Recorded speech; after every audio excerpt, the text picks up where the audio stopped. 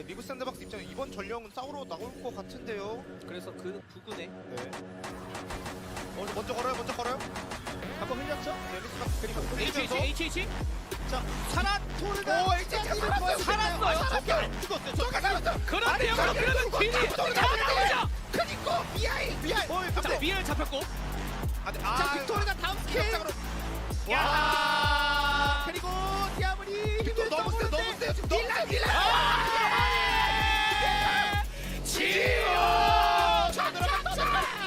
드라마틱한 합류였습니다. 미드를 깔끔하게 청소해냅니다.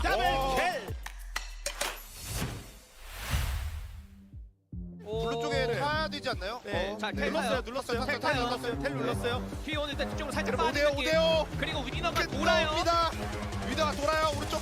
그리고 6,000대. 위너. 걸었어. 돌았어요. 그리고 오, 지금 이쪽. 잘 갈렸어요. 네. 자, 이쪽. 오, 제리 제리 일단 넘어갔고요. 뒤로 뺐어요. 자야 딜각 나오는데요. 차야가 딜각이 나오는 제리.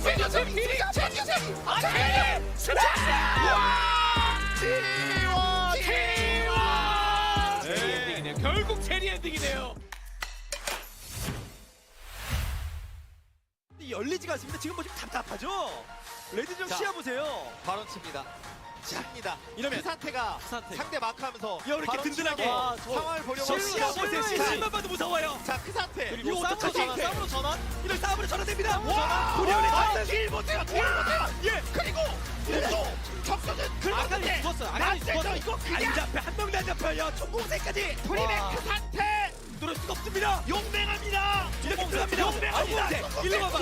초록색. 와! 너도 일로 와볼래? 너도 일로 와. 이거 잡겠는데요? 너도 일로 와. 이야, 프림! 대프림! 그래서 자. 다시 용. 이거 다 용이거든요. 네, 그렇죠. 진짜 중요한 싸움입니다. 그렇죠. 영원히 될 수도 있습니다.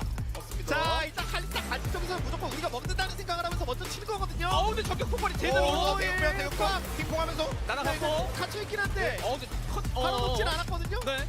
그래도 다시 핑퐁하고. 우파 맞췄어요. 우파 날아가요. 근데 근데 마크는 가겠거든요. 조심하면요. 한번 핑퐁. 오, 다리야. 그래도 다리. 야! 그런데 나오고 있어.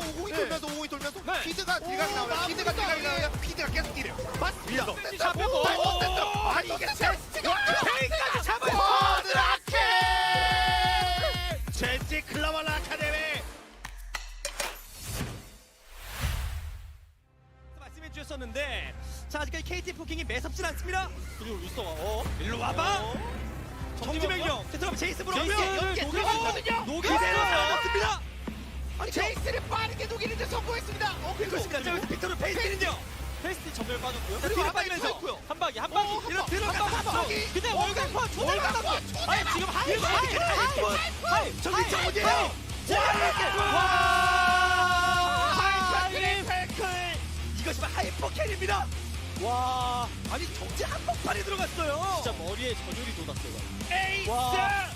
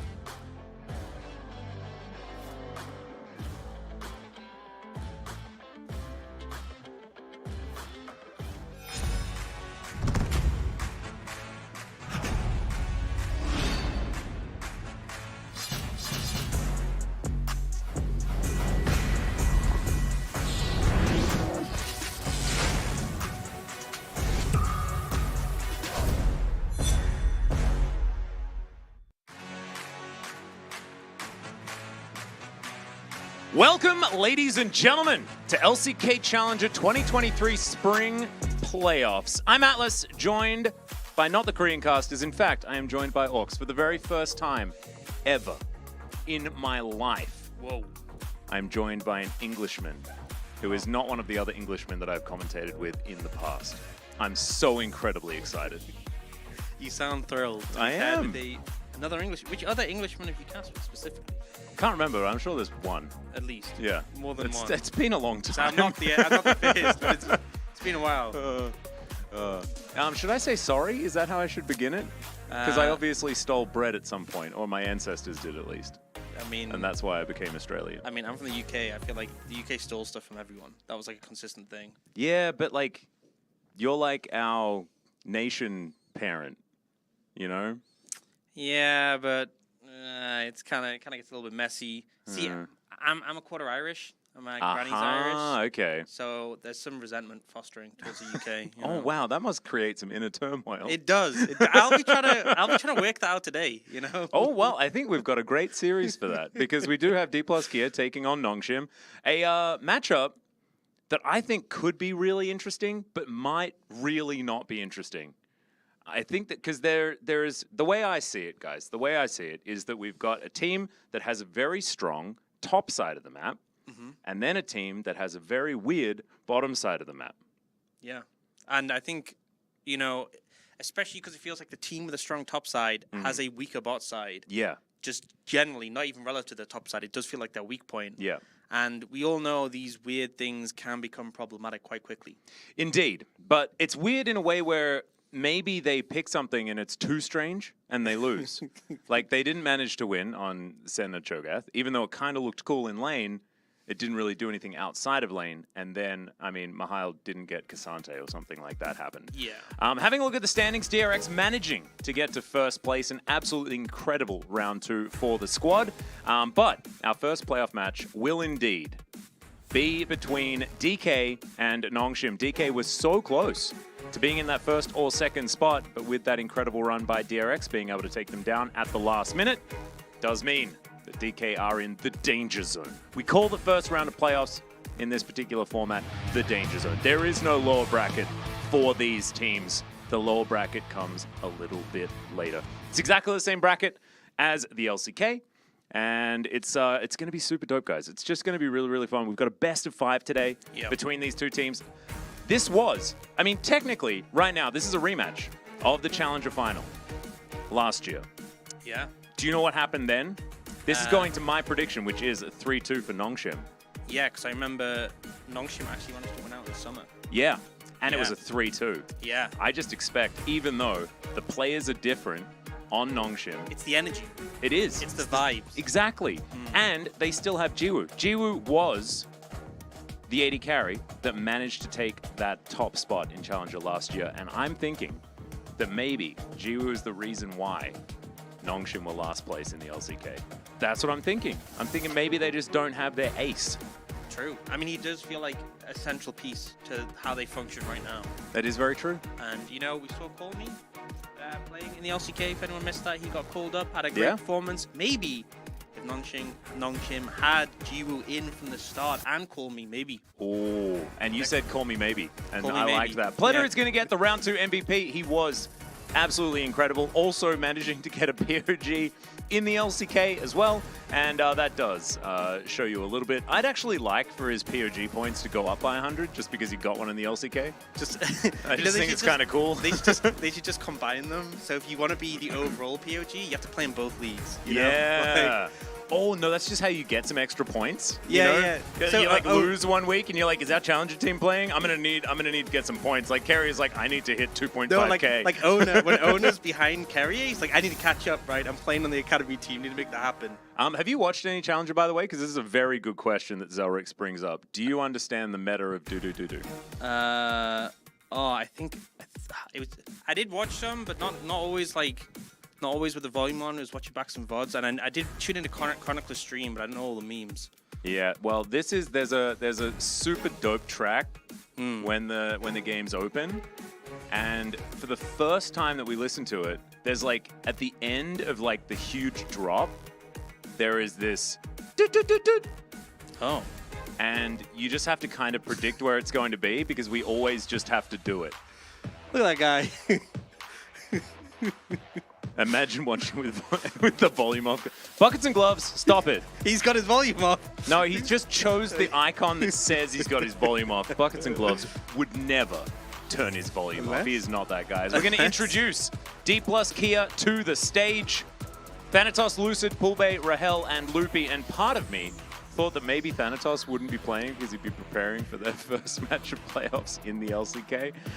But not to be happening this time around, and Canna just had a rough last game, so not going to be the thing. Chronicler, you're the only AI that is here. Orcs is a real human being, as are the rest of us. It was a funny joke that we made to play on you because you're actually just the only AI that is here. Yeah.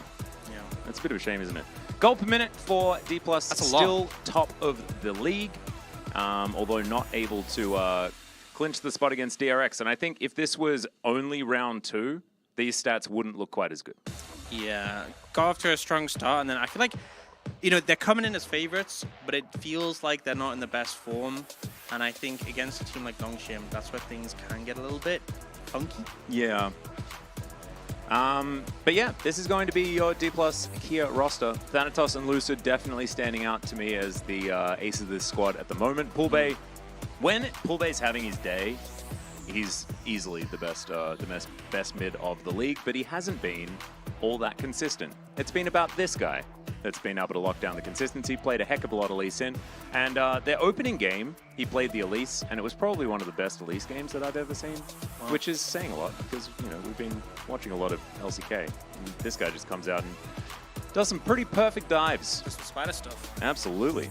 But yeah, I mean, I feel like Lee Sin going to be a big priority. I think that champion we've seen with the buffs popping off so much. Yeah. In every region, honestly, especially the regions with good players like the LCK. So. And like the amount of Lee Sin junglers, like every jungler in Korea, not even in the LCK, just every jungler in Korea religiously plays Lee Sin and Master Yi. And then you lose the Master Yi if you go pro. Yeah. That's how it works. That's fair enough. But yeah, I mean, it feels like the mechanics are always on point, and that's really what it's all about. I didn't know. Oh, wow. I didn't realize that LCK CL is a palindrome. That's dope. Man, how did I... What? That's crazy. I can't even look at Rahel's stats anymore because I'm too busy. Display? Look. Oh, turn around. Oh, but then it's upside down and there's a space. Oh. Orcs. Sorry. Lost me there. I'm trying. 10.4 CS per minute. Super dope there by Rahel, but otherwise hasn't necessarily been the strongest part of this team. You can see 8th on DPM, but highest on CS per minute means that he does a lot of getting money and not a lot of doing things with money. Yeah. You know, they invest into him. The return's not too hot, ultimately. But, I mean, I feel that's the thing. They're going to have a traditional AD carry in most situations, and their opponents may not. So... did you know my name's a palindrome as well? Because the full name is Atlas Alta. Oh. Yeah. No, I didn't know that. Actually kind of cool. But yeah, no, it is actually a palindrome. Yeah. Well, we're learning a lot of things today. We are. And that's what we're going to do today, because this is the first time we're casting with each other. It's all about the learning experience. As let's have a look at the starting lineup for Nongshim. Mihail, Sounder, Calix, Jiwoo, and Double H. So Calix back on the squad once again. Not going to be Colmy, who was very recently playing in the LCK, and by recently I mean yesterday. But Fiesta isn't going to come down and play for the Challenger roster. They do have the ability to do that if they would like to, and sort of freely switch between the two. And I thought because Fiesta wasn't there for the final interview between the teams, I thought maybe that it was because he was going to be playing in today's match. But could be subbed, something like that. You never necessarily know. Yeah. A lot of people wondering if it would maybe be Colmy. But in the end, Calix, quite a young player coming in. Yeah. A lot of people hyped about him. But I think, particularly my co-caster, as he has mentioned, very focused on Jiwoo, who it is Happy also birthday. his birthday. Happy birthday. Feels Birthday Man's in the chat, please. All of the Feels Birthday Mans. Jiwoo, who had an absolutely amazing performance in their most recent match. His Neela, absolutely amazing as well. He's been playing a lot of it. It's kind of his thing. Although it's a bit more of a challenger thing than it is in the LCK. Even when she was very, very strong for a patch or so in the qualifier. And we are going to highlight him right now. The stats don't tell the whole story, as he's 5-1 on Nila at the moment. 1-1 on the Viger, did debut it on the bottom side of the map alongside Rakan. I believe he played it again with a Nautilus and it didn't quite work out. But yeah, Jiwoo is the guy that this team plays around. Yeah, and you know, I feel like it's kind of rare because I feel like a lot of AD carry players just stick to AD carries, and out of any role in the game, I feel like they're the hardest to convince to play anything else. But there's a lot of mages that have a lot of power, and things like Nila. Nila came out, people tried her out a little bit. Some of them were like, this champion, maybe. And then some were just like, it's too much effort. You know, this isn't going to be a real thing. But I think showing what it can do on display here. Yeah, and I actually think that there is a perfect example of a player that exemplifies being able to transition like that, and it's Viper. Viper, I think, still has top 3 best Vladimir I've ever seen. And I think he's also still 100% win rate on the champion, thanks to the awesome dude meta. Sounder also had a decent split, didn't get a whole lot of POGs, but hasn't been a liability, if that makes sense. He's not like Guon, who like goes off and like has like POGs all the time, and his POG photo is terrifying as well, so it's always a little bit of a worry when that does happen. And he's not like Forrest, who can single-handedly throw a game as well. So looking forward to seeing how stable he's going to be this time around, whether he can find some of these pop-off plays. Yeah, because I think the matchup in the jungle is the one where if you lose control of the Nongshim, the game can quickly fall apart. Yeah. Yeah, I'm just thinking about that. The top 3 Vladimir players, I mean, Nuguri, Showmaker, and Viper are probably them, weirdly enough. Although, there were some really good Vlads back in the day. Hard to say, hard to say. We are going to have an interview with the coaches that we're not going to talk about. So, psych, it's just not happening. You're just going to be back to talk with us. So we can have just like a minor amount of C4, which is the caster and chat community corner. Yeah, I've seen quickly there's a comment towards me asking what my favorite color is. Oh yeah, what's your favorite color? You know, you didn't read their name. It's a bit weird. Oh, it's now it's gone away. Yeah, it was Buttville something. I'll let you say that one. Yeah. I'd probably say a nice green. It used to be blue. I've lent more towards green, feeling naturey. So know? Exactly the same as the color that's behind us. Yeah. Yeah. That you can't see. That no one else can see. I lost my arm. Okay, what's your favorite pasta type? Ooh. Not like pasta flavor, but pasta type. Like Pasta. Spirelli. Oh, do you like a tagliatelle? Are you a spaghetti boy? I'm a fan of tagliatelle. I'm a bit of a tagliatelle guy as well. I went to Rome last year, and they are known for their pasta dishes. They are. Yeah. It's in Italy, isn't it? Yeah, which is wow. Someone known for their pasta. That's some good stuff. It was pretty tasty. I'd rate it. You know. What's the one that's like a bit? Oh God, why are your ears so pointed, and why does your answer involve your ancestors escaping from Middle Earth? My ears are not pointy. Look, they're round. They just look pointy from the front. You know, I went home and I asked after I was being bullied by chat about having pointy ears last time around. You guys don't try to deny it because it was happening. I went home, right, and I was like feeling down on myself, and I was feeling self-conscious about having pointy ears. And I just spoke to my fiance. I'm like, babe, they're not that pointy, are they? And she's like, yeah, they are. They're really pointy. You got really pointy ears, Max. Like, it's fine. You don't need to feel bad about it. She just hit you with that "I love you for your pointy ears," and you're like, oh. Yeah, I got like Atlas didn't want the $5 mic stand. Yeah, I didn't because I've got an arm. There we go. Clearly, an elf who can cast magic has access to Santa Claus, who won't share the presents. Yeah, I'm just hoarding all of Santa's presents. That's where we got to from this. I've got pointy ears, and therefore I'm hoarding all of Santa's presents. Oh, I was wondering where my present went in this year. No, you were actually on the naughty list. Oh, yeah. What for? I don't really know. I think Santa gets bored sometimes and just likes to mess with random people on the naughty list. Yeah, That's pretty messed up. Especially if like you've got a little bit of anxiety towards it, and like if it's really going to affect you, he's like, oh, that's going to really mess with his brain if I like just put him on the naughty list for a second. Maybe wondering about the naughty list. Yeah, put you on the naughty list. He's got a bit of a wacky sense of humor. Yeah, it's not exactly the greatest thing. What would be the difference between an Aussie elf and a European elf? Probably excessive use of slurs. Yeah. Well, actually, no, because we kind of got all of our cussing from Britain. Yeah, but Britain isn't even much of a part of Europe anymore. Yeah. Oh, that's true. Yeah, it's not part of Europe. Yeah, they A European elf. Yeah. they so got I they guess, got a bunch of boats to drag it away. Yeah. So I guess the real yeah. the answer is a Australian elf would speak English, and a European elf would speak English as a second language. Yeah, which a lot of European countries do. Yeah. So that's the answer. A much easier answer, actually. Thanks, Brexit. Yeah. Wow, Brexit did something good. This is the whoa. That's cool. Now we can easily distinguish between European elves and Australian elves now. This is one of my not good topics. Brexit. it's Don't not- get it's me not a started good on Brexit. Huh. Oh man. Oh, it's the Valorant caster Valdez in the chat. It's pretty sick. cool. Yeah. Wow. Hello, Valorant caster Valdez. How you doing?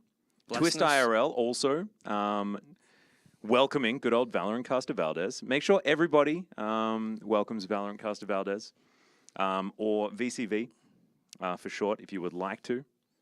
If you want to check out his introduction video, you can also watch him have makeup put on his face. It's actually very, very cool. Anyway, having a look here, Nongshim were in first place at the very beginning of the split and then decided to just drop a few pegs before they just stabilized at around 5th. Yeah, and then DK kind of staying pretty close to first the whole time until the very end when they dipped to 3rd. So kind of letting their foot off the pedal a little bit. Yeah. Which, you know, coincidentally leads into the fact that DK does also stand for Drift King. Oh, it does. Yeah. And Donkey Kong. And Donkey Kong. Banana. Every time. There's By the layers way, to it. I know you're referring to the Drift King reference from Tokyo Drift. Yeah. But every time you say Drift King, all I can think about is Video Game High School. Did you watch Video Game High School? I think I did. Yeah, it was that YouTube It had a thing. a Drift King in it as well, but he just played video games instead. I didn't realize that it was probably just taking the mickey out of that. Anyway, we are going to have a look at some of these team stats here, and as you can see, DK looking a bunch better. And do you know when they also looked a bunch better, guys? Let me inject some hopium into this series for those of you who are expecting a DK 3-0. Everyone was expecting a DK 3-0 for the Challenger final last year. And you can come out with all your arguments like Dundun's not there now. Do you know what Dundun is? He's a Cassante one-trick. Do you know what Mihail is? Also The a Cassante, original yeah. Cassante one-trick, right? Because Dundun also strayed from his Cassanteing True. after he got initially nerfed, right? Mihail, do you know what he did after Cassante got nerfed? First picked Cassante more often than he otherwise did. I think that's a sign of a committed player. Exactly. Is that even when the champion is nerfed, even when it's actively not good and you're somewhat inting your team, just like, no. Yeah. Lock it And in. there is, like, I have to say, there is a fine line between a committed player and a player that needs to be committed. And I think he is showing himself as the committed player this So far. time around. Yeah. So look, I'm the only one. And my prediction isn't on there because obviously I joined quite late. But my prediction I will tell you after the series, and you'll get to know it then. That's not allowed. What's your prediction? Give it to us. I think those people that selected 3-0 for DK, if DK is going to win, it's going to be a 3-0. Oh, you think? I think as soon as they drop a game, it's a Nongshim win. You That's know what I'm feeling. I fundamentally believe in the power of picking weird things bot and winning through bot. So I'm going to go Nongshim 3-2. Oh, caster synergy. Yeah. He knows who he's sitting next to today. And the thing is, this is about more than just who we think is going to win on the Rift. This is about sending a message to top laners. Yeah. No, play around bot lane. When I'm in solo queue and my jungler path toward top and makes me leash, it annoys me. Yeah. It angers me. And I want Nongshim to win here. And for everyone watching to think, damn, I should never play around top ever again. Exactly. Bot lane only. I will gank level 2. I will skip camps, and I will camp my bot lane. That's the future. Yeah. The Wolf 3-1 prediction there as well. I think that's kind of okay. It depends where the one loss comes, because I do think that as soon as there is an inkling of loss in the back of DK's mind, all they will be able to think about is being dominated by the Lord of Top Lane Dundun himself. That's what I'm thinking. Look, it may not happen. It may not happen. We'll just have to see. As D+ are going to be on the blue side to start this one off. Nongshim on the red already. Banning away the Heimerdinger. This is a Challenger special. Banning Heimerdinger, do it all the time. Blue side, red side, doesn't matter. Yep, I mean, targeting the supports quite a bit with the Annie, Heimer, and Ashe all off the table. Sejuani taking off the cards. That's one support ban. I mean, with the flexes, it could be 4 support bans, you know, in theory. Well, the only limit is, this could be 5. All these champions could be That's played actually, support. it's very true. All of these champions. 6? 6. I've All seen- of these yeah. champions have actually been played support professionally in the LCK. Thank you very much. There you go. You know, Lahens. technically correct. Do you see the Varus Fierce pick coming out, which I think, especially when you're concerned about some maybe loopy things in bot lane, you're wanting your bot lane to be stable, it's very hard to have lane pressure against a Varus who just queues waves and chills. Yeah, this is actually this is going against my prediction just a little bit here. Oh. This is continuing to go against my prediction just a little bit here. Although Nongshim, I did say we're going to lose 2 games, so it's allowed. This is allowed for 1 game. They're going to lock away the Wukong alongside it. This is something that Sounder has definitely been defaulting to. Lucid can go towards Lee Sin, and oh my god. Well, look, you can. It's going to be about coming back from the 0-1 for Nongshim here. Yeah. Unless no. Give them some hope. I think the Lee Sin makes sense, especially because when you're playing Lee Sin, you want to have setup and lanes. Bot lane, like all Varus has to do is hit his ult. You hit the Sonic Wave, job's done. And we know Lucid has been really solid on this pick. So already DK got a lot of pressure in the early game, and it looks like they're gonna go for the North. So Oh, saved! Saved on hit Varus! Saved! Oh, here we go! And Braum! Double H just putting up the door. I actually like that, honestly. I feel like Braum is a pick where we have seen very little of it, even when Nautilus and Leona were being picked all the time, but quite hard to do much against a Braum as a Nautilus because you're squishier than him. He has a big shield. Yeah. He has a mustache. How do you reckon he can, because now he's going to be holding a door. Do you think Double H actually just stands for Hodor Hodor? I think it does. I think we have to run with that. Uh-huh. So, there we go. I think confirmed that Nongshim now in the lead as far as this draft is concerned. I am going to be very biased because I am the only guy that predicted for Nongshim. So that is basically going to be my whole shtick this entire time. Yep. If you want some regular, somewhat hinged commentary, you can just listen to the Orc side of things. He'll be the one with the You relying on me to be hinged? Yeah, yeah. Oh no. You're the one hinging us together. Oh god. As Kennen and Gragas both taken away. Another support ban for Nongshim. Oh man, And 8 support actually, bans. 8 support bans. 8 support bans so Actually, far. it's just unironically 8 support bans. Even though the supports have, we assume, been picked with the Nautilus and Braum, they're still banning supports here, so... Yeah, it's crazy. A 9? Another support do ban? you remember after Worlds for Matter 1, they asked him, oh, what picks do you think could be played support? Yeah. Out of sleep, and he said no. So this There we go. This is 9 support I mean, bans. that was what? That was 9 years ago. And it still matter, Exactly. apparently. Still matter. Still got it. No worries. All right, DK, what is their 10th support going to be? That is the question. Oh, this The is a big one. Renekton support could be coming in here. Yep. I've actually, I Cassante really, support could I be. really rate actually Na Senna. I really like that lane. I think it's just really, really strong. So I think Yeah. you're absolutely right. Because you can go double ranged, and then you can both go, like, Sana can run into melee range, and Na can be in melee for some reason. It's Cassante, right? They have to ban Cassante. You would think. But instead, I think we're going to rebuild the draft. Oh, well, there is the Cassante like we were talking about. So, oh, they actually just missed a ban. Oh, they missed a ban. So we. Oh. Maybe there's a limit. You can only ban 9 supports. Oh, no. Gwen. So we're back to DK winning the draft as the Gwen is going to be locked in. Is it the Swain angle? Does Pulvey just go towards Comfort? There's not a lot of range on Nongshim. Yeah. Actually, this. I mean, that also kind of capitalizes it, doesn't it? Yeah. It's gonna make things a bit difficult. I feel like Well, it's a Talia last pick, isn't it? you would think Aurelion Soul would be better. Aurelion Sol means you have that, like, why is the game not over at 40 minutes win con? Yeah. Sort of thing that you can lean into. Oh, it's a worse version of that.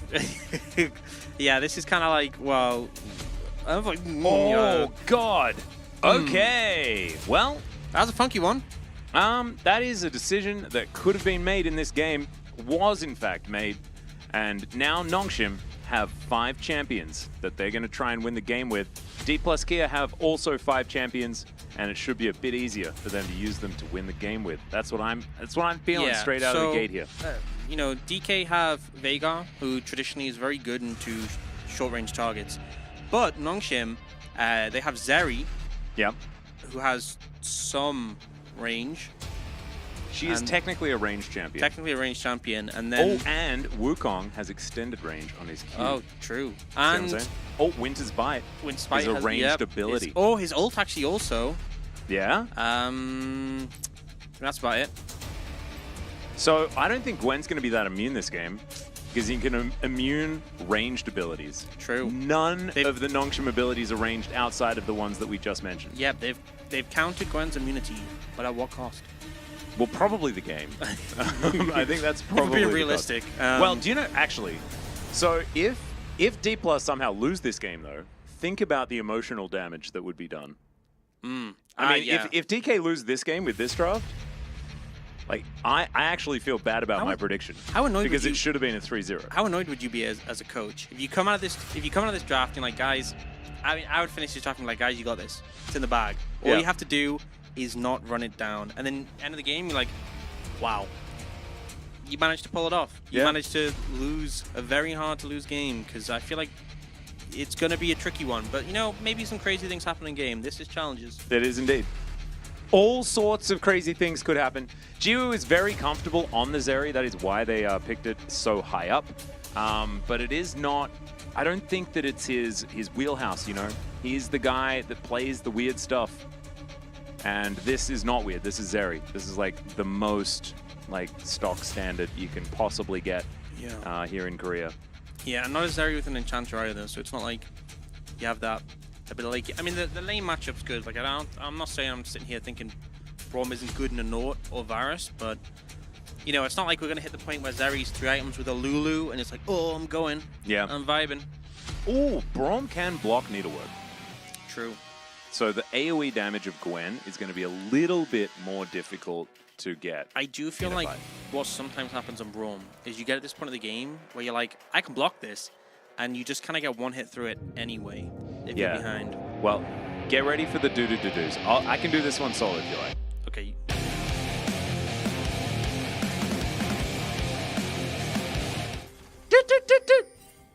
Wow, that's how it goes. Okay. That's where it would have been. Oh, okay. And already, Loopy is making the Braum mistake. Oh wait, the extended range? Yeah, here we go. The turn around and let him go strategy. That was a warning. Yeah, as Mihail. Oh, look at that, 5 gold. See that? Yeah, getting some extra money. Look at Nongshim, already off to a flying start. Absolutely amazing stuff. I think that, you know, my Pred's kind of in the bag. I think I'm very nervous. I'm very nervous in this particular game. I do think that it is going to be very difficult. However, if I was to half copium really hard, it would be... I'll let you copium and do it. The fact that Mihail is on Cassante, the fact that he's just like walking into a brush level 1 and like taking most of his health bar, that's bad. Okay, lane's lost. It would look worse on anything else. True.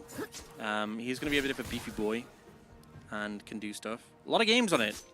Yeah. A lot of games. Yeah, that's 23 games. There's a lot of comfort here, I feel like, for Nongshim. It's Pulbay's first game on Veigar, so... well, Double H is going to send out a Winter's Bite on his 100%, let me repeat, 100% win rate Braum. Oh, and also, he has hit 100% of those Winter's Bites this game. He's never missed. Yep. So far. Maybe... Oh, that's another. He had the passive on him. Oh, got hit by 100% of the hooks as well. That's 4 Winter's Bites, though, for 4. But yeah, he has been... So I think both supports are performing well, is what we can assess from this situation. Absolutely incredible. Yo, Atlas, which game did you lose your hair on? I want to go back and watch it again. It was Gen.G versus D plus Kia, round 2, spring 2022? Pretty sure? Sure, that sounds about right. Game 5? Was it in playoffs? Was it playoffs 2022 spring? Semifinals. There we go. It was a game. It It was a was game before at the spring some time. finals. One of those. He was just testing the chat, see if they I mean, I've been trying to get it out of my mind for a very long time. bit. You spoken to your therapist about that one? Yeah. Yeah. Yeah. Not much of a gamer, though. He doesn't really get it. Yeah, it doesn't really get it. They're like, just get over it. I'm like, you're not a very good therapist, are you? As Rahel has an 87.5% win rate. A lot of the games that D plus Kia win are based on Rahel getting the Varus and being fine. Yeah. And the fact that that first pick goes over is actually kind of huge. I think that maybe Nongshim could just not ban Heimerdinger. Yeah. Because the only way that you're ever really going to play the Heimerdinger is with Varus or Ashe. And you can play Varus with lots of other things. Also, I mean, to be fair, when we look at the stats, both teams have quite a bit higher win rates on blue side than red side. So even if Nongshim do lose this game, you know, Yeah. potential to turn around on blue side, because we all know blue side is broken.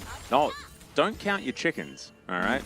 Don't count your fish before they're on the boat, as we like to say, or as I like to say, and everybody else tolerates.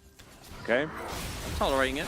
Well, Double H has a door. He's going to use it once again. Oh. Zeri being able to stand behind the door, actually kind of dope. And remember, this is on-hit Varus. It's not very good. So, like, I'm kind of, like, not hyped about the fact that Lucid's about to kill them both. It's pretty good. It's pretty good in these long fights, and I think that's what they were worried about, because Rahel had lethal tempo stacked up. I thought they were going to go hard, but they actually backed off a bit. So maybe sensing that Lucid could be here and not wanting to run it down. Game one of playoffs. Personally, I would have just gone for it and probably died and blamed my jungler. But Yeah. I guess this is the more correct, technically correct play. Yeah, that's sort of like it's the European play, isn't it? Nah, that's Introducing. play. Well, I guess you know you don't play in Europe anymore, do you? No, not anymore. But I still have the habits. Do they call it the UK server where you're from now, or? We now have a UK, Yeah. We're no longer allowed to play in EU. Yeah, that's what I thought. We're not allowed to interact with Europeans much. Yeah. Yeah. As a result. I of imagine everything. like life's it's a bit more bland for Medic now as well, not being able to communicate with anyone at the workplace. I need to talk to him about that. Yeah, it has made things difficult. But fortunately, that's why they pair him with Vedius, because he's new as well, so they're allowed to communicate with each other. Yeah. Yeah, that's fair. That's probably the only reason for their duo. there we go. Very cool. Today I learned. Yeah. Can't believe it. I've known them for so long. Yeah, since UK is not part of EU, it's its own continent. Yeah. If you're wondering, that is factual. Ooh, Mihail gonna avoid that snip, which may have honestly saved his life. Right now only behind 6 CS. It's actually kind of all right, weirdly Doing pretty enough. fine. Yeah. I mean, I do feel like the Gwen, the changes. It only gets worse, right? Yeah, the changes that took Gwen out of the meta were kind of like, okay, you were too strong early. You're still going to be a monster late game, but you're going to kind of suck early. So Thanatos, even though, you know, Mihail's doing a good job of surviving, Yeah. it's going to get worse. There's not a lot of upside. There's going to be a Gwen later, and yeah. Yeah, I still don't have an answer for that. As far as like how Nongshim ever win this game.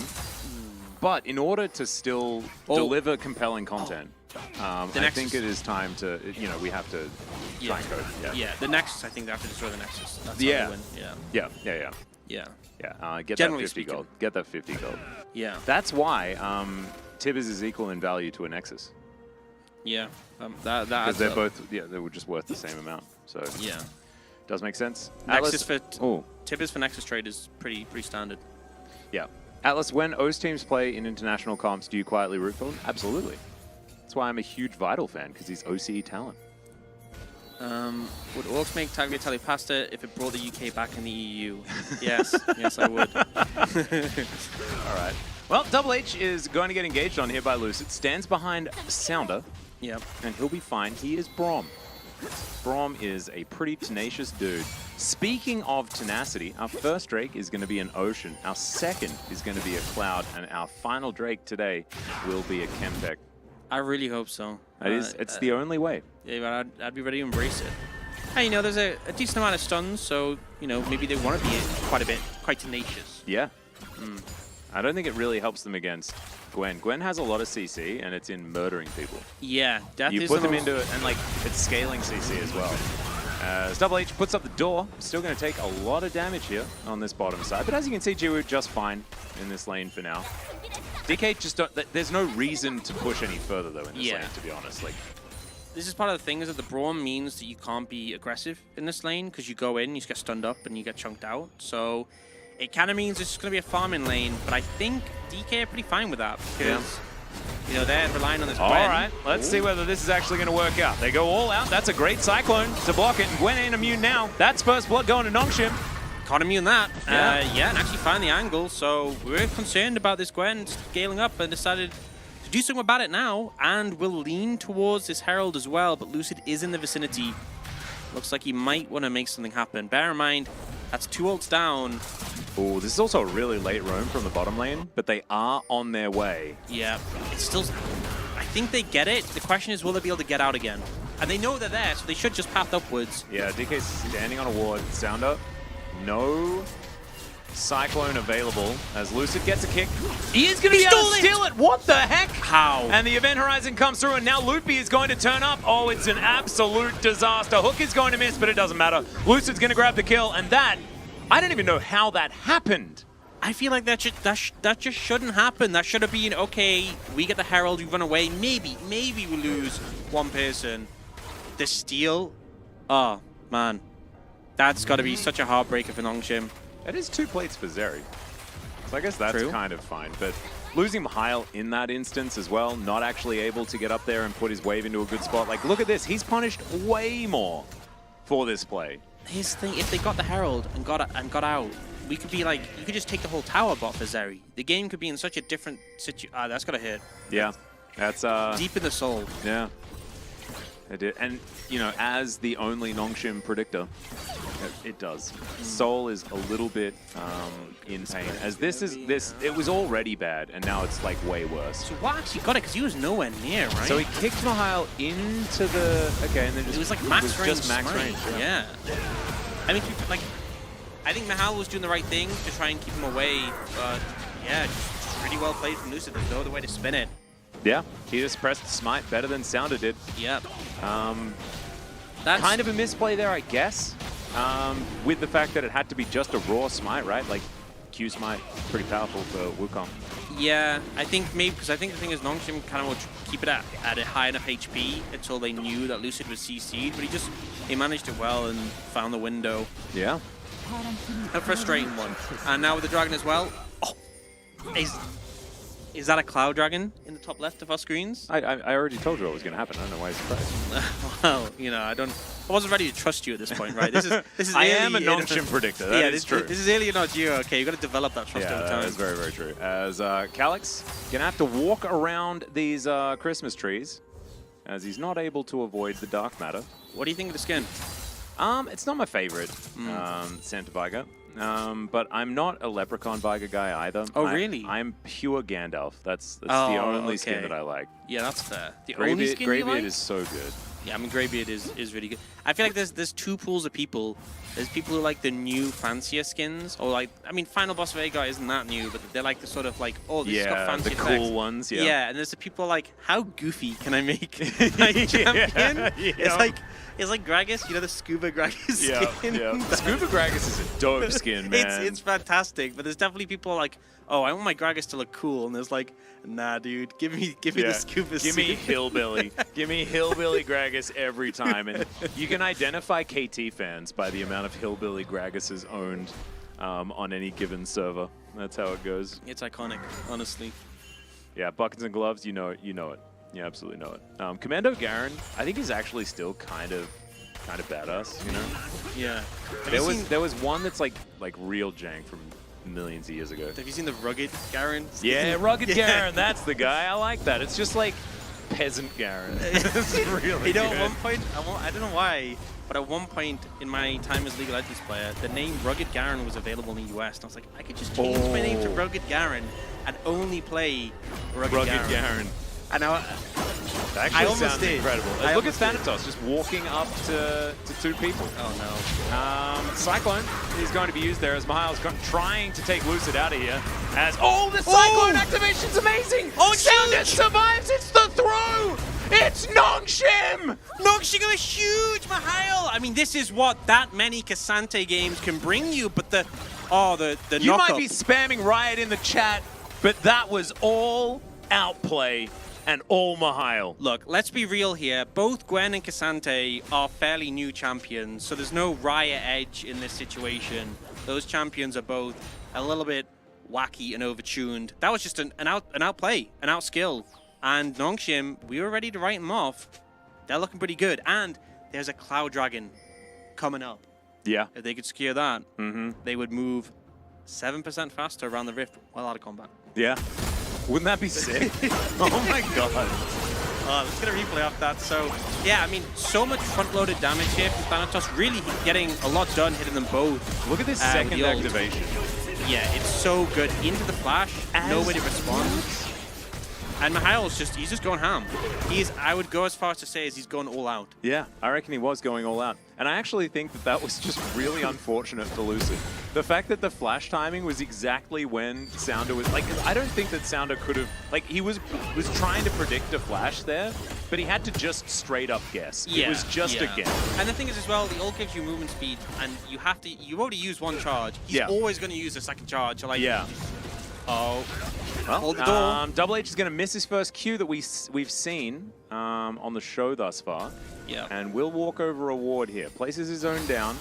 He'll be okay. But that means no flash and no hex flash here for this Braum.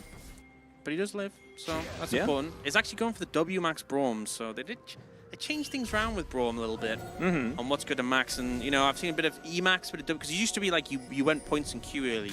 Yeah. They made that like you don't need to anymore. That's when people start playing a bit more. And W max, it actually gives, like, once it's maxed, like 40 armor and magic resist to whoever you W. Oh my god. That's quite a lot. Yeah, so you get some beefy boys and girls when you use that one. That's like tank Zeri? Yeah, pretty much. And that champion already is a tank when you have Bloodthirster and Overheal. So going for the immortal Zeri. Atlas, ask Orcs, do you believe horses exist? I think they exist within League of Legends. No. Are exist. Oh, are exist. Are horses the representation of existence? I believe that's a question. I think yes. I believe in team fights as Calix going to get kicked through, but is going to survive. And now Jiwoo trying to pop off in this fight. Over the wall is beautiful as Loopy. Going to be the first one taken down. Rahel trying to stand his ground as the extended beam comes in. And oh no, you can't outplay that one. Just get smacked down by the primordial burst. And Mihail, yeah, he can press a bunch of buttons, but he is still really dead. And the arrow is going to pick it up. Rahel collects the last one. Bit of a disaster there for Nongshim. Yeah, it started pretty good. I mean, you see how much damage was done by Jiwoo there on the Zeri, and it felt like maybe it was going to be a Zeri moment, and then there was this huge amount of counterplay, a bit of an outplay, I would say. Pulbay opted to flash in and press R. Yeah. And that was enough. Yeah. Maybe if Double H should press W, given that those extra resist, that could have saved the Zeri. Ooh, it's a really good point. Pressing W, definitely a good thing. Now DK got the Cloud Dragon. What's going on here? Yeah, so we see the replay. Actually pretty nice engaged. Sometimes it can be difficult with the cage to get in the back line, but Calix does everything, uses his full HP bar, and then Jiwoo going in, seems unthreatened, but Pulbay just says, yeah, you're not going to have fun. The Q didn't even hit. The Q didn't even hit, it was just the R. What are you supposed to do? Yeah, I don't know. Sidestep, get I guess. W, I guess. And yeah. Kiting. Press a stopwatch button. Well, it's all right. Jiwoo now has an extra dagger, and so I think that'll probably save him. Did also manage to get some money off that last fight, and as we can see, he's still 400 gold ahead. So that is certainly good. They're down 1,000 gold. Not the end of the world, but the problem of the Gwen in a side lane is the issue. Yeah. Akali has been a champion that's been able to deal with Gwen in the past. Is that still the case late game? Yeah. Typically, Akali can actually, because normally after the point of level 9, like when you have the counter matchup, you can do pretty well. I feel like the side lane, it does become a bit of a skill matchup, but if the Gwen's ahead, it can be problematic, but you should be able to, like, threaten her in the side lane. And it's not like Gwen can ever really dive because you can just sit in your shroud. Yeah. So they can just send the Akali in the side lane, so that gets answered. I think more the problem is when you join team fights, and again, you're super short-ranged. Yeah, it can be a little bit of a disaster. We'll just have to see how it is going to go. As G farming in this mid lane, Double H throwing things around. Some winterly bites. And Mahal taking on Thanatos in this side lane towards the bottom side.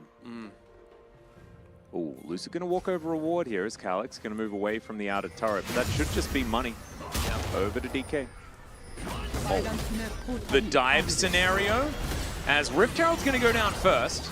Sounder was at least able to get that one. As Cyclone comes in, they haven't actually taken the turret yet. As this could just be an absolute disaster, but it's not, because Sounder presses Q on the Gwen and she dies. Yeah, I mean, that was pretty easy, all things considered. And actually, Sounder I thought it was going to be way worse. Yeah, and actually going the Hex Drinker as well in the Wukong, obviously there's two big AP threats, so does mean it's really hard to turn it around when one of your opponents is a tanky Cassante and the other one has a Hex Drinker. And so, oh, a little greedy. Oh, but that is Lucid inner. It is. Lucid is looking, but he, oh, wow. Oh my goodness, is he just going to die? Does get the kick. Teleport's going to come forward to see whether they can give the kill over to the Akali. That's what they want, and Calyx is going to collect it. Actually huge for the side lane. Yeah, pretty big, honestly. And Lucid felt confident there, but heads-up play from Nongshim to wait around, expecting the lean down. Do you know who also felt confident? Who? People that predicted a D+ key of victory in this series. True. I feel like they're probably in chat right now, some of them. And shaking in their metaphorical boots. And maybe their physical boots, if they're wearing... Do people wear boots when they watch challenges? Is that a thing?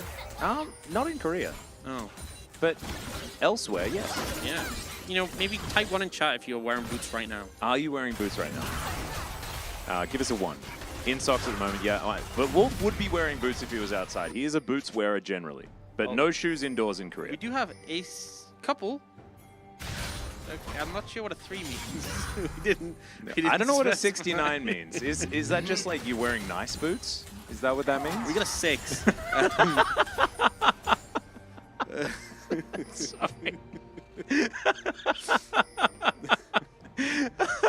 I don't know what I was expecting, but this is exactly what I wanted. Slightly magical footwear, sorry, no boots. Okay, that's a good answer. That is a good answer. I'm sorry, I'm not able to repeat the comment that I thought was very funny, but if you know, you know. It was very, very good. At work, so in shoes. All right, that's fair enough. As Sounder is going to chase after Lucid here for a moment. Oh, I'm also and okay, let's see how this one's going to go. Bit weird, but Safeguard just trying to get Lucid out of there. And there is going to be a dragon in 45. Sadly, it isn't. It isn't. Yeah, it's not a Chemtech, so I don't know what happened. I lost focus. Sorry, it's like a constant concentration thing. Yeah, okay. You need to really channel. Yeah, really focus. And I was just kind of distracted by the plays coming out. But now both teams posturing, and I feel like with Baron up, probably one of the teams is going to win this fight, and then they're going to go to Baron. Wait, what? You think a fight's going to happen and a team's going to win the fight? I think that is probable. Oh, look at this. It's a flanker. Oh. Well, Thanatos kind of wins these, I think. Yeah, I probably would get out of there. But I also think that, oh man, this is so interesting. Who's more valuable in a team fight? Oh, never mind. Calyx is going to go into a Shroud. He's going to be able to escape. Doesn't have to use Flash, and that is definitely good news. As, oh no, Double H! He's in the cage! And he's fine. Never mind, there was no vision, so it's good. Totally He fine. was in the cage, and now he's out the cage. Yeah. Yep. They kind of need to get some vision control here. Oh my god, because he's playing a skin based on St. Nicholas, can we call it the Nicholas Cage? I think that's allowed. Okay, cool. Nongshim are going to take a dragon. And it seems to me like DK are uninterested in contesting. They are going to move over. This flank angle for this Akali is exactly what she needs. Another steal could come through as the Cyclone doesn't get very much value. Calyx also not able to find the shurikens. That is going to be the Drake secured, but at what cost? Ladies and gentlemen, as Double H gets over the wall, look at Lucid into the backline. Calyx able to get over there. Oh, he can't make it over the wall, but he backflips. What? No one's dead on Nongshim. What is this team? What have they done? What is happening? Jiwoo's still going. I think he. Oh! The Ultra Jet Set Radio Future save? He just dabbed on them. Honestly, that's all I'm going to say in that situation. The only way that could have been like the Ultra play is if he had have emoted as he was going past. True. And that it was would a be, DK emote. That would be ultimate disrespect. Oh, that would have been the sickest. Honestly, that would have been iconic. But yeah, I mean, Calyx finds a good flank, but they burn so much to force him away. The Dragon's a kid, and then I think the problem happens because everyone on Nongshim just says, nah, I'm out. And Lucid forgets that he's on DK and not Nongshim. So he actually tries to go into the Nongshim locker room, and they just boot him straight out. And Calyx also like fully face planted the wall and then saves himself with a backflip, and he's like, don't worry, it was a sick play, got the kill. It's intentional. And then Look just at slide that. away. He even actually grinded on like the root of the tree as well. Like it actually looked like a skate move. It was pretty gnarly. It was super gnarly. How many points would you give it, you know, for scoring on skate moves? That's an 11 out of 4. 11 out. 11 out of 4. Yeah. I mean, that's more than double what is possible. I'm not too familiar with It's his skateboard birthday. terminology, but I'll trust you on that. Yeah, it's his birthday. So there we go. He is on 1-1-1 now, though, so it's not like an extra kill went over to this area or anything like that. Still, certainly a game that is going to be difficult for Nongshim to win. They're 500 gold behind, though, which is nothing. I do feel like a lot of the game is about mindset, and after that series of events, you can tell that Nongshim have the winner's mindset. Oh, yeah, that is true. Are you saying that they may have done some emotional damage to their opposition that we can't see in the scoreboard? Significant amounts. I feel like the dabbing Zeri cruising past. Lucid and Thanatos. Let's just, like, those are the two that we expect from DK to be popping off the most, right? And between them, they are 1 and 5. So yeah, they've not been having the hottest game. And I feel like being dabbed on by the Zeri probably gonna make things feel a little bit shaky. And now they're looking for this Akali, who's walking slowly away. Yeah, that's an effective strategy. It is. DK still with their eyes on this Baron, which is up and available. And this is a game state where a team makes a correct macro call and wins the game. That is a possibility here. Because being very disciplined is not something that is as done here in the Challenger League. So it just might be that at some point in time, Nongshim find themselves in a side lane and then Baron dies. And they're like, oh, that's a shame. And then they kind of lose. But we're optimistic that won't happen. Yeah. Yeah. And they are posturing around the Baron, which is good. That does suggest that they are going to play for the Baron and not for the side lane randomly. By the way, that's also emotional damage. When the hook comes out and it's not going to hit you, but you still use the longer cooldown to dodge it. Yeah, that's kind of... It's so like, you think, did he miss? Or did he do that on purpose? It kind of feels bad. And it's also like he now knows that like you're in his head. That you're scared. Yeah, you're scared. Like even if you the thought I hook's was going to hit? land, Oh my... I can just throw them in your general direction and you run away. You're just going to flash, aren't you? Yeah. Yeah, so that's there's so many nuanced things here. It's really a battle of the mind more than anything. And it's so interesting, right? Because you say like DK are absolutely the favorites here, guys. I'm the only one that predicted the Nongshim were going to win, and it was a gut feeling thing, not based on like if you go down the line, the amount of better that DK has as far as just pure player talent is much higher. But this is a team that also lost to Nongshim in the final last year for similar reasons to how this game's going, right? It's like, if the plays don't work out, they still keep going for them, right? Like, Lucid keeps trying to be that flashy player, even in the times where it's not necessarily the right thing to do. It's not like they have full control all the time. It's like their hands are just super duper good. Yeah. And they often make, like, from ahead, they make great macro decisions. But it's finding their ways back into weird situations. I think it's honestly a vibes check situation where if you're this sort of team, like, you know, it's fine that we're behind. We're just vibing. You can do pretty well, but if you're a team who are like, no, I'm so good, I should be winning right now. I'm gonna make another play. Yeah. I feel like that's maybe the mindset that Lucid's getting into. It's like, we should be ahead. We have by the way, you're wrong. Every analyst did not pick them because I picked Nongshim, by the way. So, don't know what you're trying to say there. I would like some clarification. They can see you guys. Yeah, there's a control word. So that control word was also able to be seen as Double H. Oh, can he actually show them the door? The answer is no. They're going to show him. Wow. And is that just a pick on a Braum and then Baron? And then exactly like we were talking about? Yeah, this is kind of what I was talking about before, where it's like, you get those points on Braum where it's like, it doesn't matter that you have a shield, you just die. Couldn't hold the door. Now, they're going to try and make a steal happen. Good luck. Well, Sounder is going to go for it. We've got the Ghost being pressed already. Baby Cage on cooldown. The Baron will be secured, but can they survive the onslaught as they dive into the backline? Big damage onto Lucid, but the fight is not over yet. Rahel gonna get taken out. It's a double kill for the Zeri, and I think we may have some certification on our hands as Jiwoo's. Oh no, there's some gameplay that he's gonna have to try and contend with here. As that baleful strike is going to land. Pull bait throws out another one, and there it is. That is just gameplay being pressed. Gap. And yep, Skill sometimes issue. that happens, and that's also an immunity issue here, as Rahel almost just straight up died to an Akali, but he is going to be okay.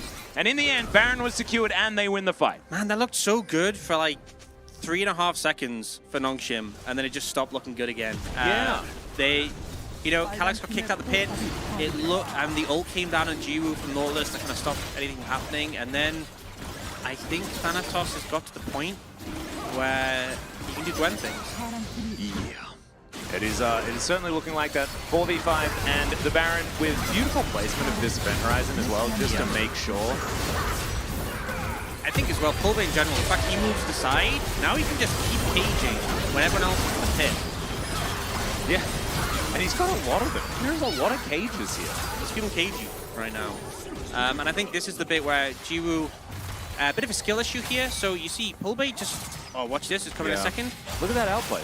Wow. Yeah, I feel like there's a lot that Jiwoo could have done there, which is why I'm calling it a skill issue. I feel like there's a lot of outplay potential against Veigar ult. No, I agree. So, unfortunate, probably kicking himself over that one, but, you know, good effort. Yeah, maybe what you had to do in that moment was actually just straight up walk it in. And just hope that you can lifesteal more than he can just burst you down for. Maybe that's the only way to do it. Ambitious. He's like 3,000 gold ahead. It's Pulve. Like, Pulve just has the team on his back. And this is what we were talking about before. Like, Pulve is one of those players where if it's his day, he can beat anyone on the planet. He is so incredibly good.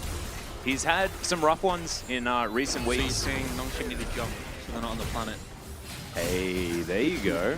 Thinking outside the box. We'll see. In the game, this is what we were afraid of, right? It is starting to really balloon. DK also moving to Soul Point after that one as well, as Chains of Corruption do go wide. And Calyx in a side lane, just trying to find some dregs here on the map. Yeah, there is some objective bounties, which is summon, but I don't think you'll be able to get that much gold to turn things around because it's 3 minutes till that Infernal Soul. And I feel like it's going to be even harder to outplay the Veigar +R when there's an Infernal Soul. And he has a million AP and also does the actual... Look, he has over 1,000 AP already. That is insane. Has 1,080, by the way. I mean, I guess it's 30 minutes. The game has actually been going longer than I thought. But it's also like he's level 18. No one else is even level 17. Oh no, Yeah. Thanatos, I think, just recently hit 70. But you know what I mean? Like, he is very farmed, very fed, very strong, very scary. And you better watch out. You better not cry. I forgot the rest of it. Yeah, and I don't think we didn't. 2 lines is enough. 2 lines, people get it. Yeah. And he's going to put down a cage, and he's going to do that again, over and over again, until the enemy Nexus has exploded. Calyx going to dive in on top of him. Let's see whether they actually survive this. Doesn't actually get hit by the event horizon right now. He's into the backline. There you go, and they just destroy him. That's 1,000 AP that is impossible to be used right now. But Thanatos is at full health. So there are a lot of threats on this squad, but still Calyx is popping off. And Jiwoo goes for a big old skate session, and it is only Thanatos left alive. And that's what I'm talking about, right? Where you can outplay the Veigar if you just jump on him and kill him, apparently. And 340 damage dealt? What even does 340 damage in the kit? Well, because I feel like most things do more. Also, I do want to say... mean, maybe part of a baleful strike was mitigated? Yeah, maybe. Maybe that's the angle. Let's watch. Oh, yeah, the Guardian. It was mitigated by the door and the Guardian. That's how he only did 340 yeah. Coming out there. And I got to say, Calyx did a fantastic job here. Did so much damage. And, you know, I did notice this, by the way. Someone in chat was saying, Akali good pick here. sarcastically, and it looks like Calyx heard you. He was reading the chat Yeah. and saw that and decided to pop off. So Yeah, it's a bit embarrassing, isn't it, really? But that's fine, because Calyx has been playing very, very well. And that gold's nearly even, by the way. it's been even, like, this whole game. It's crazy. There was that one balloon, but that's a Baron going over to DK. And honestly, DK's Baron setup is so much better. Their ability to just, like, win this game should be better. Nongshim are finding the windows. That's just gonna get cleaned up. Why didn't Calyx get subbed into the LCK? What is this? This guy's a beast. Nongshim have 3 good mid laners across both of their teams? Yeah, apparently. Man, that guy talking about the Akali pick sarcastically. Whoa. yeah, that guy probably feels real silly about now. Whoa. There's some excuse making that's happening here. Yeah. I expect an essay to Yeah, describe how it was actually everybody else misplaying. This is what I like to see, Akali best pick in the chat. Yeah, that's what we need. The Akali pick is still bad though. He kind of picked himself in lane, but I guess it's just They didn't lane against each other. It's just be Oh, good, right, be better. because he's picked it into the Viger? Yeah, I mean it's But actually you still get a free lane. It's actually a very valid point, but also Get wrecked! oh man. We also have Spirit Visage from Zeri, which is a bit of a weird one because I feel like you That could is have gone. such a Jiwoo thing to do. Yeah, I feel like just going Bloodthirster Bloodthirster? would have given you a lot of effective HP, but also we wouldn't be talking about Bloodthirster, so maybe that's kind of the point. We're like, whoa, that's cool, you know, it's interesting, it's provocative. Yeah, well, we're going to trade a second Infernal for a Baron. They're And not Nongshim actually, are they going changed to their mind. tear this apart. It is, oh, okay, never mind. That was so close to an actual steal, but it's not going to work out. The Drake is going to get peeled off of as well, as there is an Infernal Soul on the table. Nongshim have to win this, and they're going to have to do it without their Braum as well. They're all inside the Thunderdome. Sounda Zeri somehow moment? made it out. There's a Zeri moment. It might be happening. Zeri moment! But it's also a Rahel moment as Jiwoo has to do it by himself. He goes golden. The Varus is dead. Poolbay is, just able to put down a cage and he's dead. So this is the end of the game. 10,000 damage nearly done by Jiwoo right there in that pit. Unfortunately, though, Calyx not able to do that much, taken out pretty quickly. And yeah, the Veigar kind of counters stopwatch, just slams the cage on top of you when you come out. Now, I think this might just be game. Veigar has so much AP. He has 1,250 AP, so he's just going to auto any structure will die. Two autos on a Nexus turret. Oh, and no, Double H, hold the door! Yep. Well, he is going to hold the door. However, he is going to be, I think, ignored. And, well, he's going to die. And then they will be able to take down the Nexus. D+ Kia taking game number 1. But, man, they have to work for it. Yeah, I mean, considering how ready we were to write that off from the draft, Calyx had a phenomenal game. Yeah. Jiwoo as well on the Zeri did so much work in the final fight. I think we talked about how in this series it's not just going to be about winning, it's about the winner's mentality as the series goes Precisely. on. And I think DK, even though they took that game, they can't be feeling too confident after being challenged so hard. I mean, look how much Jiwoo gets done. Calyx unfortunately doesn't get the most in this fight, ends up getting stunned here, and then bursted out after he goes in right here with great up and out. Zeri, kind of gaming. Absolutely gaming. And the fact that Lucid just sort of dies to random electricity as well, just a little bit sad. But in the end, the Gwen and the Viger getting to critical mass and doing some fantastic things. Big damage from the Zeri on the Nongshim side, but I mean, this Gwen all game long, Thanatos was absolutely steamrolling, even though he got punished. Yeah. A couple of times in side lanes and things like this with people ganging up on him. Was still Gwen, was still able to do exactly what he was supposed to. And this is a counter pick that we've seen way more in Challenger, and it's worked almost every time, at least in the laning phase. Yeah, I mean, to be honest, I think the laning phase didn't really go that successfully with the ganks. It was still fine, but it's like, once it kicks off, sure, Calyx killed him in the side lane, but the team fights, it's so hard to deal with, because the only person with really the consistent damage is that Zeri. And if Zeri's in melee range of a Gwen, that's generally seen as a bad thing for the Zeri. Yeah, and this was one of these compositions where it's all about short range and who can have more control of your immediate vicinity. and this Viger getting to pretty ludicrous amounts of AP and having near infinite amounts of event horizons. Let's be real. We thought this was a heavily favored DK draft. So if Nongshim tweaked things a little bit, I reckon we got a game on our hands. I reckon we, I think I'd say we let him cook and see how it goes. And I think that maybe, based on this game and how it's going, I think Wolf has the perfect prediction. Because I don't think that this is going to be a clean sweep. I think Nongshim should be, with side selection and some adaptation, able to find a draft that works for them. The issue is that in this game, Mihail got Cassante, and when they start banning that, that's when, like, he's got a great champion pool of one champion. Yeah. As we didn't even put in our POGs. That's why my phone was popping off. But Poolbay's going to get it. And I think that that would have been our vote. Would you have changed? I'm going to say no, so it feels like less bothersome. But I feel like, I think Poolbay, probably, yeah. I think he had the most consistent game. He farmed up super well. I don't think there's any real negative you can say to his gameplay. There was that one time he got caught. Like, Thanatos had some struggles. Yeah. I think for sure Poolbay was the consistent member. And when it came to those late game moments, he was the one you had there to be like, I have over 1,000 AP. And what? Yeah. And placed down the cage to win the game as well. He was just very consistent. I think that I'd want to give it to Thanatos because I felt like he was the reason why D plus Gear won this game is because he was on Gwen and got to critical mass.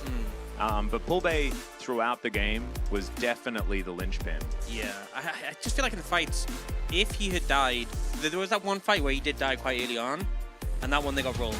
Yep. Every other fight, it felt like he lived, and it's cage, cage, cage, every like 6 seconds. It's pretty disgusting. Yep. Well, we are going to have a very short break. When we come back, game number 2. We'll see whether Nongshim can turn it around.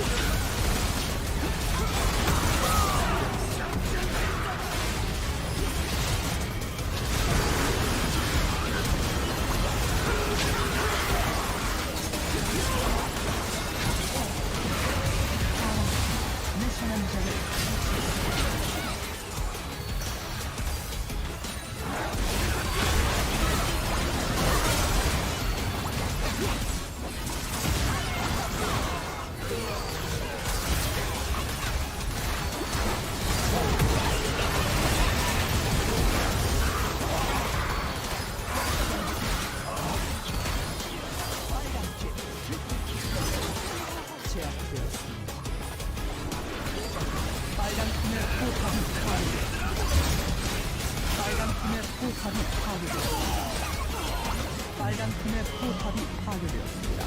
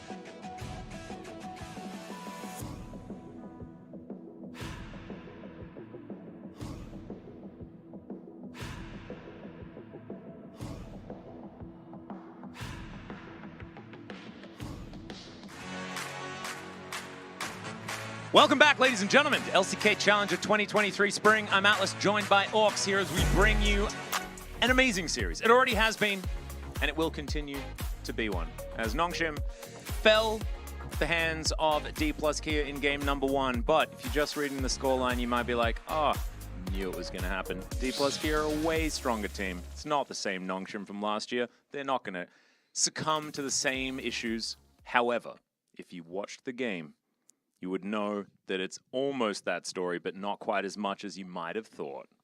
Exactly. You know, and I feel like any knowers in the chat will be like, I know what he's talking about. Yeah.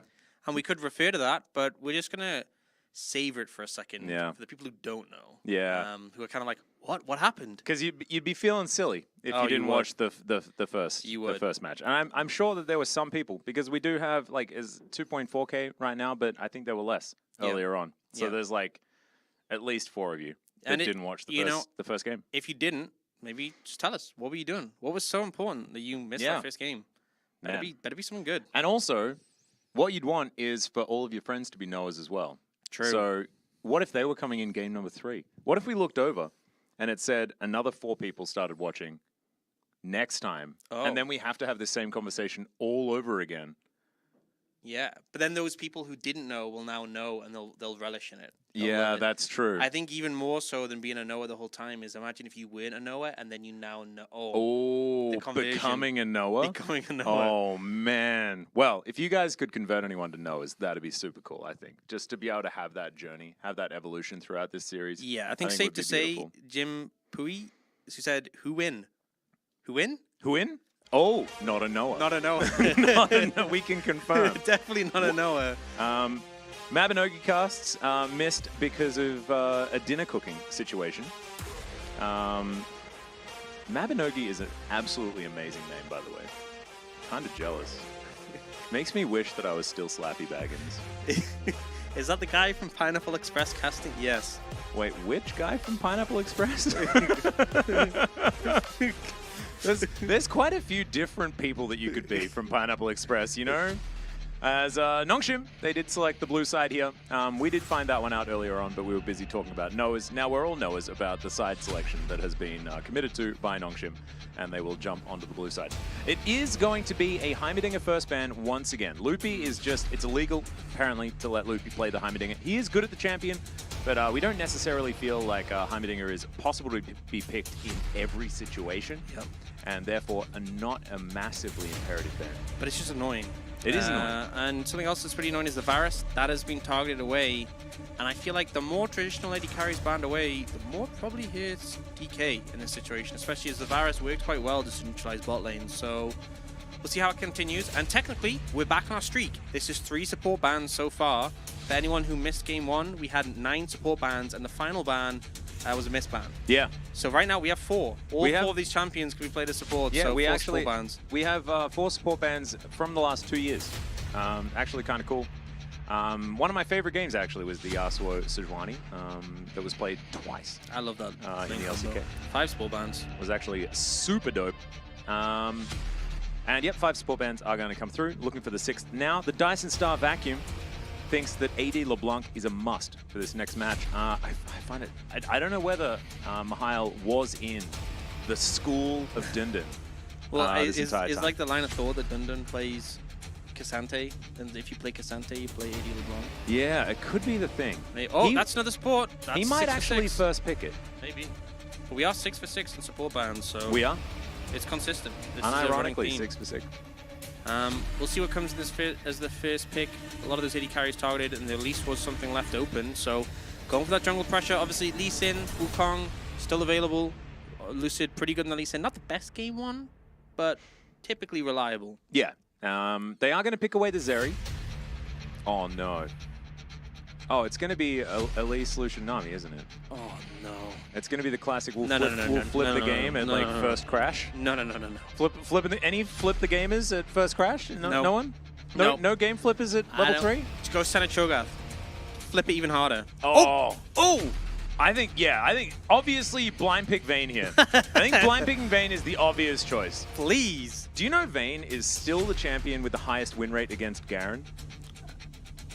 I didn't know that. Well, there you go. In the top lane specifically? In the top lane. Yeah, that sounds like a really unfun Specifically. matchup. So I would I would pre-pick it in case Mihail was gonna go Garen, right? You would have pre-picked that just in case. DK deciding to run it down and draft here just a little bit with the Rakan blind. Into Nongshim, maybe. It's something that's not going to be as punished. Flex pick Vigo. Yes, Flex. And the thing is, it is not fun playing Rakan in a Veigar because two things. One, you try and dash around, you get stunned. And two, you're so squishy, he can just press R. I honestly feel like if you're like below 50, no, like 60% HP, you just die. Yeah, just dead. Just dead. Just goodbye. And you also, like, it's even less gameplay as Cassante obviously going to be picked up here. You might think that this is top side of the map locked in for Nongshim. It's not necessarily, as things could certainly be switched around. In fact, the Cassante, a flex between top and mid, actually kind of cool here in an Elise composition. True. And Elise, as mentioned in the last draft, could go support technically. Probably Yeah, not. But, yeah. You know, This in could be theory. an Elise Vigo lane. That would be seven. That would be a thing that they could do. That would be something that they could. I mean, if they think chose of like to do. fishing for cocoons, and then you line up the event horizon, throw down some dark matter. That's a lot of burst damage. That is a lot of burst damage. I mean, it's exactly the same thing that Lux does, but like Lux does it better. But you could be a spider. But you deny the Elise pick, and then you can counter Elise in with There we go. something. Oh. Neela going to be banned away here. This So- is DK assuming that the Vigo is going into the mid lane. Or at least knowing that it could still be a flex, they have to kind of close it off, right? Kind of force it into that position. But we'll see what they go for the next. I do like the fact that they ban away the Gwen. They did pick up the Cassante Fierce rotation this time, so they get it. They target some of those counters, you know? Yep. DK really sacrificing their bottom lane. Last time Rahel got a whole bunch of kills on the Varus. Wasn't really the main character. And so now they're like, nah, you can just see whether you survive. I actually like this Tristana ban, because imagine if they pick Tristana and you would just never know. True. Who's the bot laner? Who's the mid? I don't know. Yeah, still don't know. They could pick Vayne. Oh, You don't know where anything's going. Gnar coming out. Well. Which, you know, we have seen Gnar do well into Cassante when it's like Zeus playing it, but Zeus is also, I think the team is rather good. Yeah. I think rather good is yeah, that's a technical term. That's the We don't precise really term. want to go into a lot of shop talk here. Yeah, yeah. I think So- rather good's okay. Definitely should have pressure in the lane, but obviously Cassante can catch him out with the little flip back Yeah. thingamajiggy. It's also another technical term. And it looks like we are going to get the Veigar mid Okay. and the Felios coming in. And the Felios Thresh. Thresh. I kind of like that, honestly. It's going to make it very hard for DK to engage. They already have a short-range composition. I'm not... Technically, something long-range would do well into Nongshim, but I'm not really sure what they can pick out here in the mid lane that would pull the comp all together. Do you know what seems really weird?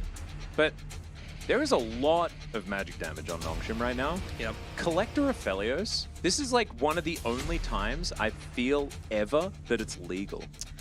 I think the It's problem... it's on the verge of being a legal thing to do. I think the problem is, since they changed 80 carry items, it's Oh, like you yeah, just go... You go it's just way less good. Yeah, sadly. You can theoretically go like, you still kind of get that advantage by picking up the early serrated Dirk, So but I like- don't know. I like what they've done here is, you know how we talked about one of their shortcomings was, you know, the short range, to have to like go into Nongshim.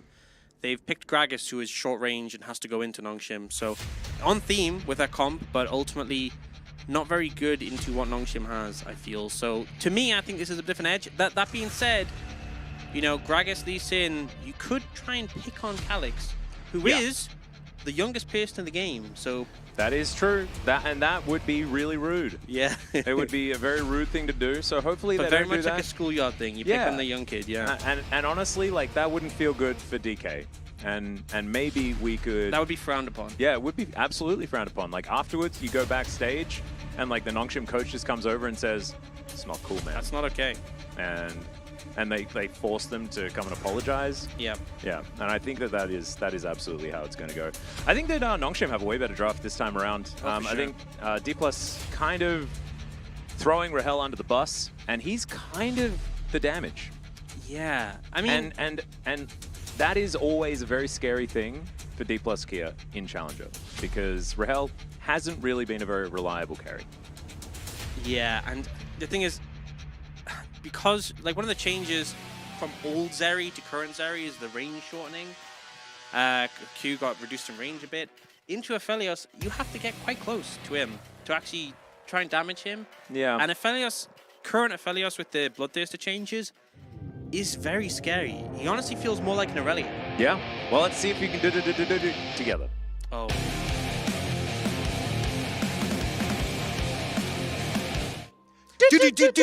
Oh, pretty close for his first time. God, that was tense. I could see the fear in your eyes. Don't be scared of the do-do-do-do. Okay, okay. Even if you mess it up, it's totally fine. We just go again. Okay, okay. We'll have at least one more. Yeah, and Nongshim, very good chance that they win this game with this draft, and then we can do another.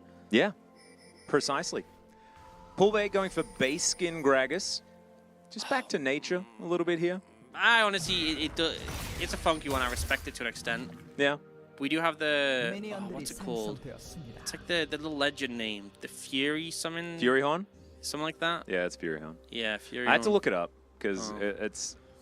I don't really play Veigar that much. I sort of stopped playing Veigar in like 2015.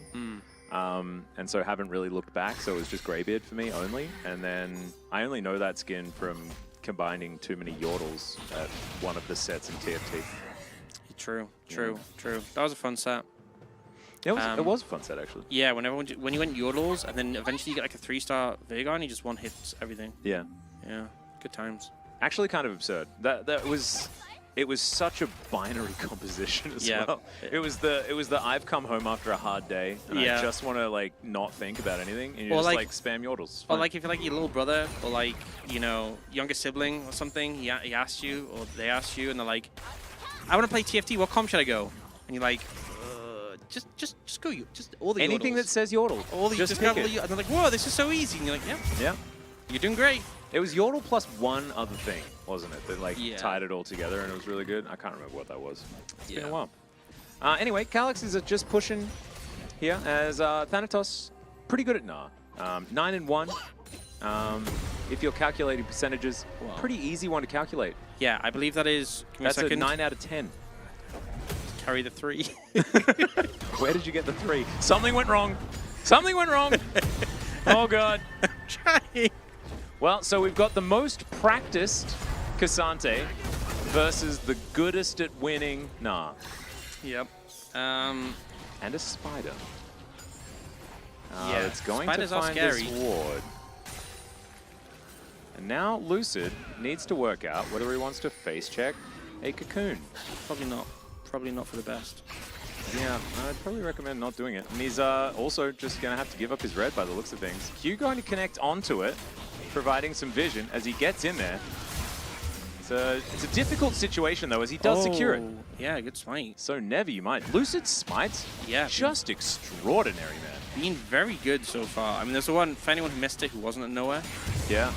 Oh, wow. Can't smite those. Yeah, it's a toughie. Yeah, but he stole the Herald, very clutch in game 1, and now secured his red, but you know, getting bullied out here a bit by Sounder, and it's not ending. He missed one smite, actually.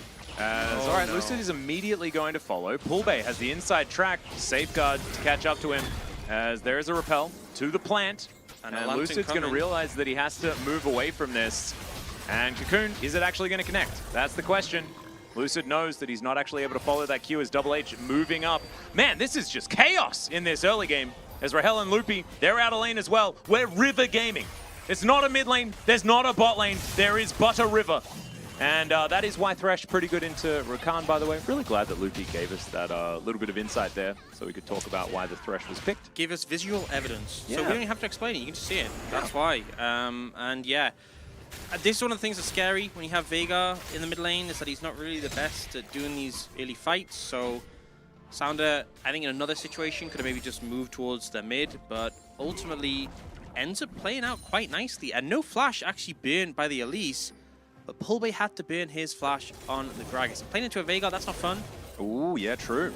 So, Double H don't do it. Don't. Actually, they backed away. Yeah, they did. So never mind. It was fine. So do it. Do it. Do it. Yeah. Cool. Shout outs to Harmon Life Esports. Also in playoffs, we'll be facing off against T1 tomorrow, I believe. Very high matchup, actually. Yeah. Another one that I decided to be a contrarian in. T1 probably the favorites. I feel it. Guan has been having a very good time here in Challenger, and I think that he just might have the consistency to take down Forest. It's Pulbe inside the cage, But he's Gragas. The amount of caring about a cage that he does is minimal. He at drinks best. drinks his way out. He does. You know, if we're in a vast cage of emotion, we just Yeah. Drink milk, right? yeah. That's what you're supposed to do. That's what I learned that from the documentary Anchorman. Yeah. You remember that one? Yeah, I do. That was an important one. I actually learned a lot from that about teleprompters. And journalism. Yeah. Just in general, it was very informative. Would you say probably the biggest impact on your casting to date? I would probably, yeah. And probably Vince Vaughn and the fact that they almost had a West Side Story battle between newscasters. I think that just really is something that I like to emulate. Which, if we were to have a West Side Story battle between casters from each region, we'll say English broadcast, who's your money on? So between like LCS, LCK, LEC, and I think LEC LPL. wins because they've got Medic on the guys. Yeah. They've got Dagda now as well. Yeah. Yeah. Oh man, yeah, because that's the thing is, so back when I was in the LPL and Dagda was there, I was like, well, we have Dagda, you know. Yeah. And you've also got Lyric, Oh, who you never know what's going to happen oh god, there. Lyrics. You know in the film when what's that guy? Brick is his name. Yeah. And that'd be Lyric. Yeah. It's all right. Cask is going to come through, and that is going to cause Lucid's Q to miss. A little bit of a shame there. Calyx is going to be A-OK. No flash necessary. He's got an Ignite. Moving down towards this Mountain Drake. Nongshim are looking to take away. Yeah, a good early one to get, honestly, but DK might contest him on this, but it's going pretty fast. Now, I don't know whether... Yeah, Lucid's just going to focus on his blue buff. He's got better things to do. And Jiwoo, with his red and white guns, going to feel pretty happy about securing. But this one takes it away. And honestly, First Dragon Mountain, Second Dragon Infernal, those are both like the nice scaling dragons where you're like, oh, I'm glad we got this one. You know all dragons have scales, right? Yeah, but some of them are like less scaly, like the There's like a bit the more fur on Chemtech them. one is like kind of zombie and whatever, so there's less. Oh, you know. so maybe actually the reason why it doesn't scale as well is because it's missing scale, like literally missing scales. Yeah, yeah. I Because believe they that's, fell off. that's the lore reason. That's why they can't change them. Yeah, kinda just fair enough. So, unfortunately, hands tied. But Do you ever have like moments where you think about the old Chemtech Rift and wonder what would have happened if we just left it in the game? man, Dude, I sometimes just like, I lie awake at night wondering whether that's our line. Whether we could have cast a world final that'd be with so that rough. Rift. 1 in 6 games is completely ruined. Pretty Yeah. amazing. And what if it like it had have been Chemtech that was just the most seen soul? Or it was the most killed Drake, wasn't it? Worlds last year. But I also think it was the most common soul we had as well. I don't specifically remember those numbers, but I thank you for bringing them to my attention. Yeah, well, there we go. Lucid, getting to work on this Rift Herald. We do have Nongshim standing around, though. Loopy's going to move in Thanatos with Meganar, but it is running out. Mahile, can you go all out and get rid of this one? As Sounder does have a Cocoon and connects it onto Lucid. That is a gameplay button that's going to be pressed, and Sounder is going to be able to take him down. No, I tell a lie, it's an Ignite tick that's going to get it. And that's a Mahile going all out. And this game, Nongshim have it under complete control. First Blood does finally go down, and it goes their way. Yeah, Nongshim looking good. And we talked about how that comp is going to do pretty well as it goes further on, so good vibes so far for the side of Nongshim. They're going to get the Herald, they got that early Dragon. A lot of people who thought DK would be unstoppable in this match are probably feeling pretty silly. No. I think if Nongshim get a perfect game, which they are on beautiful track to do here at the 10-minute mark, as I say that, Jiwoo might just die. Good flash. Gonna save him from that one, as he does clear out the minion wave as well. Actually, kind of huge value from the flash.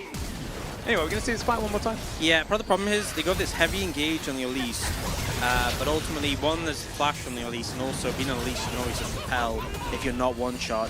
And then the rest of the team come in, cooldown's not available, they can just charge forward, so target selection, maybe not the best, maybe focus too much on getting a smite rather than the fight. Yeah. Yeah, I like the rhyme. I'm a poet and I didn't know it. I think he did know it. Yeah. I think you're pulling out leg a little bit here on that one. Yeah. I think you were well aware of your poetic abilities. Okay, it's time to come clean. I have been known to rhyme on occasion. Because we actually now, like, ever since it was, Valdez Wolf and I, we decided that we're only inviting people that want to do poetry. That's our rule. And so you, Chronicler, of course, known poet, a little bit angsty. So we liked your poetry, which is a little bit more like kids' stories, you know? We wanted to bring a bit of that flavor in there. Yeah. And so that's why you got the job. Nursery rhymes to teach people about League of Legends. Yeah. And that's what we need. Yeah. And you're doing a fantastic job so far, and we really appreciate you for it. I'll keep working on it.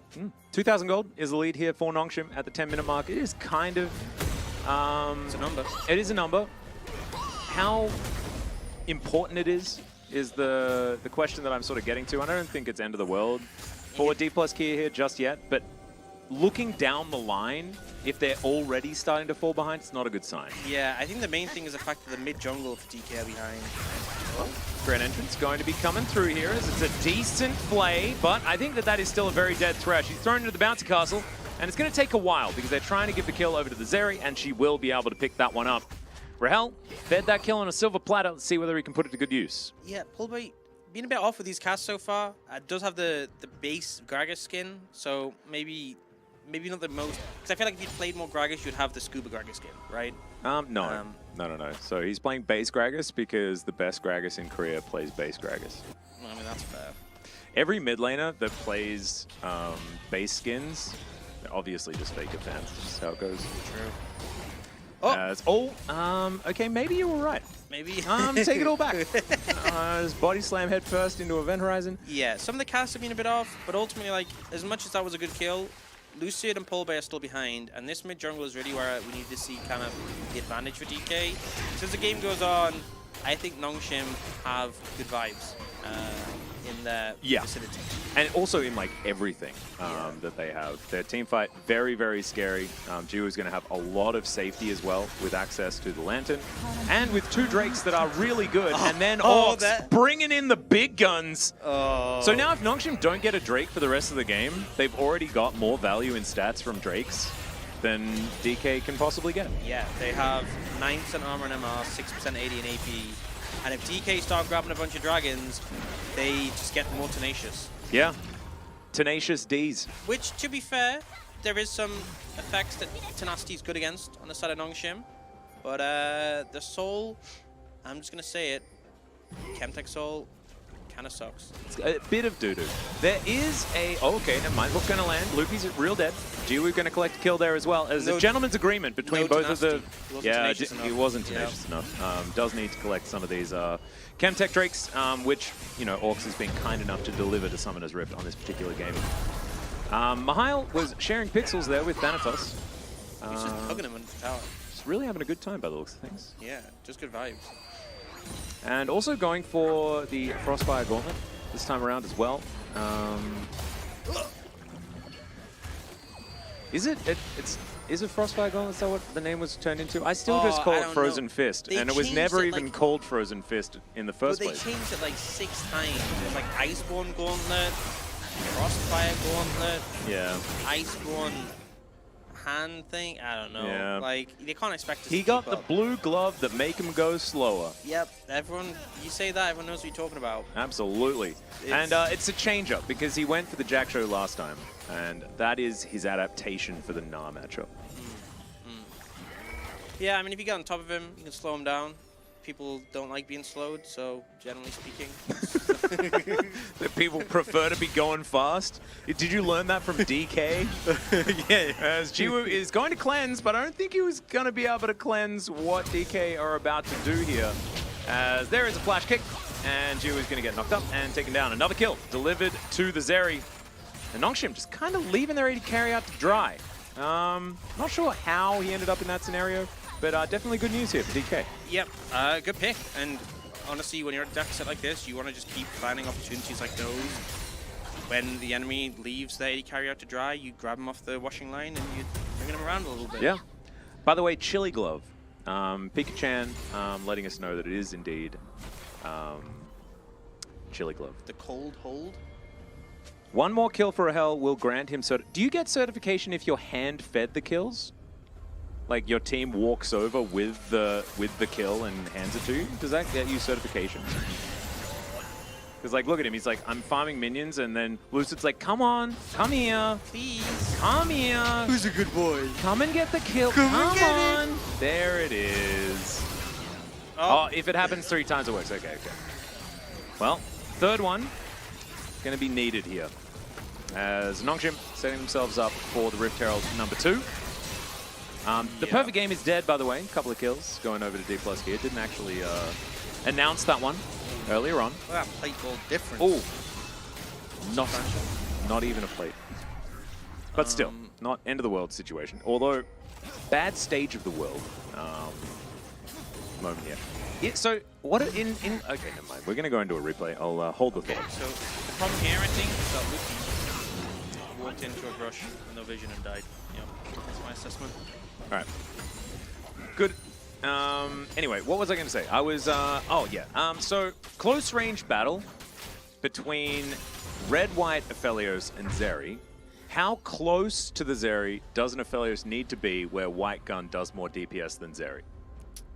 I think it depends on items, and I know you like even items, but it also depends on Zeri build. If she goes IE, she's got a lot more kick. But you know, I think current Aphelios, you know how he goes like Mythic, Bloodthirster, IE? Yeah. I think he just wins, because he just out-heals the damage, you know? True. And Severin backing it up as well. Yeah, it's kind of, I just don't think you can really approach it. I think it's more like someone CCs him, and you're like, pop! Yeah, you know, when he's in the CC, like, brah.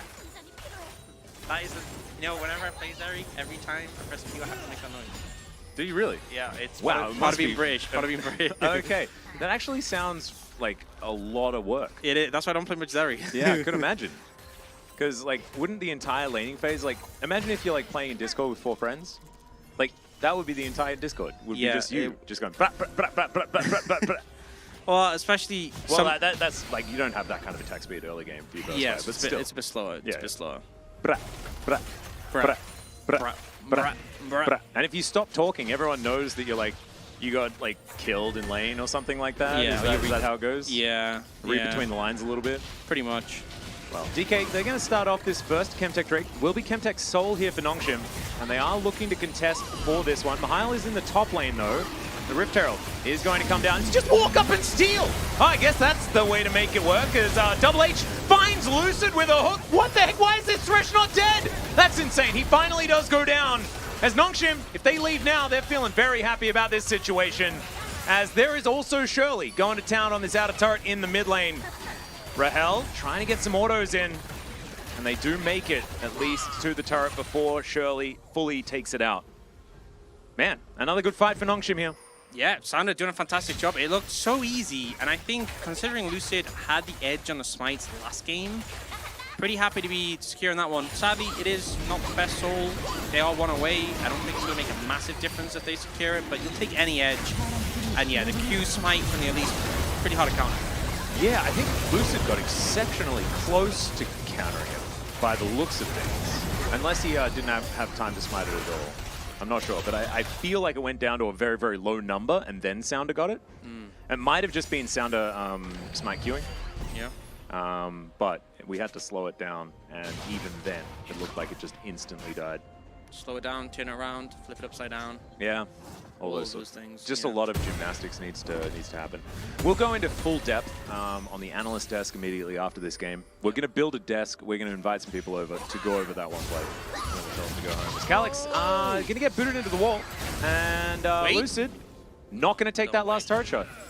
You know, I would if they had gotten that last dragon, I could have said something about tenaciousness. Yeah. But they didn't. They didn't.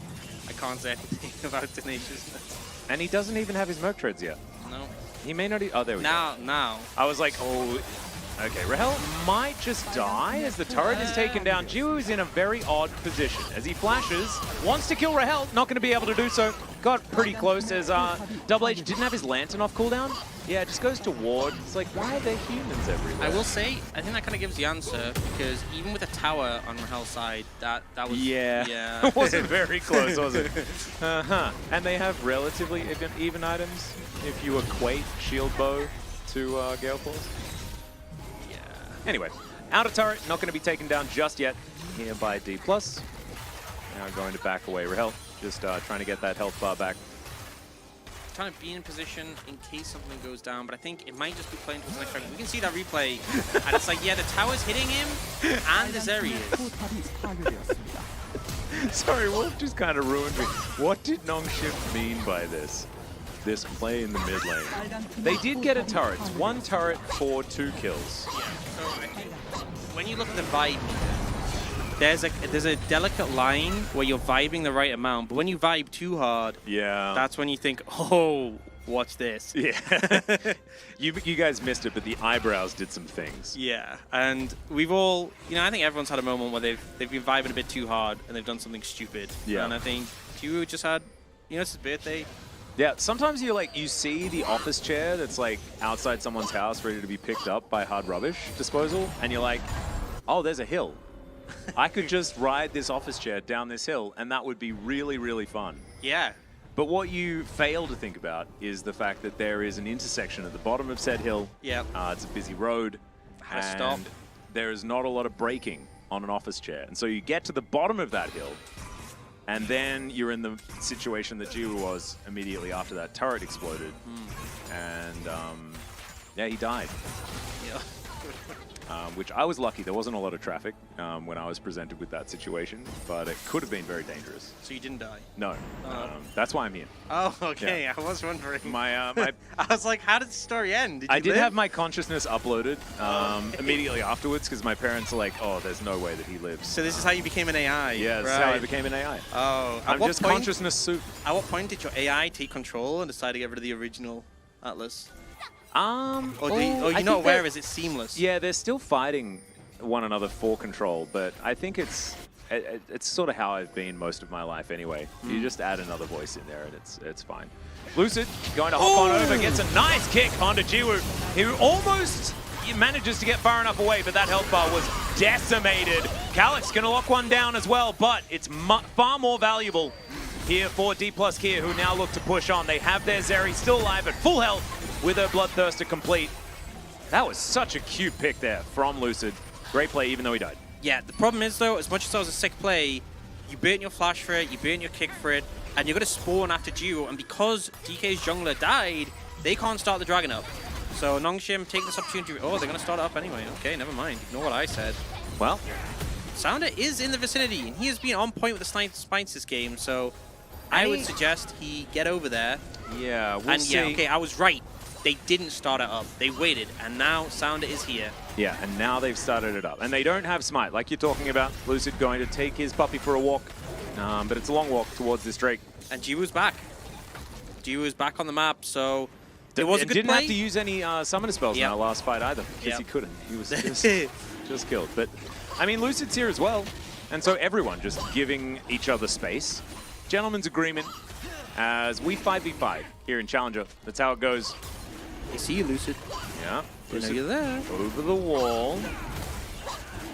And Mihail, can you help lock this one down?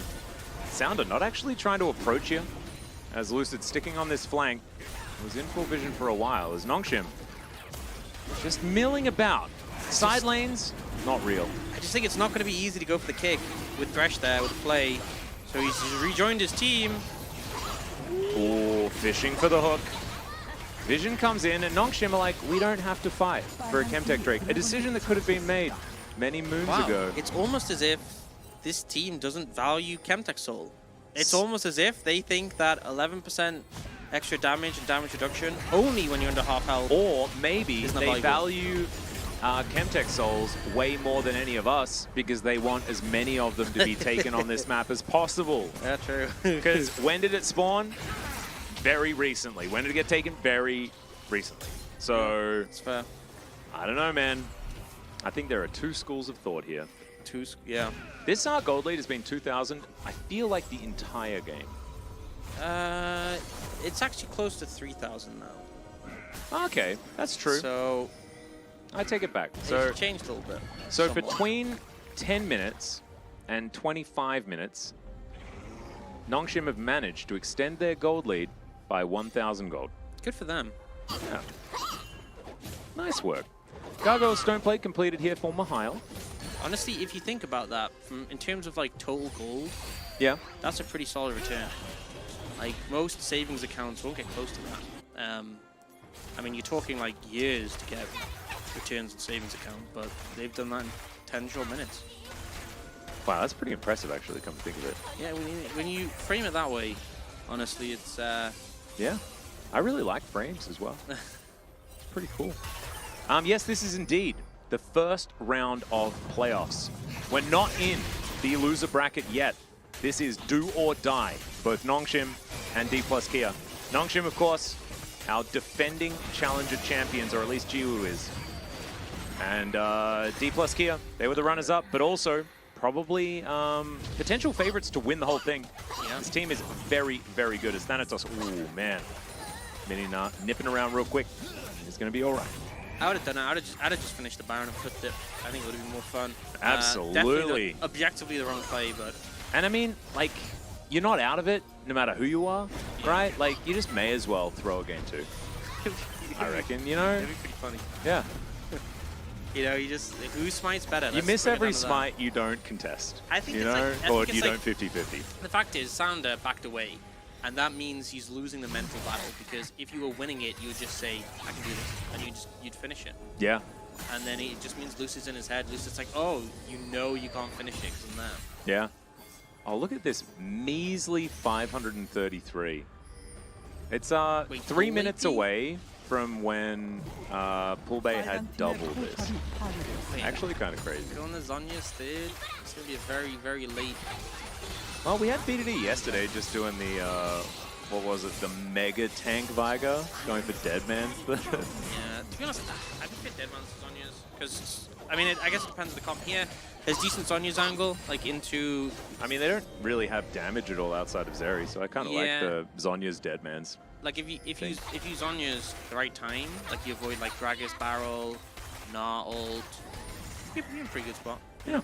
You dodge a big CC by turning golden. Indeed.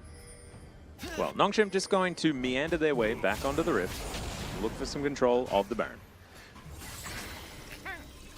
Yeah, and I feel like as the game goes on, we saw this last game from actually Full Day with the Veigar. As you get more and more stacks, it is going to become harder and harder and harder. To not instantly die? Yeah, pretty much. Yeah. There might be a bit of instantly dying, but it's not happening yet because he just doesn't have that much AP yet. So that's the good sign. Zonya's now complete. We'll see where he does go with the build. Of course, Pool Bay opted in for collecting just a stopwatch at the very end, but he went for Void Staff and the Rabadons immediately after getting his Core 2 that we've seen picked up so many times. It is a full item in advantage here for Calyx, though. It's kind of huge. As the youngest player on the Rift, one of the largest, is Thanatos, going to face check Mihail on his Cassante. I'm starting to think that Cassante could almost just be renamed to Mihail. As Orcs had to peace out just for a moment, but I'll stay with you guys. And we will just together enjoy some of this League of Legends in a more intimate fashion, because it's just the two of us. Calyx looking to try and defend on his own, as we might have a team fight of brewing, as there is another opportunity for a Chemtech Drake on this map. Second one for D plus Kia. Going to be a good news story. As I don't know, I'm gonna need to just let good old Orcs know an answer here. Just following up with some technical issues here. But here we go. Baron being started here by Nongshim. And it looks like D plus Kia are not going to be able to do anything about it. Very strange. And this is what we were talking about yesterday, weren't we, guys? We were talking about the fact that Baron could sometimes just be not taken because not enough vision is placed onto the map. But I wasn't expecting Nongshim just to casually collect the Baron and then be able to contest for a Drake that doesn't matter. It's an odd situation. It's a strange one. I wish that Orcs was still here to go over what was the super play that Nongshim just made. They are going to be able to taxi this wave into the mid lane as well. The newly prepared Baron buff, as side lanes don't exist, guys. I don't know why we're looking at that. Very, very strange. Top lane is not a lane that we actually care about. Side lane farm has just straight up been ignored by both of these teams the entire game. And Calyx is going to come over and throw a few autos into this turret and take that one down as well. Lantern going to be taken, but not by Jiwoo. As, oh no, Loopy! Just put into the cage! Aww. Rakan has a difficult time in these particular matchups. Oh yeah, I should try and do an Orcs impression just to pretend like he's already here. I'll do that when we get into the replay of the nothing that just happened before. Okay, Heil takes a bit of damage there from Poolbay. Bit of a party cast though, to be perfectly honest. Yeah, it was a bit of a party cast. I can't do an Orcs accent. I just can't do it. Sorry guys. He doesn't have that kind of British accent. He would be very upset at me if I did say that. Anyway, Poolbay continuing to push waves, and they still haven't managed to take this outer turret in the mid lane. In fact, haven't managed to take any turrets at all. We're still sitting at that, yeah, couple of Drakes, few kills, but not a lot of map control. And it is now close to 6,000 or 7,000 gold the lead for Nongshim. It's just hard to see where the angles are for Nongshim to make their way back in. It's one of the dangers, I think, when DK decide to play around Rahel in some of these games.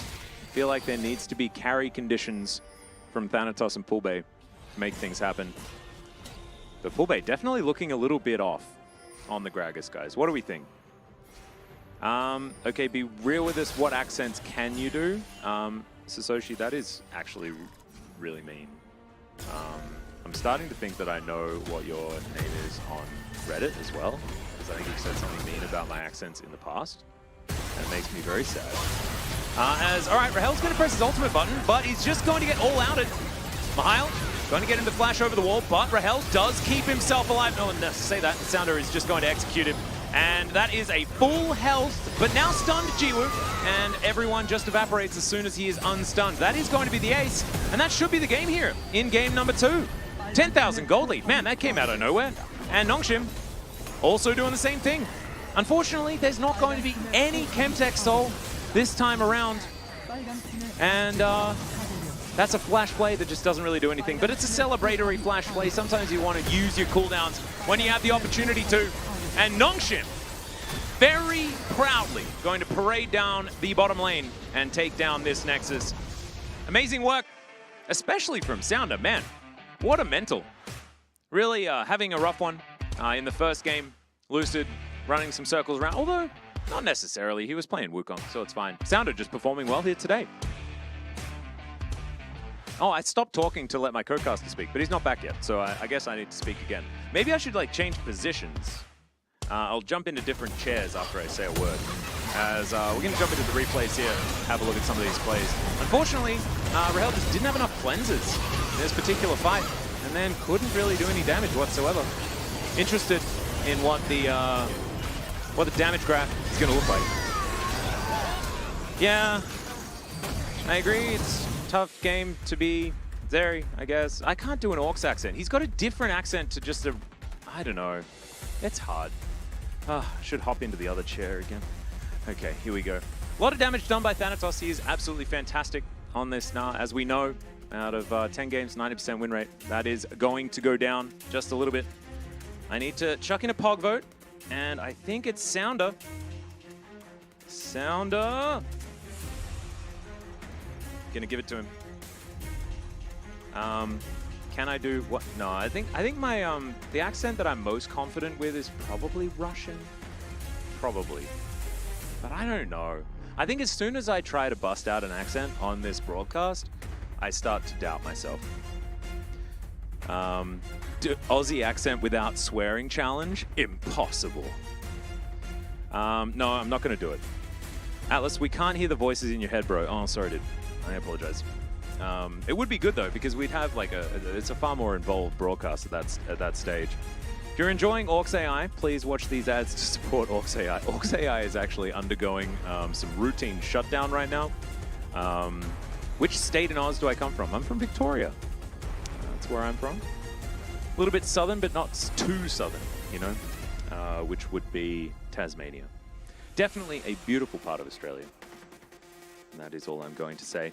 Was Orcs even real in the first place? I'm thinking he was a faux Orcs. We got the Orcs with an F at the front. That was the problem.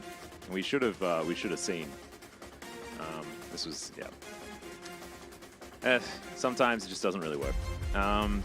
Bro, can you not tell me if Loopy had a kill or not? I don't know. Yeah, Loopy did at least contribute to a whole bunch of Rahel's kills. Unfortunately, for DK, they're trying to play around Rahel. I just don't think he's much of a win condition for this team. And I think that they will readjust moving into the second game and play around compositions that involve full ban Thanatos with more carry potential. You can even do it with good old Sounder as well. With Lucid as well, who has been able to carry in the past. Come have a seat, my friend. We're not on camera just yet. As we have run the full reset of the auxiliary, he has now made his way back.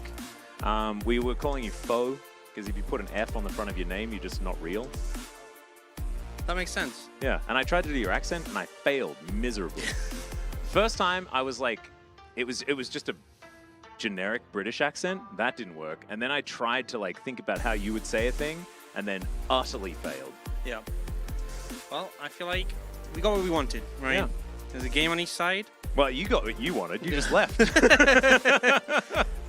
Yeah, games happen. They dragged me back in. Indeed. Kill participation of 90% is not too bad. 10 kills this game for Nongshim. Nine of them secured and helped secure by Sounder. He was absolutely fantastic.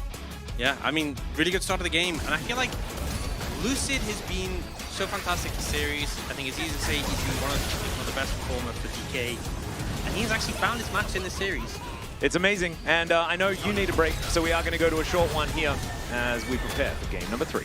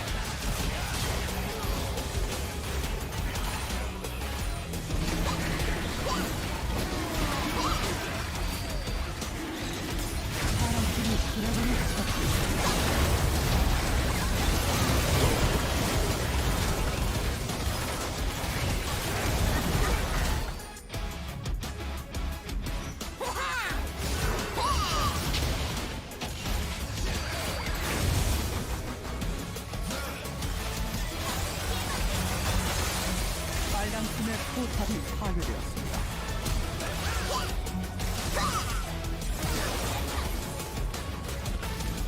빨간 팀의 포탑이 파괴되었습니다.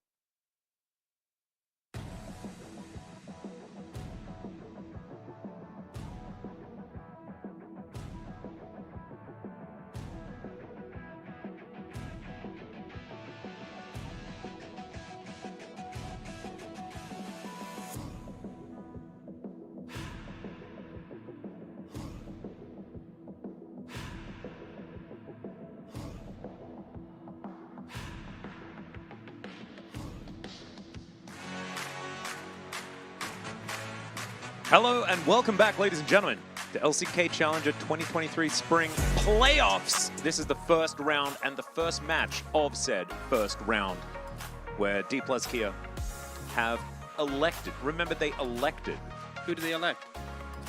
Nongshim, their academy team, their challenger team. It's not Nongshim Red Force. That is in fact the LCK squad. Nongshim's challenger is a different beast, but a beast nonetheless, and the defending LCK Challenger champions. And they were chosen here by D plus Kia. The other option was T1, and T1 are also a difficult team to take down on the best of days. However, if I was in D plus's position, I would have probably chosen T1. I just feel like there's less wild card, less weirdness that you have to deal with. And I think that drafting into Nongshim just sounds like a nightmare. Bit of a headache. And I think we saw that in that game too. Yeah. Because that draft, I wasn't a fan. It wasn't. And we haven't actually discovered side selection, but I'm just going to go ahead and say that D plus have selected blue side here because it seems like that is going to be their avenue for success here. Yeah, blue, generally speaking, is a good color. The sky is blue. Yeah, it is. My eyes are blue. True. Sometimes. Water is generally blue because of the reflection. Yeah, of the sky. well, water isn't blue, but water with Perceived light going blue. through it Yeah. is blue. Yeah, can be blue. Yeah. There's certainly other stuff that is blue, but Cloud9's jersey is blue. we're trying to sell blue, not Oh, yeah. they're the best team in North America right now. Again, which The Wooligan's mood is blue. Oh, how can we fix that for you, Wooligan? oh, I'm Do sorry. we to want hear. to? Do we want to talk about it? We could talk about it. Yeah. This anti-red sentiment, and I don't appreciate it as a red side enjoyer. Well, it's fine to Zeal- be a red side enjoyer. You just probably Zeal- enjoy different teams. Zeal PP's shirt is blue, which I think that's probably one of the Wait, what? front runners. Oh, shirt. You said shirt. There was an R in there. Yeah. Oh, I got a little bit thrown for a moment. As here we are, getting ready for it, as draft is nearly upon us. Very interested to see how Nongshim are going to adapt from their first loss in game number 1, because that's kind of where we're back to, right? Oh, yep, because we're back with the... I mean, both these teams have higher win rates on blue side. Surprisingly, DK have selected blue side. It checks. And once again, Nongshim were banning Heimer. We see Ash, we're again with the support bans. This is 4 So it's going to be the same bans. Yeah. I feel like you can let Loopy's Heimer through. I feel like you can. I know, like, he's a fantastic Heimerdinger player. But I think that if you change that for Avaris, then maybe it's a better story. But I don't know. Maybe you just don't care what Rahel plays. And maybe that's fine. I do feel like the Varus is a pretty good neutralizer, though. Oh, that is an adaptation. That's scary. You love to see that. Mihail not being able to play Cassante is the first step. D+, already making things easier for themselves. Yeah, that at all. And then they don't even ban the Varus at all. They go for the Elise ban again. So is this just a first pick Varus again from... Or is it a D+? first pick Lee Sin for Lucid? Because he has been prioritizing it. But no, it will be the Varus. Let's see what Jiwoo and Double H have planned for this. Because I'm just hoping it's not another Zeri angle. Instantly for the Veigar, they're like, wow. let's slam it. Wukong as well. See, this is the thing. They're only first pick the Lee Sin because Sana just doesn't care. He's like, you can play it. Yeah, I guess I'll so. play Wukong. And this is once again one of these angles where Jiwoo can flex it. He was the first one on this team to play the Veigar.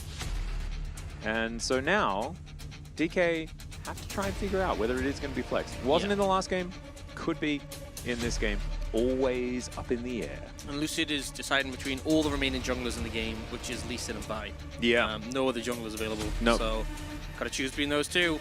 And opts for the Lee Sin again, which I don't think he's had the best series on, despite the fact he has typically been very good at this champion. Yeah, it's not really been his best. And honestly, it just feels like Lucid's just a little bit off today. But You could say he's maybe a bit not enough Lucid. not enough lucidity. Yeah. No, needs more cooldown reduction, I think. Yeah, I think that's fair. Pull bait, what are we going to be locking away here? As that is a LeBlanc. So, this is D+ being like, yeah, Rahel, sorry, buddy. I just don't think that we can allow You this. have fun in the bot lane. I'm gonna need to take things into my own hands, and I like that from Pull bait because he looked lost on the Gragas, but his game 1 on the Veigar was absolutely fantastic. Yeah, absolutely. And the thing is, this is a really strong mid jungle. I think what we definitely saw from in game 2 was, you know, DK's mid jungle was stronger, but they weren't really able to execute. They are like, okay, we are going to win the mid jungle fight. Whether you put the Veigar bot or mid, we don't care. Nongshim do grab the Renekton, so, you know, when your one trick is banned out, you really don't want to go further than that, right? You don't want the pool to get pinched more. His fallback pick, the Renekton, is going to come through. And then we see even more support bans, which, once again, every champion here can be played support. Yeah. I'll allow it. Haven't seen as much Cassante support, but there has been a bit of it played around with in solo queue. So Yeah, 8 support bans. I don't know whether they necessarily needed to ban the Cassante in this support ban pool, but that's fine. Oh, it's honestly kind of odd to see a Gwen support ban, but I guess it checks out. Yeah, I guess that's fine. Yeah. I mean, we saw Thanatos have a really good game on it. Looks like Mihail is very happy for Thanatos to just pick Gnar again, because I have a feeling he's just going to pick Gnar again. Yeah, it's also kind of weird from the ban Gwen, because the Gwen was like specifically into the Cassante, and they're opting to ban it here. Just, I don't know. It feels a bit odd to me, but I guess they're just like, we don't want him to play Gwen, because Gwen does Gwen things, and that load. Just Zeri. well, Zeri's going to be banned. That's Zeri support, obviously. Yeah, Carrier Zeri- played on solo queue, Yeah, so that's true. yeah, checked. I mean, as long as it's a ranged 10 champion, support you're bans fine. again is a consistent theme of the series. It is. It is just the way that it's gone. We have gone into the more eclectic direction with some of our later bans in this particular game, but that is how things evolve. And we've already moved to game number 3 of this best of 5. You might be looking at the 1-on-1 and being like, oh, we're just going to lock it. All right, Neela is just locked away here. Gonna be a tough one. Gonna need to utilize your ability to ignore damage quite a lot at the right times in this game. Yeah, I think in this situation, honestly, DK could just go something like, the Karma in the support role, or just go like a long-range poke support. Just, you don't want to deal with Neela. Keep her at a distance, poke her out. There's not much I feel like a Neela can do. You're going to have to pick an engage support for Nongshim, because you need a gap close. There's no other way to spin it. Yeah. And Loopy, what are we going to be picking up here? The support Ornn could definitely be a flex. Support LeBlanc's weird. Support Lee Sin, a possibility. WMAX? Yeah, but Loopy could be doing something. And there it is. The Karma is going to come forward. Both are fine. Yeah, I kind of like the Renata. That is a fun one. And Yeah, I'm going to lock that one away. Nongshim's comp is notoriously short-ranged. And I feel like you can just go Varus, you can go poke Varus here, you can just shoot some arrows, Legolas style, you know, that's what he was renowned for. And my question on Nongshim is, what can you pick here to close the distance? You need engage in the support role. That is an engage. That is what they've been running with the Neela more often than not. And now, do you know what the engage is? The engage is Jiwoo dashing into the enemy team and getting a wild growth while being unable to be damaged. And then hoping that Lee Sin doesn't immediately boot him in the face and isn't then immediately chain CC'd as soon as the immunity runs out. Yeah. Well, I think this is going to be a tricky one. I think there's a lot of poke on the side of DK because obviously LeBlanc can be pretty good at just firing spells and then dashing back. I think Varus as well. Presumably, the thing is, as much as I feel like poke Varus would be good here, this is maybe the thing, right? Yeah. Poke Varus would be a lot better here, but they kind of lack DPS if they go poke Varus. Yeah. So maybe they go on hit Varus, and then I think the composition for DK is a bit worse. Bit sus. Bit sus, yeah. And also, we know that Rahel already played the on-hit Varus in the last game that he played the Varus in. So, could be a possibility. We haven't seen as much of it. Like, I think you get the tell as to which Varus it's going to be after you see the supports. And if it's double ranged, you can often see more of the like lethality Varus. But it's Renata, so I don't know. See, I saw this was Ruler played in LPL. He was with Renata into an engage bot lane. Yeah. Which this isn't an engage bot lane, but they are trying to dive on you with the Neela. And he went lethality, but he went lethal tempo. So in the extended fights, because if you go like Comet or even Halo Blades, like with a reset from Renata, it's not, you want to have the extended damage to get the reset. So I don't know if you'll see that here, but personally I feel like if you don't go poke Varus, it's going to be really hard because you just need that long range. You need to just bully lane and knock him out of the park. Well, we'll see whether they can do it. Ladies and gentlemen, this is for match point on both sides. D plus Kia, they had a whole lot of trouble on the red side last time around. And Nongshim moving into a match point with a red side victory, that would almost be a death nail. See how it goes. We hop onto the Rift.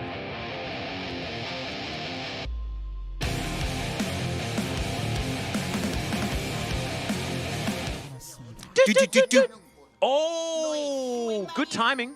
It wasn't high-pitched enough, but I kind of like the baritone. Okay. The baritone's kind of cool. I'm into it. Bit of Orcs flavor. Yeah.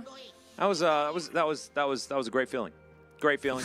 It's not going to be the last one. You know what I love? These are the legitimate summoners you obviously take on Neela. It's like the cleanse a lot of value here. It looks like a trolling Nunu, doesn't it? It looks like you're running it down. Every time you see this, you're like, why is my AD carry sprinting? Yeah. And it's like, normally when you notice these summoner spells, you then look at the mini-map and you can see their icon just heading straight towards the mid-turret, We've all had that. Yeah. Topical, I don't know if anyone's caught, Tyler 1 is on his EU climb now, and there was a Syndra in his game who went 0 and 48. That is impressive. That is, and people talk about it. It's actually like, they're like, how did you get that many deaths? Like within that time frame of the game. You have to like make sure that you stay level 1 for like the entire game, just so that you can keep that death timer as low as possible. True. But like I think people are really working on the efficiency of how quickly you can run it. So respect. It's kind of like a challenge for them. Don't recommend it. Definitely against Summoner's Code, but more than 48 death challenge. Impossible. I gotta stop with that. Nongshim, though, here in this game, I don't know whether they'll have a whole lot of power in the early game, outside of Renekton post level 3. And then, Renekton's going to have his heyday and then be irrelevant because Ornn kind of does that to a Renekton in a lot of ways. See whether Mihail can just make it work. Of course, his ability to find angles, as we've seen in his Cassante, is very good as he watched the minion die. He didn't even want to take it. It was actually very cool. Respect. Yeah. Sometimes you just have to stare down. And I think the bot lane is going to go as you'd expect, as in not going to be fun. But I feel like, we'll see how it develops from here, because I think typically with these things like Neela or Samira, level 1 really sucks. Level 2 kind of sucks because level 1 sucks. Level 3 is where you can finally do something, but sometimes you're a bit too poked out. Yeah. But once you get your reset, that's where we're cooking. So I think we kind of just have to hold off for a little bit on... Oh no, they missed the cannon. Oh god, they're missing everything. The thing is, it's even worse on Neela because you only get the extra XP if you kill the minion. Yeah. So we're going to see them being a little bit even in lane if this continues. Jiwoo has been very good at getting through difficult lanes, but I don't think he's been against a Renata Varus yet.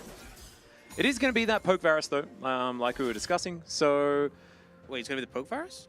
Yeah, lethality Varus. is it? Because he's got this. Sorry, no, not the other one. On hit Yeah, Varus. yeah, Sorry, that my brain was trying to say one thing and my mouth did a different thing. Okay, that's what we hear. That's why there's two of us. That was pretty slick. Yeah. But he did no damage, so.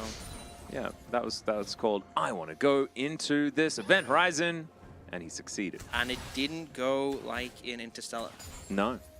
where he got to travel back in time to the bookcase. Yeah, it went to a weird fourth dimension bookcase place. Yeah. How broken would Veigar be if you put his E down, you dash into it, and you just disappear? And you just have a chat with Matthew McConaughey. Like, that would be pretty cool. That would be pretty rad. Yeah. He's got a great voice. He does. As Pulbe, going actually, to walk around a bit. Yeah. I watched that film on the way here on the flight over. Really? Yeah.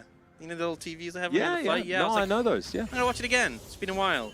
And How was it? pretty good. Hans Zimmer is just like the reason why that movie's good. Oh, I mean 100%. I mean it is a good film, but 100%. Yeah. Immortalized. You know what he said? What did he say? He said that it's his favorite Score that he's written? score that he's written, yes. Holy crap, he's written some real Yeah. good ones. Yeah. Yeah, Lucid, I don't know about that one, as immediately Sounder's going to flash after him. Lucid's just having an offie. As Double H wow, just steals Double H. that. That is a gangster move. I respect that so much. Whoa. Like, because he wouldn't have got the assist, like, because he sped himself up to get there, right? He could have shielded Sounder. I guess. You know. But I'm going to say, it is Couldn't he have dangerous to do polymorphed that. him? Because there were times... No, because he sped himself up. Oh, right, yeah, sorry.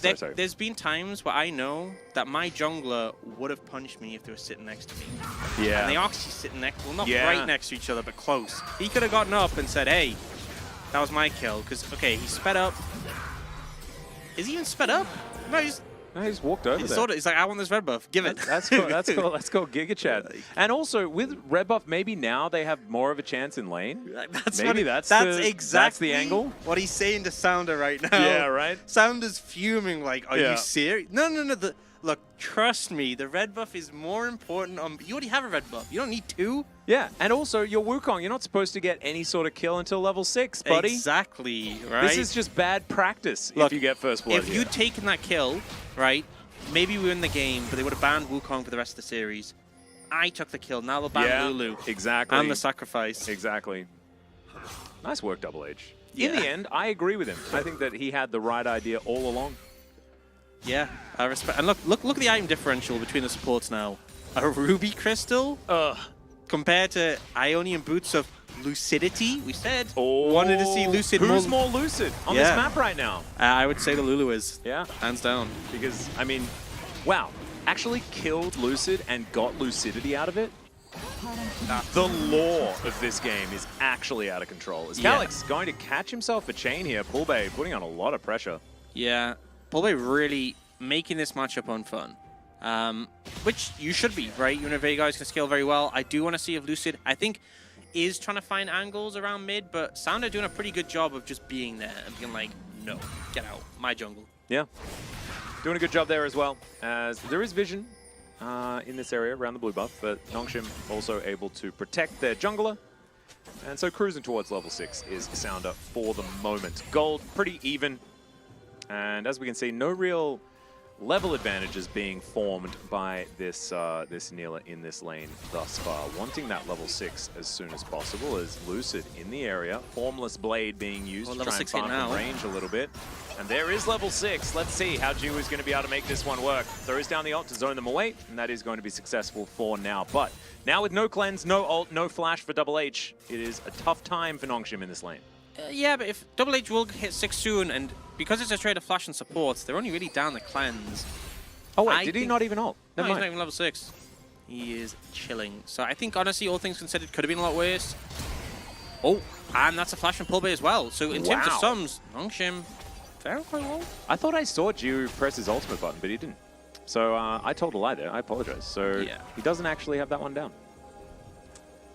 So doing okay. And honestly, 15 CS down, considering like how many minions were missed on the tower, how zoned off Jiwoo was, you take it.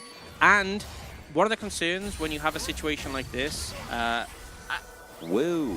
one of the concerns when you have a situation like this where mid has prio, bot has prio, there's a Lee Sin in the jungle, is that he just like takes over the jungle matchup, but that's doing fine too. So this could be a lot worse for Nongshim is what I'm trying to say. Absolutely. And they're kind of doing all right. Well, Thanatos, not a lot of mana here, as we can see. And Mihail looking to try and capitalize on it. Rocks being created in the river. As this Rift Herald taking a while to go down, and Sounder being very patient in this brush. Rotation over from the Lulu, I believe, will get information as to what is going on around the Rift Herald, and Lucid is going to make sure that she screeches. Mihail taking a bit of damage as Sounder is preparing for this kill. It has been a long time in the making. Yeah. As Thanatos did manage to collect the cannon, even though the auto attack didn't go through. Barmy Cinder is OP. Yeah, just farming for free. Mhm. Ooh. He is half HP. Gets the ward. Yeah, I think the ward's gone. They're going to get the crash in. And I don't think they can dive this. I don't think so, especially not with Lucid in the area. As you play. And there is the Ornhorn. Nice double knock up. Q connects onto the clone though. And that means the Lucid's not going to be able to go in, at least not for now. Yeah, a lot. I mean, to be fair, it's ult for ult, flash for flash in the top lane, but not the cleanest from Nongshim top jungle, but no one goes down. I feel like there's been a lot of back and forth in this game. A lot of almosts. Yeah. Yeah. Almost got some kills. And now, G is at the point where you can actually kill the minion. Yeah. And having a pretty good time at that. Looks like Bloodthirster First is going to come through. Jiu has been very eclectic when it comes to his mythic choices. We'll see what he does decide to pick up this game. There's been a few different options that he's gone for. Often defensive. As Pulbay misses a cannon. So it's kind of game over there. But speaking of game over, I mean, man, Pulbay is so far ahead. 30 CS in this matchup. Actually a big deal. As Mihail going to get himself a plate and walk his way out. Oh, even able to get a Culmic drive-by.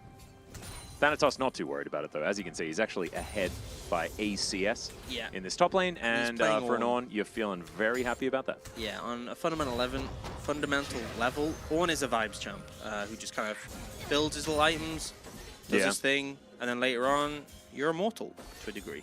Yeah, and you also provide all of the value ever to your fellow champions. Yeah, you give them just thousands of gold. Yeah, feels pretty good. Jiwoo also feeling pretty good as he's only down 11 now, being able to catch back up again. Things were looking pretty dire in the early stages of the game, but now that he has everything back up and available and his ultimate at the ready, just feeling pretty good. Yeah, do you ever see the weird Neela strategy where they would proxy waves level 1 in the base? It's where, so you'd have a Lee Sin, and the Lee Sin would ward hop over the wall, and you'd E to him.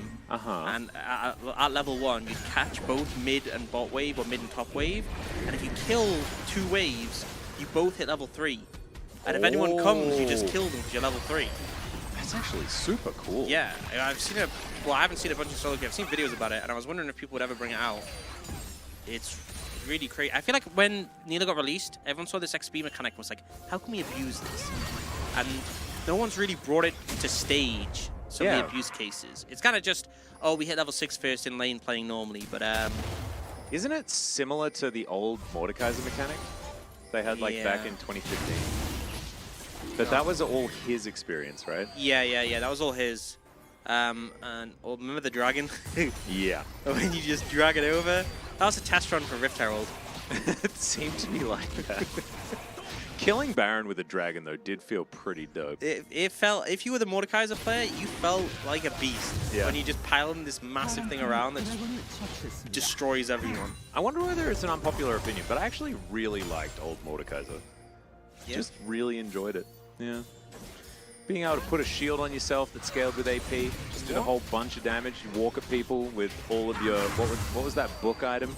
Oh, Will of the Ancients? Will of the Ancients. Yeah. Build one of them. What champ do you miss the most that got reworked? Like you missed the old version. Trundle. Really?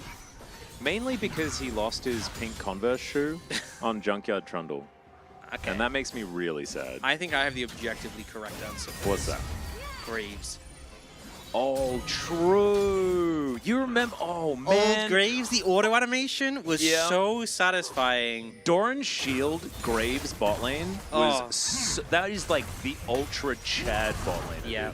Yeah. And now I miss Buckshot being like that, just the cone. Yes. I miss when like his Q ability is what his auto attacks are now. It actually Yeah. felt better. Yeah, like now, I don't know, it feels all like...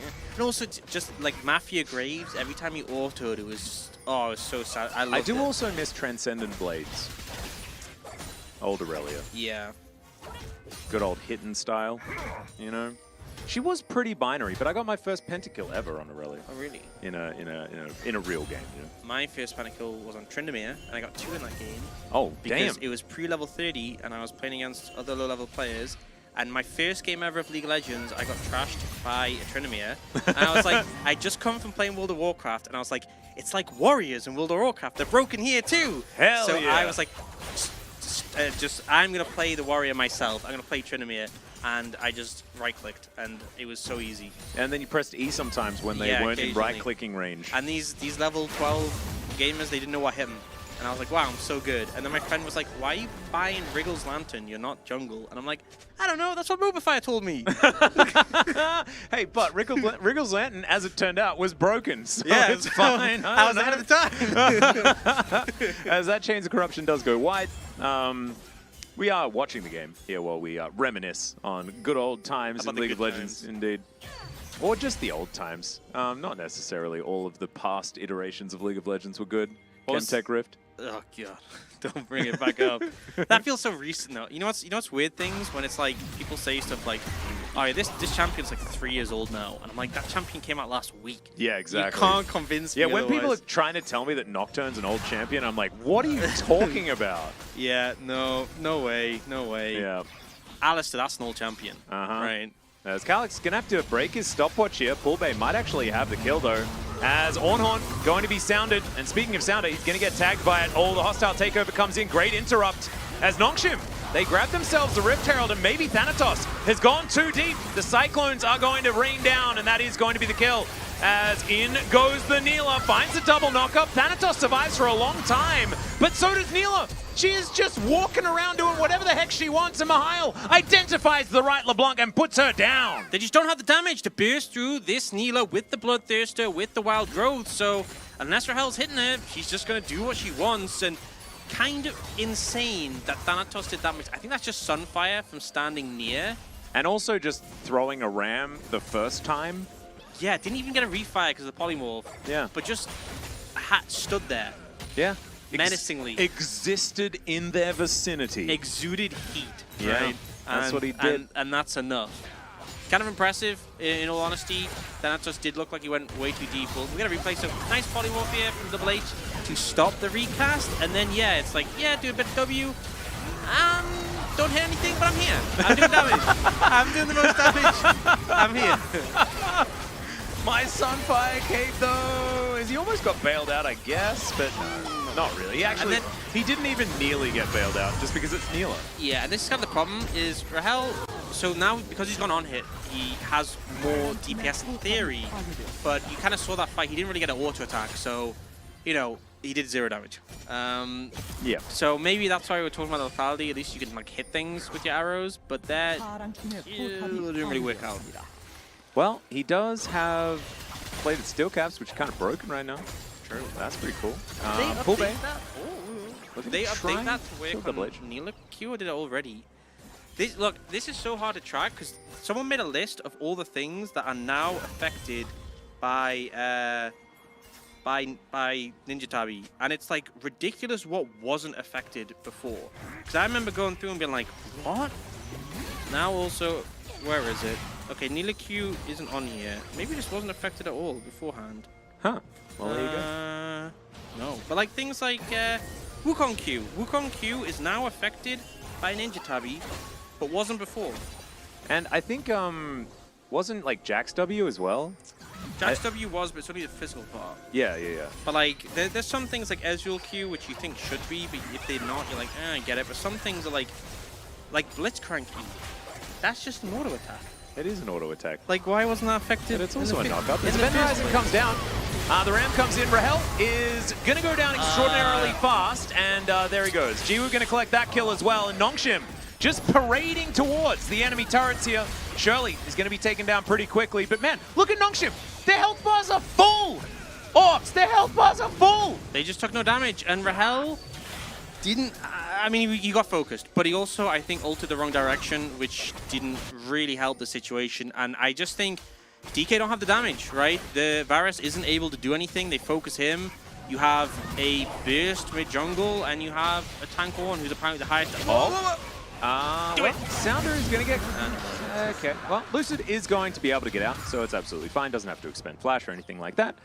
Sounder gives him the old thumbs up as he timed his Q and his smite together very well. And let's have a look at this again. And you might be saying that that DK have no damage, but if Nongshim coordinate their attack really, really well, they definitely have no damage because G would make sure that no one takes any damage. I think when I seen the replay, he did also ult the wrong direction, so... Yeah, Pretty that's unfortunate. also somewhat negative. I just think... I think it's difficult because the thing is, we say these things about like a Phelios with Bloodthirst as a bruiser. Like, Neela was like the original bruiser AD carry. Well, the original? That was Graves. Well, I mean, the modern era. Before Bloodthirster was buffed. Like, since she came in, she was originally... she was designed to be a bruiser AD carry, and now There we she's go. just got a Bloodthirster, so she's even more of a bruiser AD carry. Yeah. And they just don't have the damage. Like, Rahel needs to auto-attack. You can't auto-attack after like 2.5 or whatever seconds when the W's up.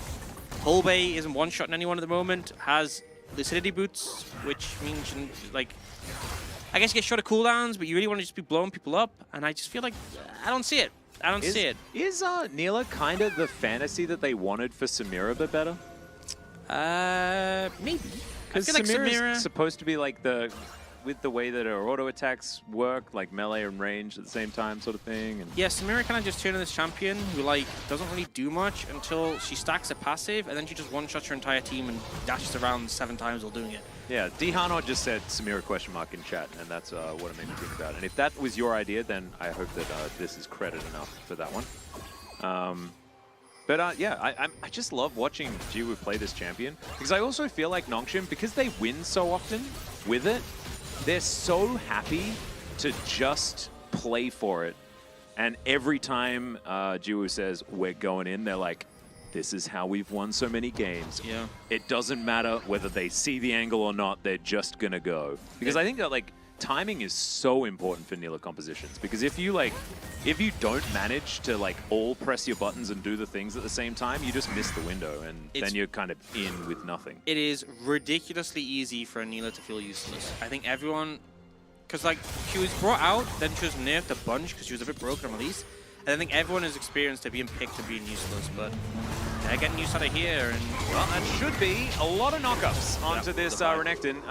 Mihail thought that he was going to play the game. Not the case. thought, yeah, unlucky. A good answer back, honestly, from DK. And if they find more picks like this, like they have pick value in their composition. They have a LeBlanc, they have a Lee Sin, but they need to find more off that, because in the 5v5, I think it's going to be a struggle. Yeah. The side lane certainly is a place, like you say, where they could find some angles. I'm just really struggling, man. I'm struggling to find where DK can make this work. Thanatos, if he gets unkillable, if he starts giving all of these big items over to DK, could be good, but I think we're going to have to see Rahel step up and show us why this on-hit Varus was taken, because I'm with kind of everyone here who's saying that it just kind of doesn't do anything. There is no siege. So Nongshim killing turrets is kind of almost impossible. That's true. But the thing is, imagine, because we've seen this matchup a lot, imagine if it's a Talia instead of LeBlanc. Then you have consistent damage, and you probably could have just like... Oh yeah, that's sick, actually. You could have just gone with Thaldi Varus and been like, we have consistent damage, right?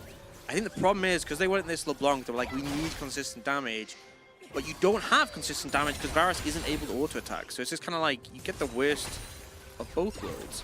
Yeah, the worst of all worlds. Yeah, so I don't know. Maybe the angle probably is if Nongshim bots the engage and then they have no cooldowns left and Rahel survives and gets to actually auto-attack. That is the win con, which sounds very ambitious. Yeah. Nongshim do have vision on the Baron, which is very important because DK are setting up a bit of a trap here as Fullbait dives on over. Oh, Nimbus Strike. Going to get a bit of damage there. But tower going to fall on the bottom side of the map. That is going to be the second one here for Nongshim. They had managed to take the outer on the top side. Still looking for the elusive mid lane outer turret that they've been trying to get this siege working on for quite some time. 30 seconds on the Cloud Drake. We had your soul and then we had my soul immediately afterwards. Isn't it cute? Yeah, soulmates. Yeah. With a fiery beginning. Oh, beautiful. Loopy and Lucid in this brush as Mihail pressing Q as he wanders towards this enemy team. Q onto Sounder there, but not going to go for any sort of insect play here as Poolbay just being frustrating into the back line. Calyx kind of fine though. He's got barrier right now and just doing that the LCK special Viger with just way too much health. Quick blades are done though on Jiwoo, and if you thought the team fights were awful before, they are worse now. Yep. I mean, the fact is, like, if you're getting in the mixer, your W is going to be off cooldown quite quickly. It's like the window to auto attack is being reduced even more. Yeah. So we do see DK, they have control of the area. Obviously, the extra range does mean that they are able to contest mid priority quite easily. But I like this neat flank. Yeah, Poolbay actually right on top of Mihail.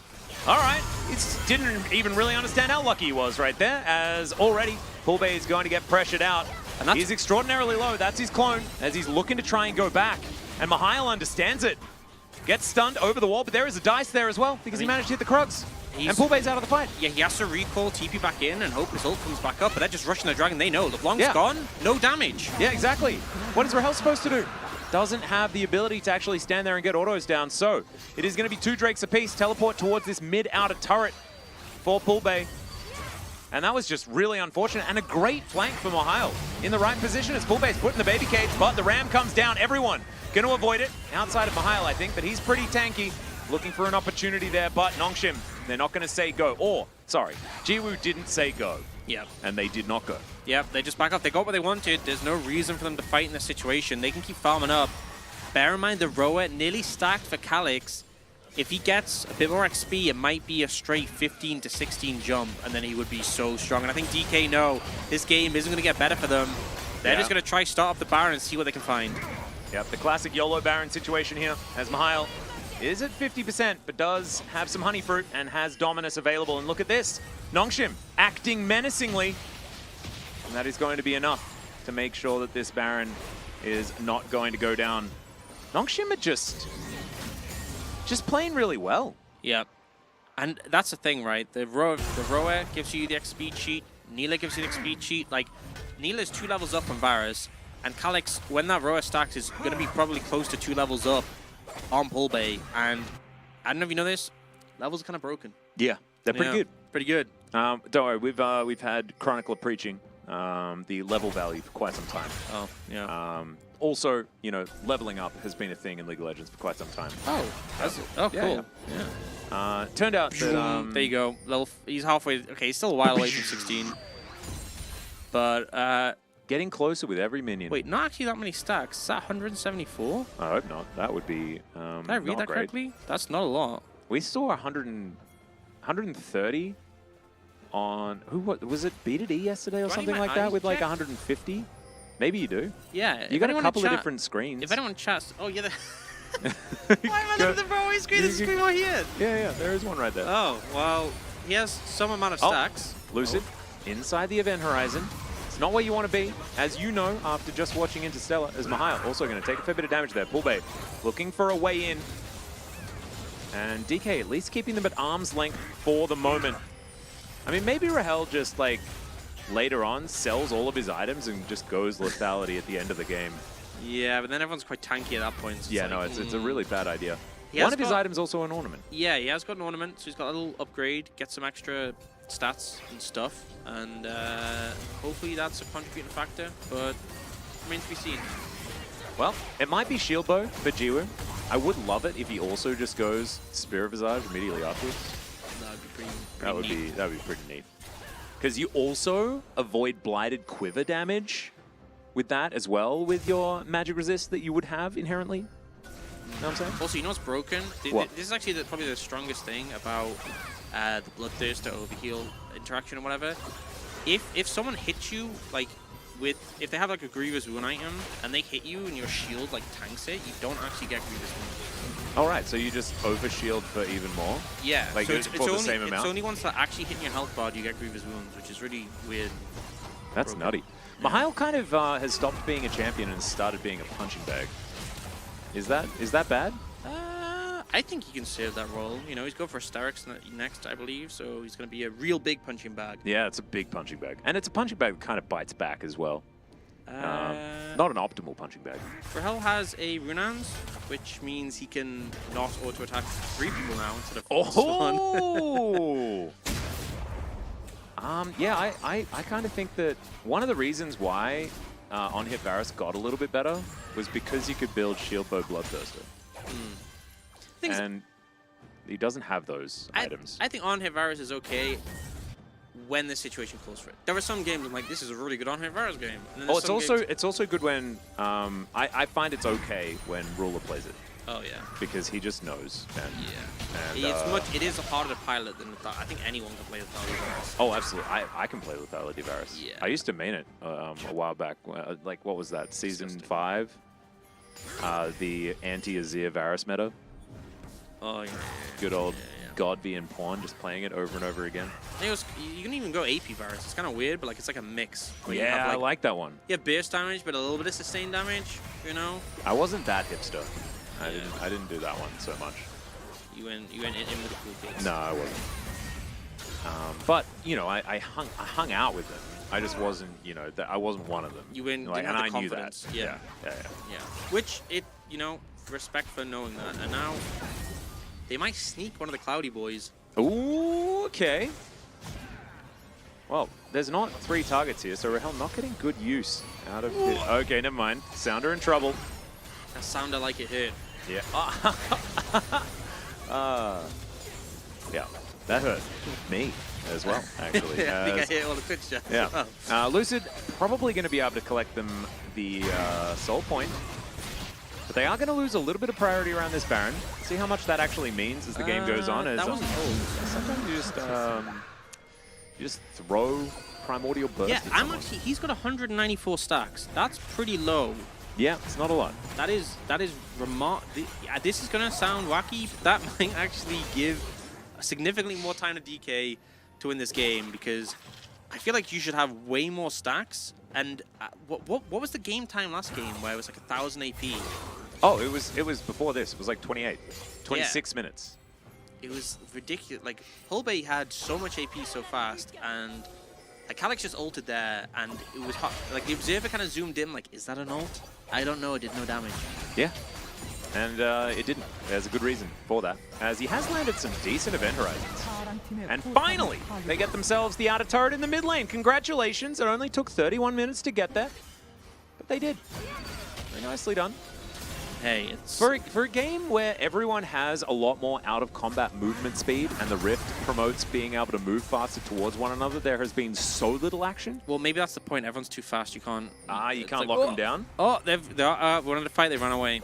Yeah, fair enough. It's out of combat movement speed. It's not in combat. Yeah, true. Everyone wants to stay out of combat. Everyone needs to maximize the value of the Cloud. And look, I'm never gonna fault someone for that. Yep. This is a Baron, apparently, allegedly. Allegedly Baron, absolutely. There is dark matter falling from the sky over and over. Look at all the vision the Nongshim have. They know exactly what's going on in every way. Jiwoo able to just prance over here if you would like to. Look, you see that? Oh no, the cage goes down and they just dive on top of them. Good kick to get Jiwoo out of there, but they all just walk out of the hostile takeover, and in goes Jiwoo now, looking for some apotheosis, doesn't quite get the value, gets a lot of stopwatches though, and oh my god, they just tear them to shreds. And at the end of that, Calyx, full HP, Jiwoo, full HP, their damage just isn't there, and if you actually look, 751 from the Varus just not able to do enough. Lucid actually doing a fair bit himself, but they just don't have the follow-through in these team fights. They're just too much beef on the side of Nongshim. And I don't know, like, Sounder, you could be winning the game with your team right now, but instead, you're chasing down a Renata. But I think they're still going to be able to do it here. And the first Nexus turret will go down. Nongshim going to get to match point here in this series. D+ Kia, another chance to bring themselves towards Silver Scrapes, and we'll see whether they can get there. But right now, this is a red side win. Orcs, this is the reason why this could be a tragedy for D+. Yeah, because even if they win this next game, it gives the final one over to Nongshim on blue side. So this was kind of like the break in the serve in tennis analogy. Exactly. This final fight, you know, a lot of things came out initially, but we see Rahel just gets caught and isn't able to auto attack. And once he's dead, you know, Polbe's already done all of his damage. There's just no follow through. That Renekton's still super healthy. The damage just isn't there. The follow through just isn't available. And it felt like they could just walk at them and you.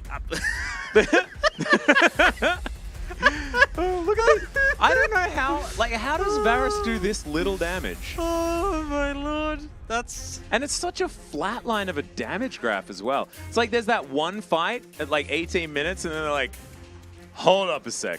Okay, I'm going to say it at this point. You probably should have just let Renata farm. And go damage Renata. Yeah, so we have talked a little bit about DK, and this is the thing, right? We talked about them wanting to play through the mid-jungle, wanting to play through the top side.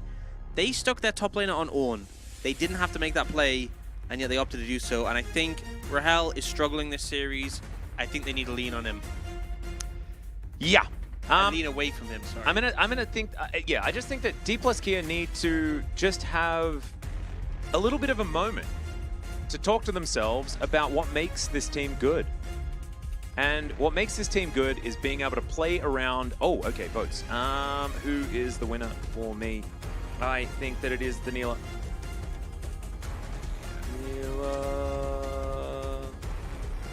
There we go. I still have to give it to him, even though Calyx did the most damage. And Mihail was actually, I think, very pivotal in this game as well. Sounder also. Maybe it's a Sounder vote. I don't know. But I still think that Jiwoo is just... you can tell that it's him making the calls to go in. You can just feel it. And so I think that a lot of the credit does need to go to how he orchestrates so many of these fights. Yeah, I mean, he was just on the front line consistently with the Neela running forwards, charging on the front line, and Calyx, I think, loses points from me because he didn't have any stacks. Could have been higher. Yeah. I'm sort of like the satisfaction of the numbers. Yeah, and I also think that if you're playing Viger and you're not getting to a decent clip on the stacks, even if you're able to press E comfortably... Could have been a support Veigar. You could have been a support Veigar, if you just exactly. press E comfortably. Well, Mihail's going to collect it, and I actually don't mind this vote at all. I think Mihail, Sounder, or Neela are absolutely fine. I say Neela, it's Jiwoo. And it's also Jiwoo's birthday, so I just want to give them to him the majority of the time anyway. But his early game play, fantastic on the Renekton, holding down the fort, and getting a POG on something other than Cassante for this player is huge. Yeah, I mean, for sure. And the Renekton looked good. They did secure that before it went to second rotation. They needed the fallback. And the thing is, you can ban the Cassante, but if you're banning, you spend 2 bans in the top lane, I feel like you're losing so much ground, especially since I think it's been made clear this Neela's a problem as well. Yeah. So, you know, apparently you only need 2 champs. That's how many. Yeah, we've solved it. Well, as long as we're not... Oh, man. What? So they pick blue side and they ban Renekton, Cassante, and they're like, checkmate, Mihail. Honestly, at that point, just stick him on, like, Sion, and you can just do whatever. I'm pretty sure Mihail's fine. He's actually just going to... They're going to pick away Pulbe's LeBlanc, and it's going to be Mihail. He's like, I studied at the school of Dundon. There is no way that you can beat me. Imagine if you just whipped out something that was, like, significantly better than everything else he'd played, and it's like, why have we seen this before? And he's like, I never needed to. You know, never came down to it. He was in his lane. He was flourishing.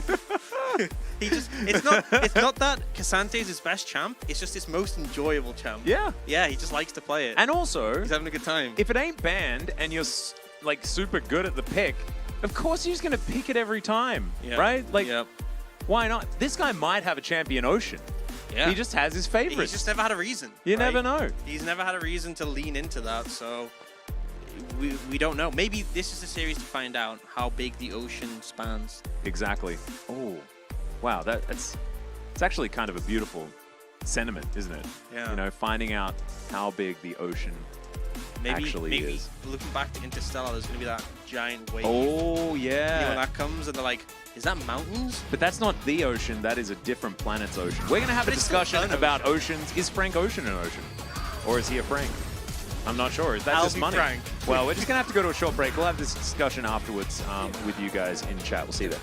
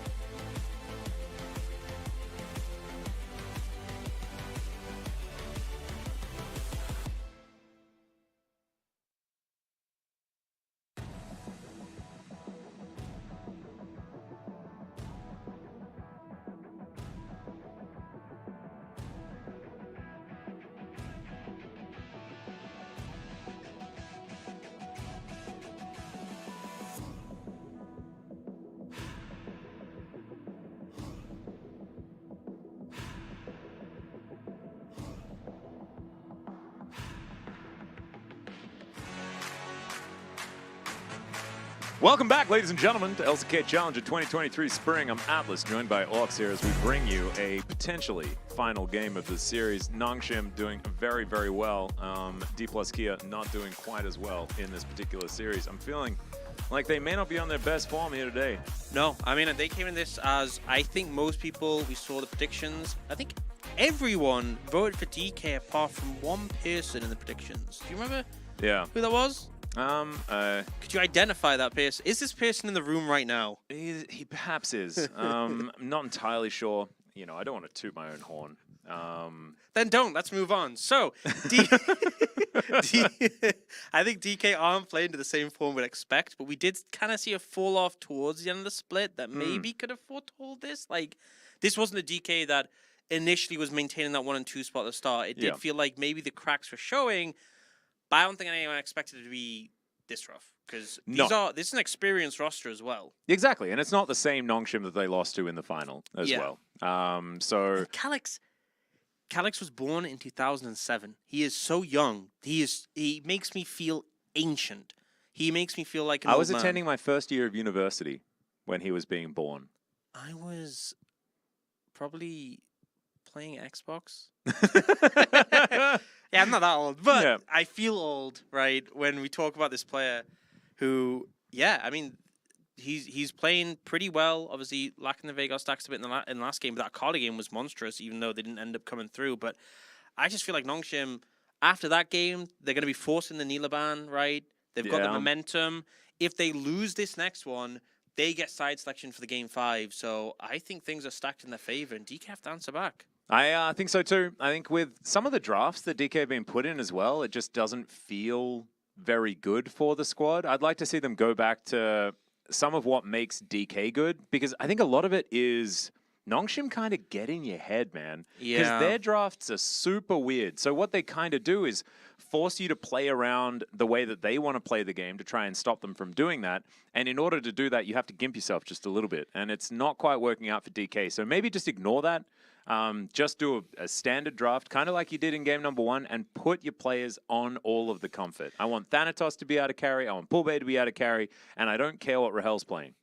Yeah, I mean, that's fair. I think that ultimately Thanatos got on the Ornn I wasn't a big fan of, because it meant that the only way they could function was play towards bot, mid-jungle into bot. Yeah. I think just play towards top side, have a bot lane that's stable like they did in game 1, and just vibe. Let the bot lane vibe, and then everyone else can do their thing, and that's how you get to the victory. But I think the draft was rough in the last game, and I think ultimately it's clear when you're playing against something like Neela. We all know who the most experienced Neela player is in this game. It's G, right? Yeah. He's going to know how to play it. He's going to know what is good against it. He's going to know what sucks against it. So when he pulls it out, he's going to be prepared for the situation. And I feel like, sure, we have seen it on display, but DK, as much as it's frustrating, it's one ban. Yeah. Just clear it. Don't deal with it. You've already lost a game to it. Get it out of sight, out of mind, and focus on the rest of the picks. Detroit, I'm not pushing 40 just yet.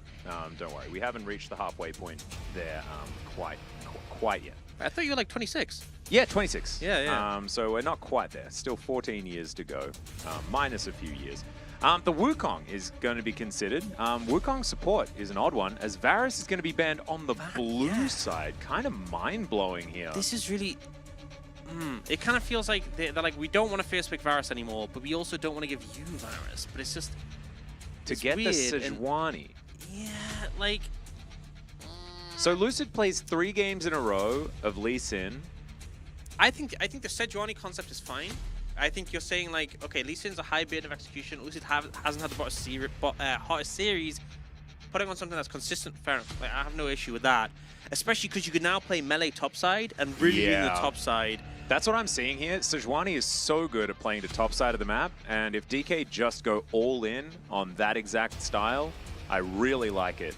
But the problem is, Nongshim have done 2 good moves. One is they picked Veigar, who's obviously good into melee champions. Yeah. And 2, they picked Renekton, which denies the Renekton-Sejuani combo, and also can work well as a pretty solid brick wall. He can hold his own quite solidly. This is cool. I Not like a this. lot of permafrost value, however, Kennen wrecks Renekton in that lane. And J-Star ranges Veigar, so you don't actually have to opt into him. If you hit him with a couple of good shock blasts, you won't even be able to fight. I actually really like it. It could be a Nongshim flex Veigar to bottom lane angle as they consider Sounder's jungle pick, I would assume.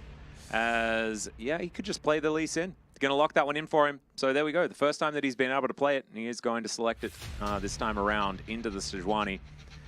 A little bit dangerous. I do like having Lee Sin when there's a Kennen on the opposing team. But outside of that, I think it is going to be a dangerous option here.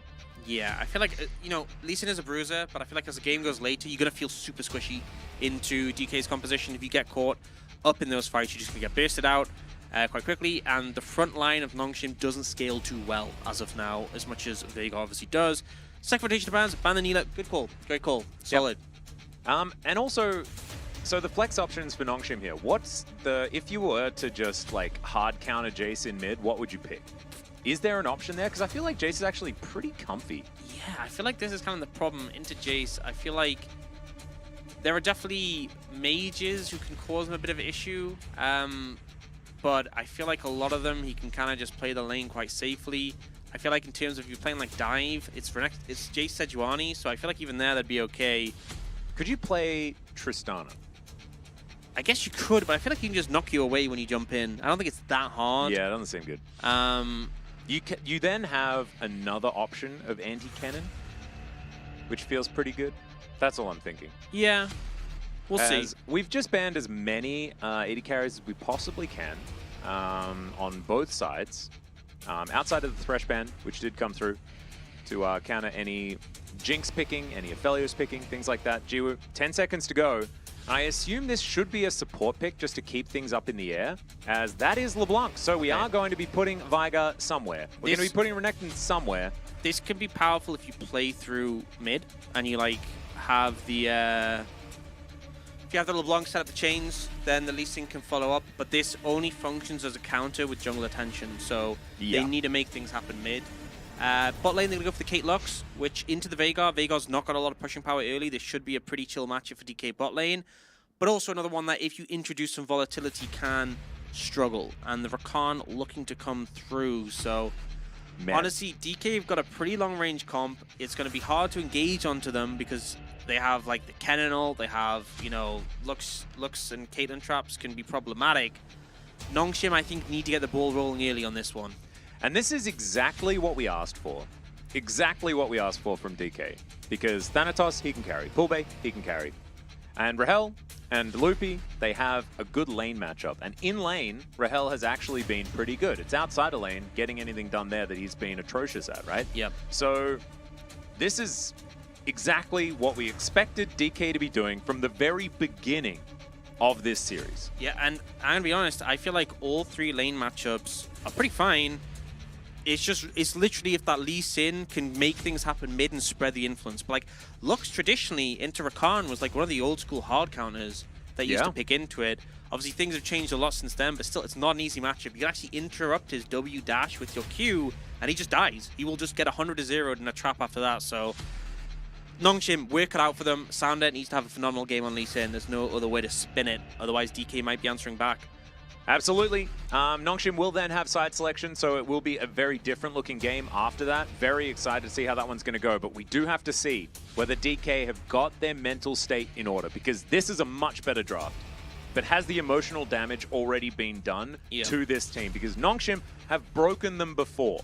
And D+ here, there is so much pressure added to this, right? Because you're playing against match point against a team that beat you in the final last time around, and you chose them. You could have not chosen them. You could have dodged it. Yeah. You could have dodged the matchup. You could have gone somewhere else. And the fact as well, you lost a game to the Neela, which seems like a small thing, but like you chose his opponent, you chose to leave the Neela open, and you lost that game. That's going to rest on your mind. Yep, that's going to bother you. It's going to annoy you. There is a lot going on this series, and I just hope that we get to that silver scrapes. And here we are, getting ready. We're going to do first.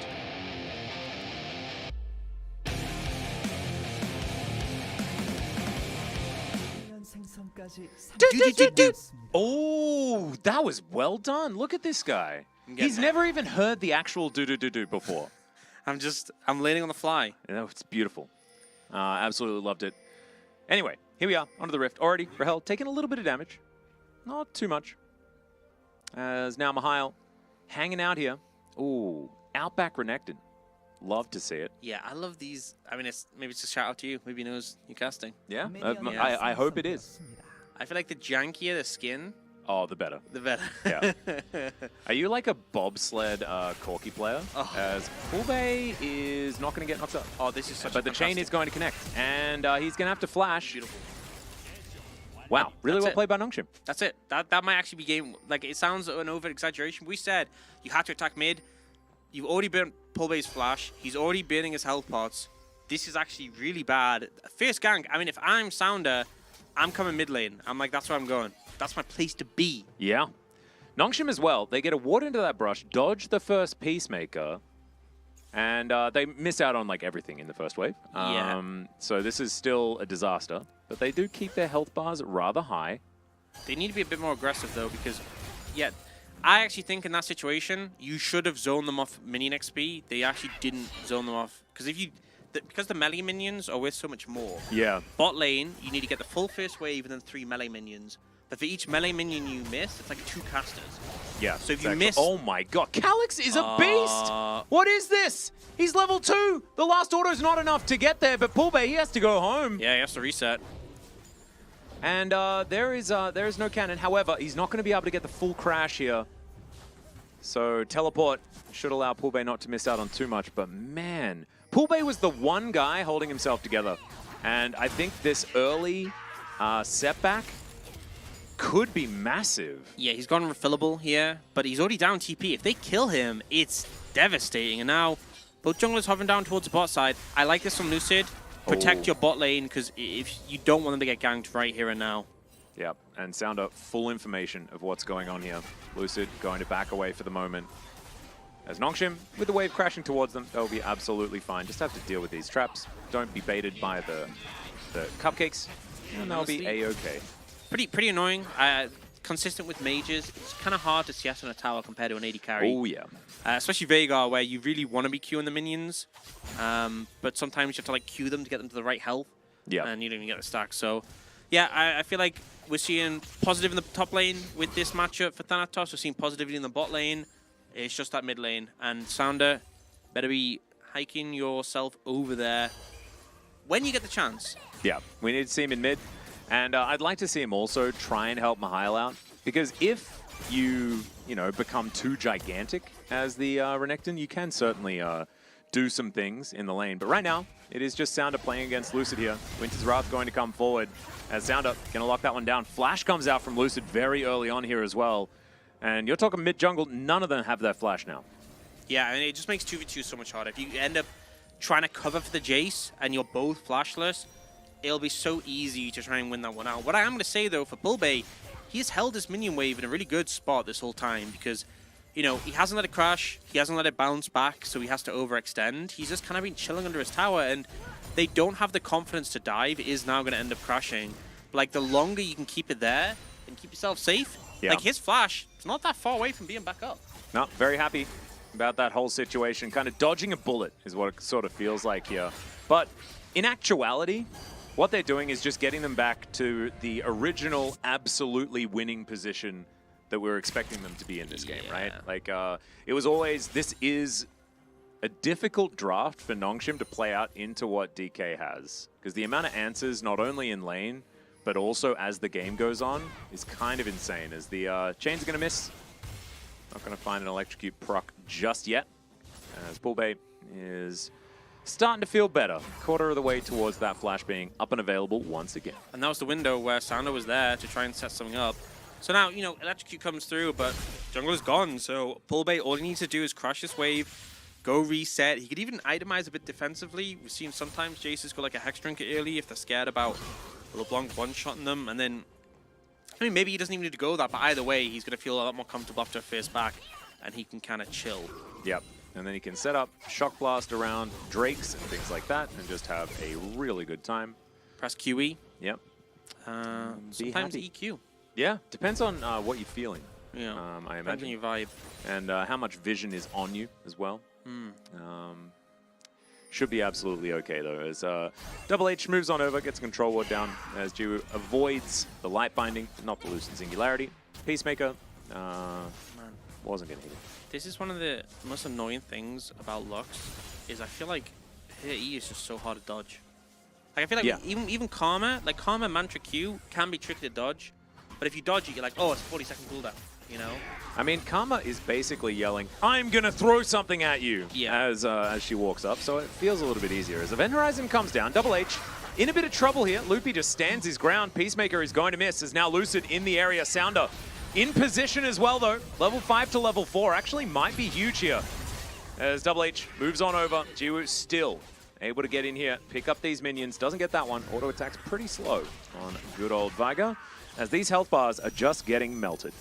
Yeah, I mean, I like the decision though. Lucid is there, and this is kind of like good jungle play. It's not necessarily about the ganks, right? It's still 0-0-0 Sejuani.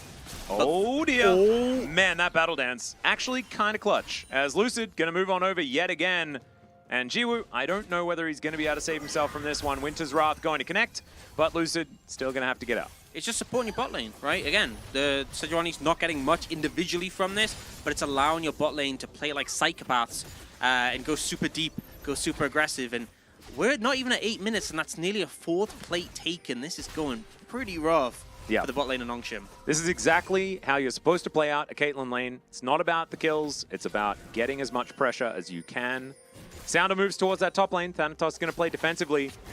And DK, welcome to the series. You know, I don't think that we've seen the DK that we're expecting to see. They played the cleanest game of Challenger this year. They did. It was in the first week. It was in the first game that they played. It was one of the most beautifully played games of League of Legends that I'd seen. And we just haven't really seen that version of this team for a really long time. And maybe this is a return. It might be. If you, I mean, 2-1 down in a series, that's a pretty good time. That's a pretty solid time to have a return, I would say. All I things think like considered. it's almost too late, but not.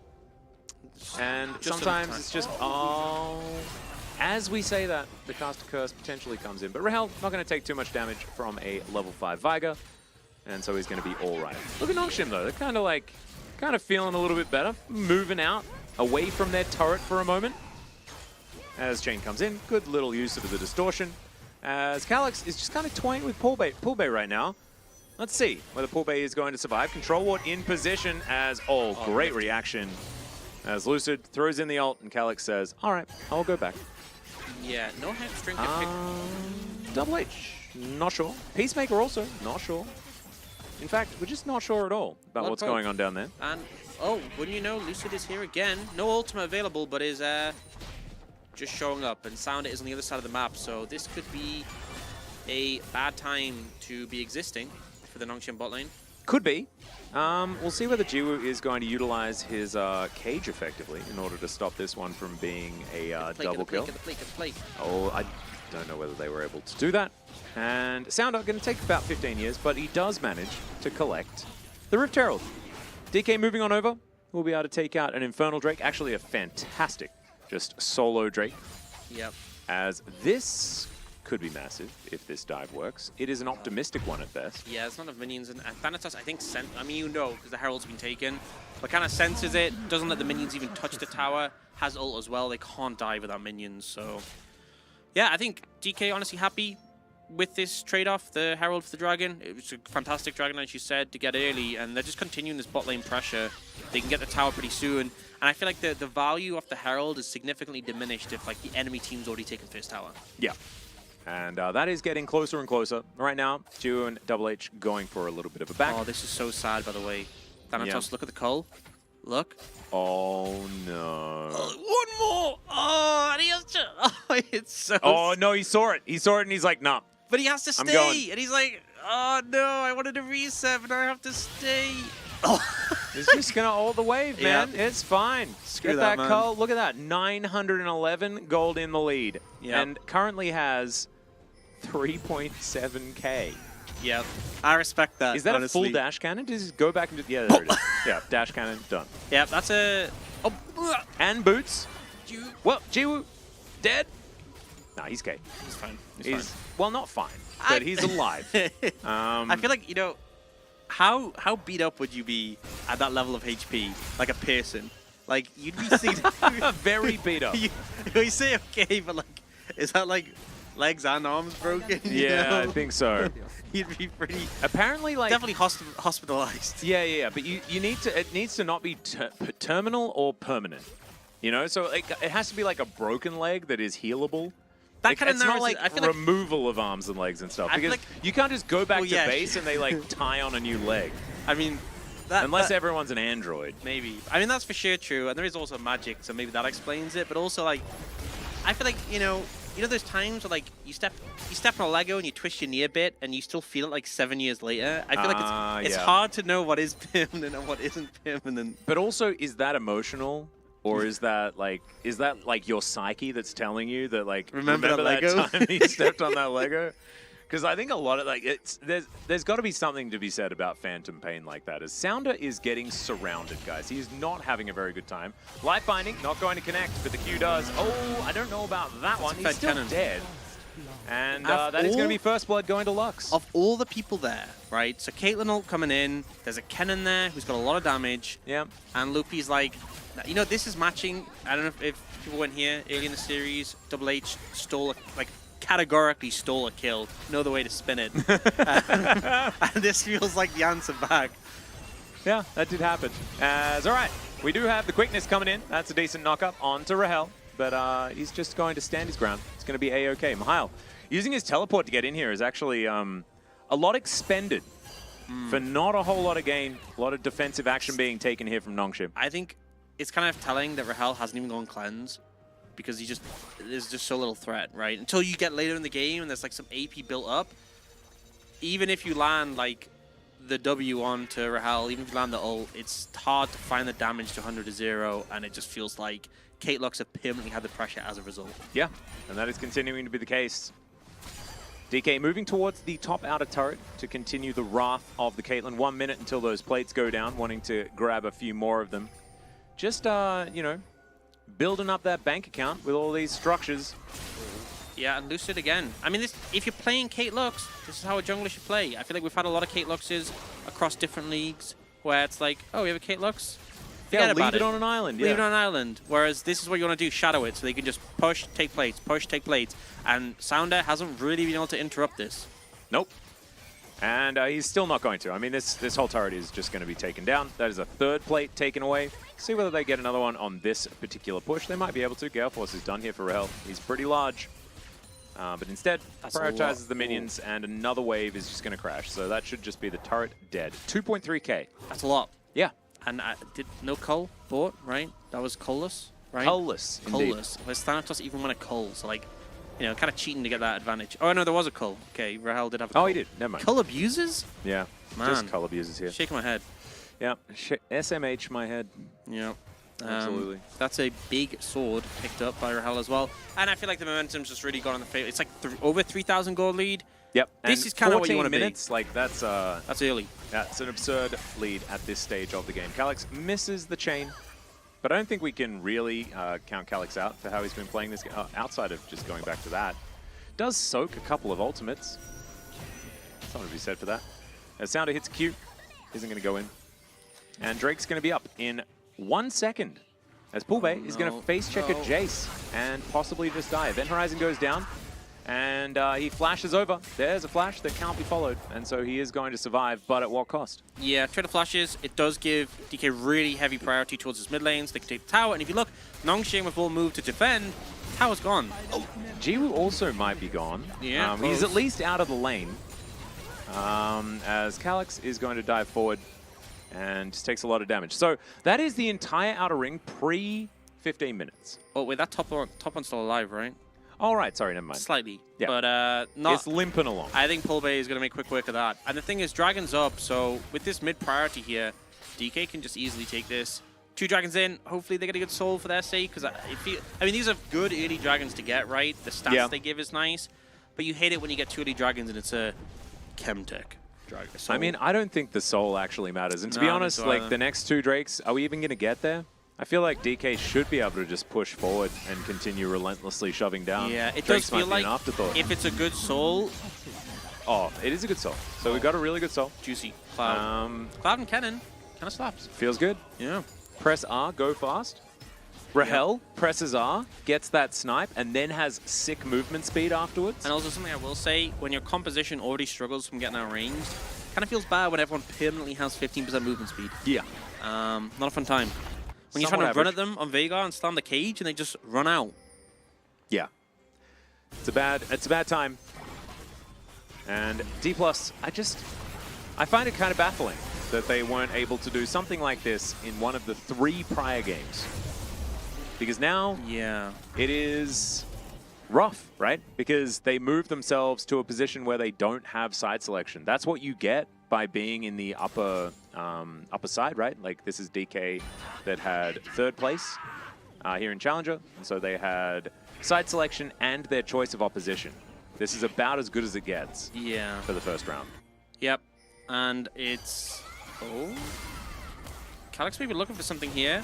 Well, Loopy could be in trouble. Calyx dives on over. The baby cage not doing too much as Jiwoo has to cleanse almost immediately. Double H has a battle dance, I believe, as Thanatos goes in and doesn't really find much with the ult. Slice gets Mihail out of there. Sound a nice disengaged kick, and Nongshim, they're saying no to the violence. Yeah, it was a bit of a weird one. I'm going to be honest, the Thanatos ult was a bit too late, and it was kind of like, okay, you hit the Lee Sin and the Renekton, who both have Merc Treads, and probably at least one of them has like Legend Tenacity, so optimistic. Yeah, I would doesn't say. have any Chemtech Drakes, though. True. Not as much tenacity, Yeah, see? not as tenacious as they could be. Yeah, not the Legends tenacious like you were talking about. Yeah. Tenacious D. Yeah. No, that we don't have any tenacious D in this game right now. As okay, some disengage being employed. As Nongshim gonna go try and lick their wounds. 4,000 gold is the advantage for D+ Kia. Hasn't extended by that much all that recently, but they are still in a phenomenal place in this game. Yep. And I think typically it starts to get trickier when you broke the T1 towers, because T1 towers, you know, teams can often do a lot of work to hold on to like mid, Yeah. but generally speaking, they're easy to take. Tier 2 towers, a bit trickier. If you don't have a Herald, you have to do, you know, some smart macro to get it. And then it's tier 3s that you kind of want in a Baron or like a Fiora Yeah. if you want to break them, or like a team fight win. So I think with Caitlyn kind of changes the equation a little bit just with her massive range. Her ability to siege is just nuts. Traps as well. True. All of those like conversations about how hard it is to take turrets, 100% agree. Unless Kate does Caitlyn. make it easier, yeah. I think what they should do though is like you push the mid wave in, and then you kind of like cut across the enemy jungle. Yeah. When there are waves coming in, you just like no, this is our jungle. And just do the 4-1. Yeah, and then you rotate it over and you get that bot lane. That's a very viable thing to do. We'll see if they try and set up. But to be honest, I think DK might just be like, let's just farm and wait Yeah. until Dragon. Or just kill them all. Yeah. Fight for a Baron. The challenger's in a way. minute. Yeah. Oh, we're waiting for Baron's up. Tana, just start it up. Yeah. Give it a go. Have Thanatos on the flank.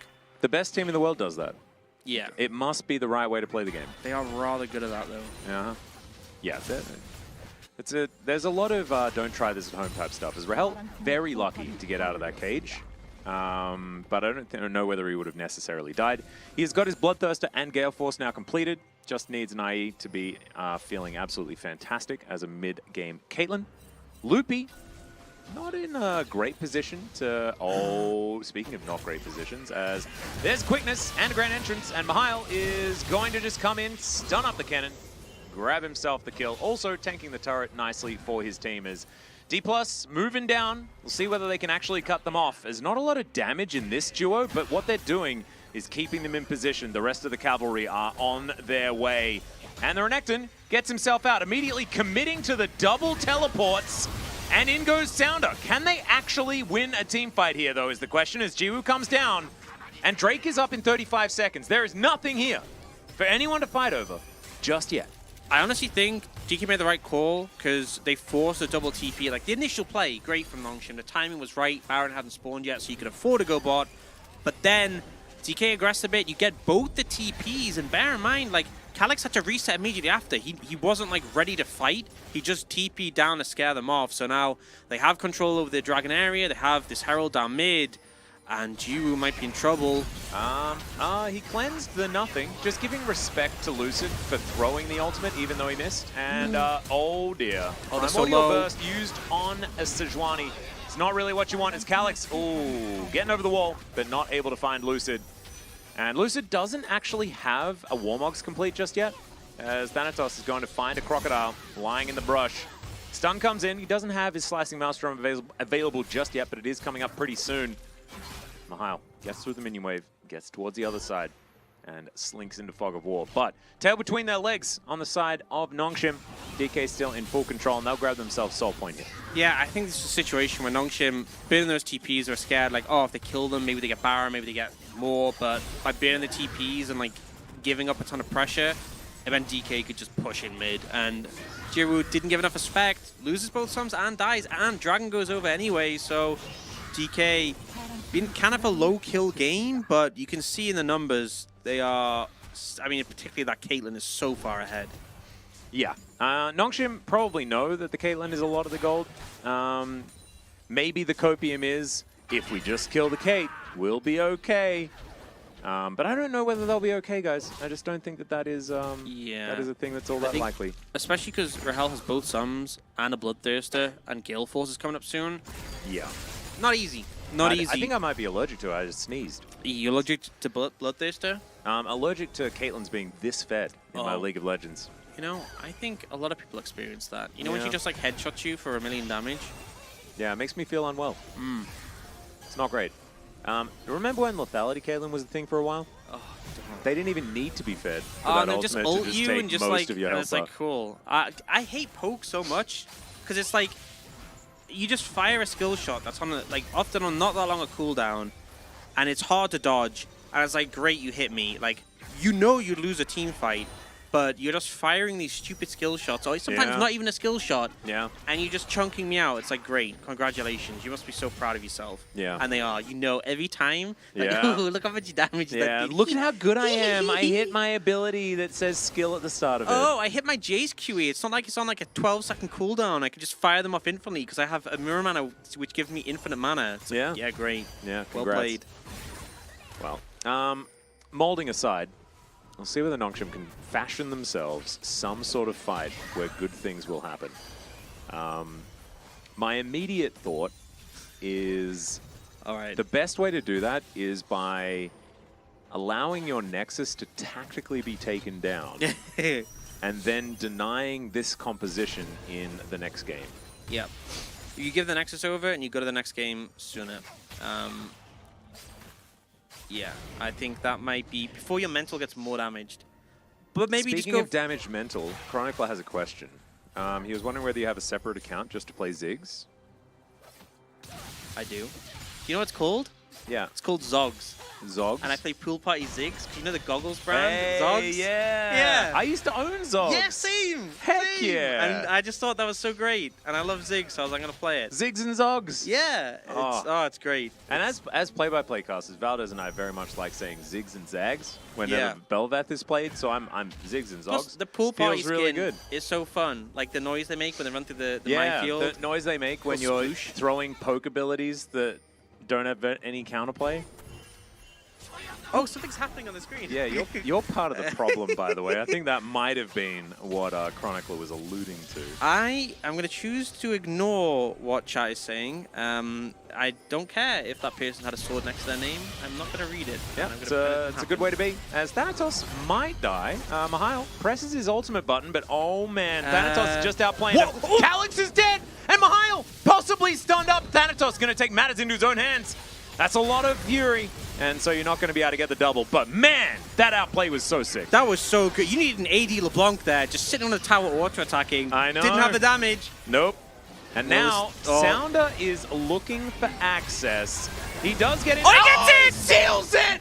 And he gets out? Wait, what? No, you're not allowed to get out. You're not allowed to get out after that steal. Sounder, you go back. You go back. You go back to that Baron pit. They deserve this kill.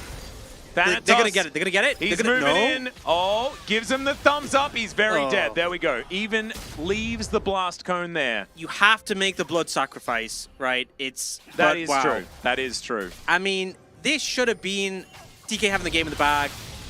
Ult comes in, a lot of the burst used, and then here, you know, Calyx just kind of auto-attacking, gets stunned, and then the flash to dodge the W. So well played. So sick. And here, it's like, okay, our top laner just won a 1v2. All we have to do is press smite on the Baron. Yeah. And you know what they didn't do it able to do? They didn't do. They Yeah. couldn't do.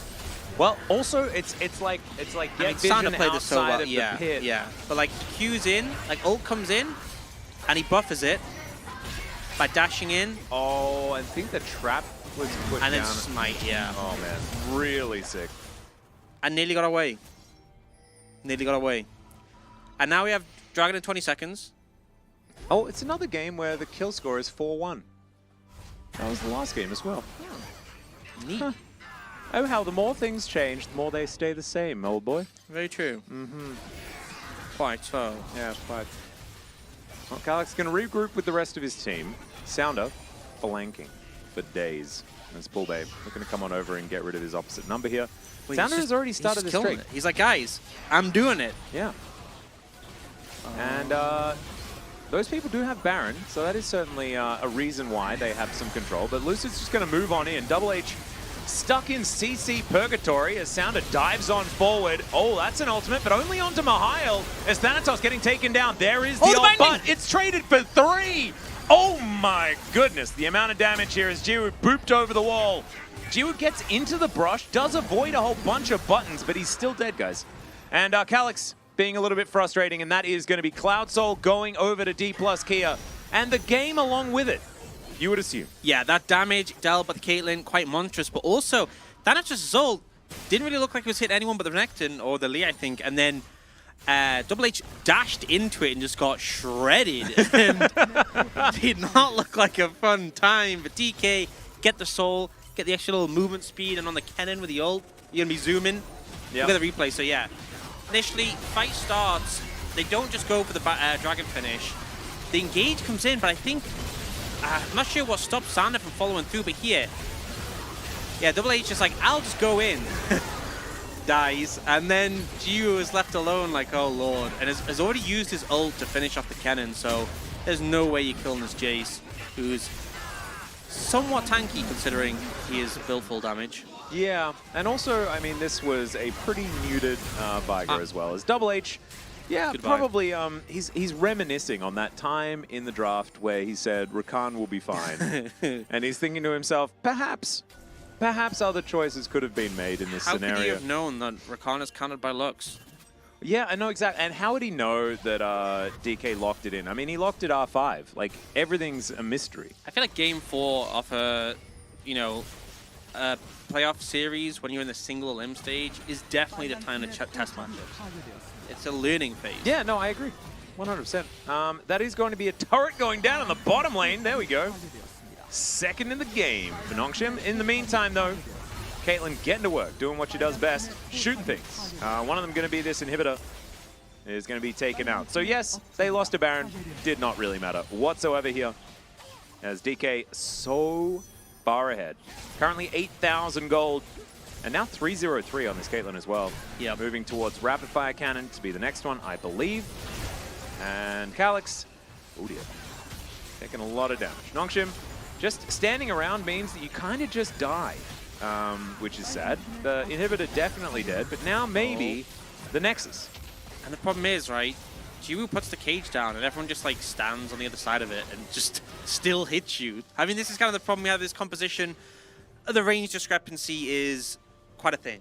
It is, and it was pretty face up. They do now have the opportunity in 3 minutes time of getting Exodia before they decide to take down the Nexus. I don't know whether the Nexus will survive long enough for that to be a thing. I also think, we've seen, I think everyone has seen a recent moment, which I won't specifically mention, where starting an Elder can be a complete throw when the game's in your control. There's no Ezreal in the game. True. So it might be no easier Ashe? to not be distracted. Ashe was the one who... Oh, yeah, that's true. But I We think don't have the kill ultimately, secure.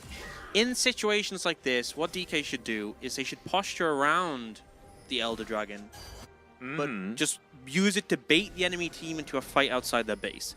And then don't get it low enough that it becomes a flip. Like, if you're confident you're the stronger team, which they should be, they're so far ahead, just fight. No, that's a weird thing to do. Just I don't fight. know why you'd say things like that. It's crazy. It's crazy, especially since, like, I feel like sometimes it's hard to stop teams from fighting. They can't resist. And that's the moment where it's like, no, just fight. Yeah. go. This is listen to your instincts. You know? As G taking a shock blast there. Not too worried about it. Does actually manage to get to a death cap. Kind of crazy. Whoa! Okay, Thanatos just explodes the burst mage, and oh dearie me. Oh man, okay, so Calyx is gonna be all right. Shock blast does not connect. Again. But he's still home. Gonna be all right is a strong Tim. Well, he's not dead. He's going to go back and get that arm reattached, or something like that. And the leg, and the other leg, and the other arm. And then teleport back here. He's a glutton for punishment, I guess. Let's see whether Sounder can do it again, guys. As, all right, in we go. There's a kick onto Lucid. Event Horizon is down. Can they get a kill before everyone dies? Because here comes Thanatos. Just destroys the Viger. Mihail down extraordinarily low as Rahel has had enough of this. And DK, they don't need to waste their time with no Baron. They should be able to just go and win the game. Perfect play. I mean, DK bait them in with a Baron. They try and opt in. Thanatos gets a mega ult.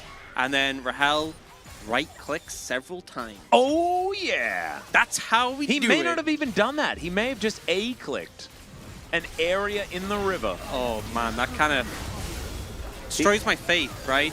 I make assumptions that right-clicking is being done, but... Yeah, maybe it wasn't. How are we supposed to know? Yeah, you never know.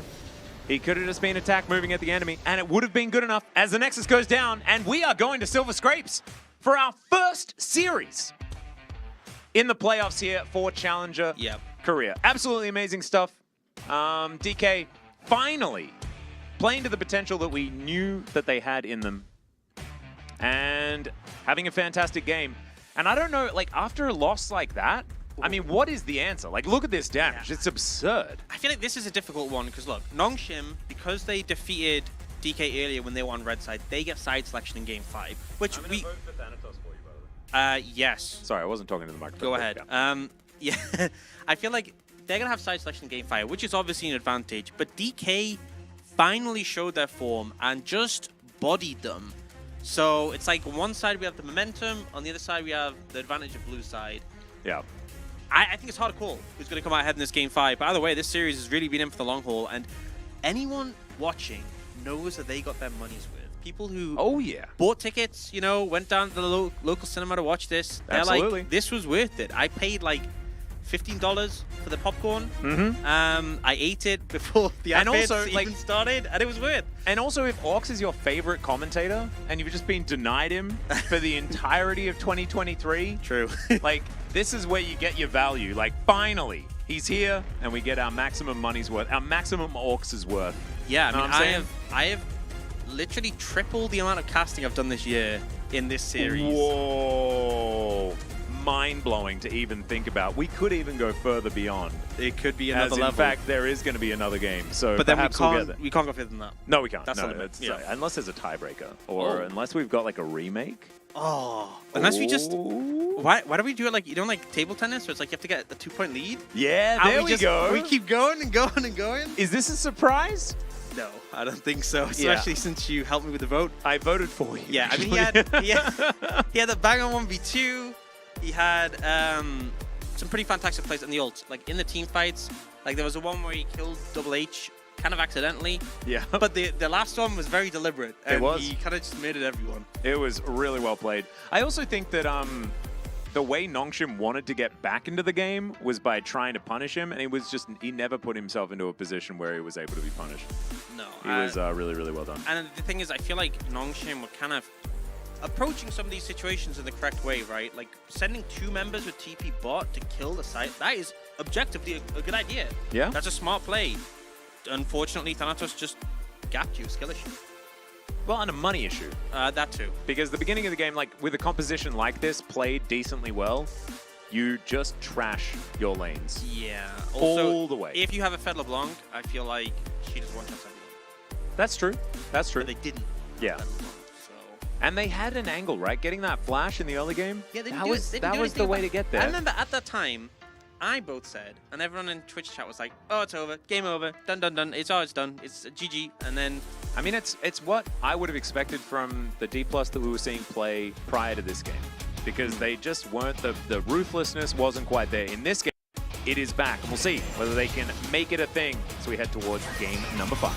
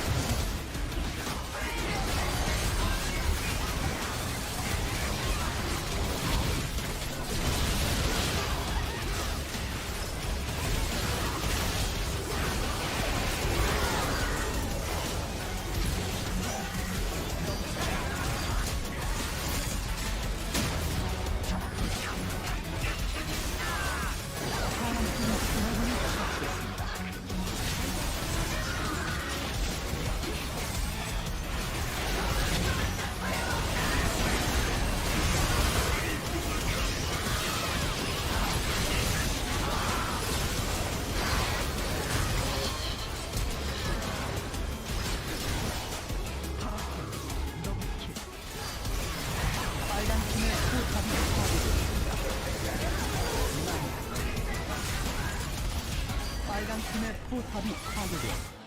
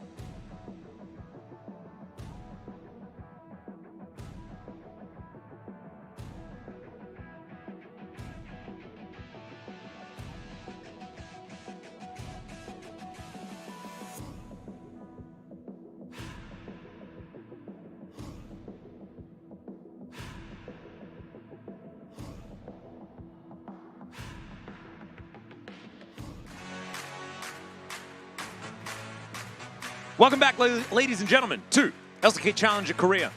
It is 2023, and it is spring. This is not a rebroadcast. I repeat, we are now in real time. And it is Game 5 between D plus Kia and Nongshim. Both of these squads going down to the wire in the last game. The last game was it was a game that was played by both of the teams. One of them having champions that could shoot people from further away than the other team. That's very true. I feel like one team really got to play the game, and one team somewhat got to kind of play the game. Yeah, And a that little was- bit of playing the game happened. That was a distinction. We said, you know, Nongshim had to go hard from minute 1, and they did, but then they stopped by minute 2, where they didn't really do anything about the Jace. Yeah, the level 1 Great. nailed it. Yeah. Everything was really good there, but They from kind of that all point fell on- apart from there. Yeah, it wasn't great. So if we could just play the first minute, then we could be going home right now. They but should it just is gone, not the case. stop the clock. Yep, it's not how it's done. But game number 5, I think we all saw this coming, and we'll have to see whether Nongshim can do it once again. They did it in the Challenger final against D plus Kia last year. It happened the very last time these two teams met in 2022. That was the outcome. Nongshim have selected the blue side, and we have a beautiful surprise for you. Yeah, hey, we just met him, and this is crazy. So here's my number. And Call Me maybe gets subbed in this game. He maybe gets subbed in? Maybe. Well, he does. He does. Oh, okay, He's okay. here. There he is. That's him. He got subbed in this game. The Carly Rae Jepsen fan himself is now in the mid lane. And this, it seems a bit unfair, doesn't it? Because this is putting LCK talent that was undefeated up until he faced off against Faker. And he's allowed to play in Challenger. Is that not nuts? Is that not insane? Like, why? It's pretty nuts. Like, why wouldn't you just then sub in Deft? Like, why don't we just have sub in Deft happening? I do want to say, I mean, I do think there's rules about how many games you can play in one or the other, isn't there? I have no idea. But I think there whatever. are. Whatever. Anyway. I don't think it's legal to put Deft in yet. I do want to say, Calyx had a pretty good series. I think he played really well. Young player, a lot of hype. I don't think this is like, okay, you did wrong, we're subbing you out. This is just Call Me's going to come in and clean out the series. But Calyx, you know, great job. Yep. And now Call Me stepping in, and I'm assuming a lot of people in the chat did catch his debut in the LCK, but for those who didn't, his first series was pretty banging against Brion. He didn't die once in the whole series. Game 1, got the Pog. Game 2, didn't get the Pog, but had some pretty Pog performance. Next time they played was against T1, and that went as you'd expect. I don't think he was bad, but it's like you're against T1. Yeah. Right? Yeah. But, you know, obviously coming in here, and this may be the boost they need. They're on the right side now, which is blue side. And yeah, they It's just the left get... side. Oh, I'm in correct side. My apologies. Yeah. But DK Thanadolia has a good point, though. We can't sub in Deft. It's not due to the rules. The rules state that you can actually sub. You just can't play in the actual playoffs. Oh, okay.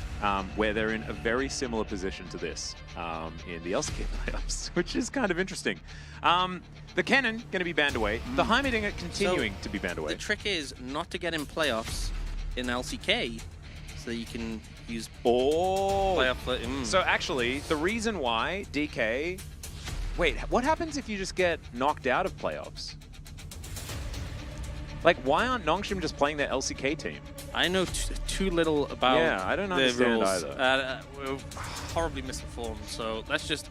Oh, look, they're banning more supports. As you can see, they banned 5 support champions again. Yeah. If anyone who hasn't tuned in, they've been banning support champions 10 support champions banned the entire every game. series. Yeah. Nila is a very weird support, but Yeah. still can be played support. So that's 6 support champions once again. Yeah, you just, I mean, you still farm as support on Nila, but you 'cause just the have a W, center, like the AD carry plays center. Imagine your AD carries are autoing each other, and you W and stand on them. They Yeah. can't be auto. Exactly. It's like better brawn. No, it's amazing. Yeah. It's incredible defensive play. Not going to be available this game, though, as Nongshim first pick Viger. And this is kind of weird because notice there's no AD carries banned here. Varus, Kate, Ashe, all available, which we've kind of seen a lot of them banned out. And for that reason, I kind of like the... Well, I don't like Vigo when you can just once again pick the same champions one more time. Wait, did they just flip sides and this is the same? Yeah, it's exactly the same. Identical draft arena situation. No Kennen, and the Varus is available, so they're going Varus to has pick that. range. Yeah, Varus, Yeah, a somewhat ranged champion. indeed. That's pretty good.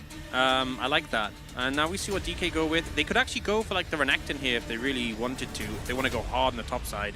But it would mean they're lacking AP a bit. So maybe they don't go towards that. Maybe they just pick an AD carry to the match. Because if you want to take like the Kate or something, kind of has to be now. Or the Ashe yourselves. Can Zeri. we go for the Zeri? See, I'm not a huge fan because you can't get the good Zeri pairings because you'll get banned. And also, you're going to get outranged and poked. But this is clearly having some confidence in Rahel. Yeah, and Rahel's also just like performed amazingly well on Zeri so far. 0 and 2 thus far in the match with the Zeri fact- pickup. They ban Rakan as well, so a lot of people have been pairing Rakan with Zeri. It's quite a popular one. So Rakan's gone, Lulu's gone. You're really struggling on the old Zeri pairings, and I feel like Zeri is a much more support-dependent champion than Varus. Varus is kind of sticking with whoever, doesn't really care. And can choose a build based on what his support is going to do as well, Yeah. as they ban the Lulu and then decide that eliminating some pull bait choices is the way to go. Pull bait is going to just be playing the Jace this game, by the looks of things. They are also pretty keen on physical damage.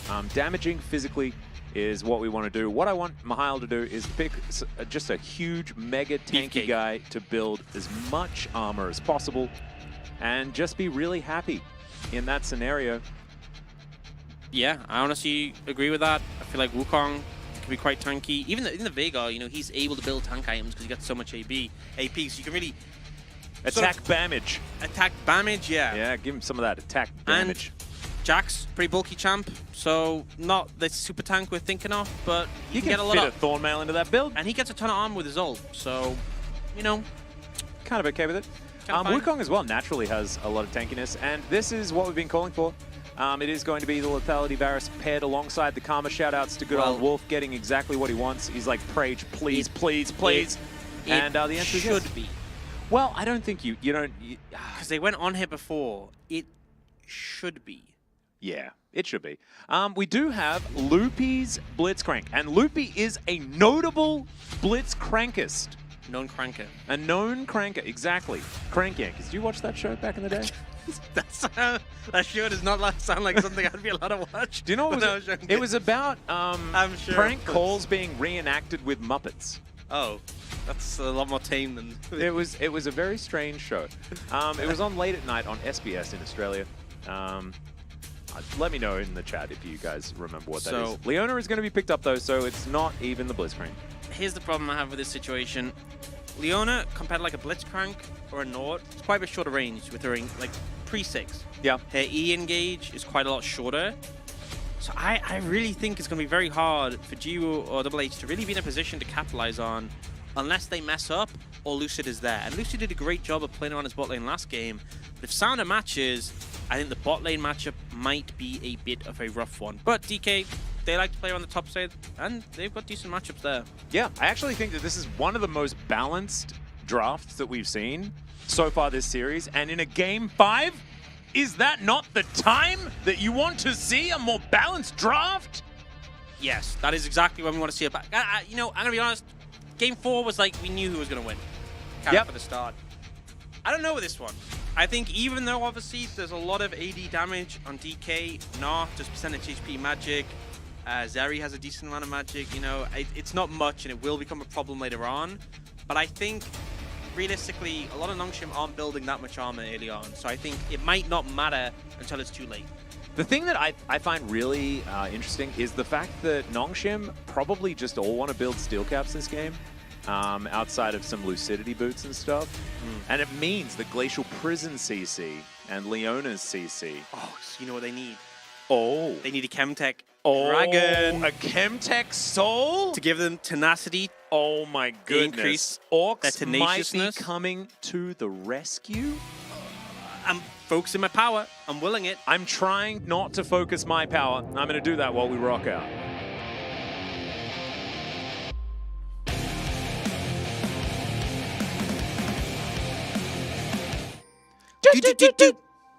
Oh, pretty good.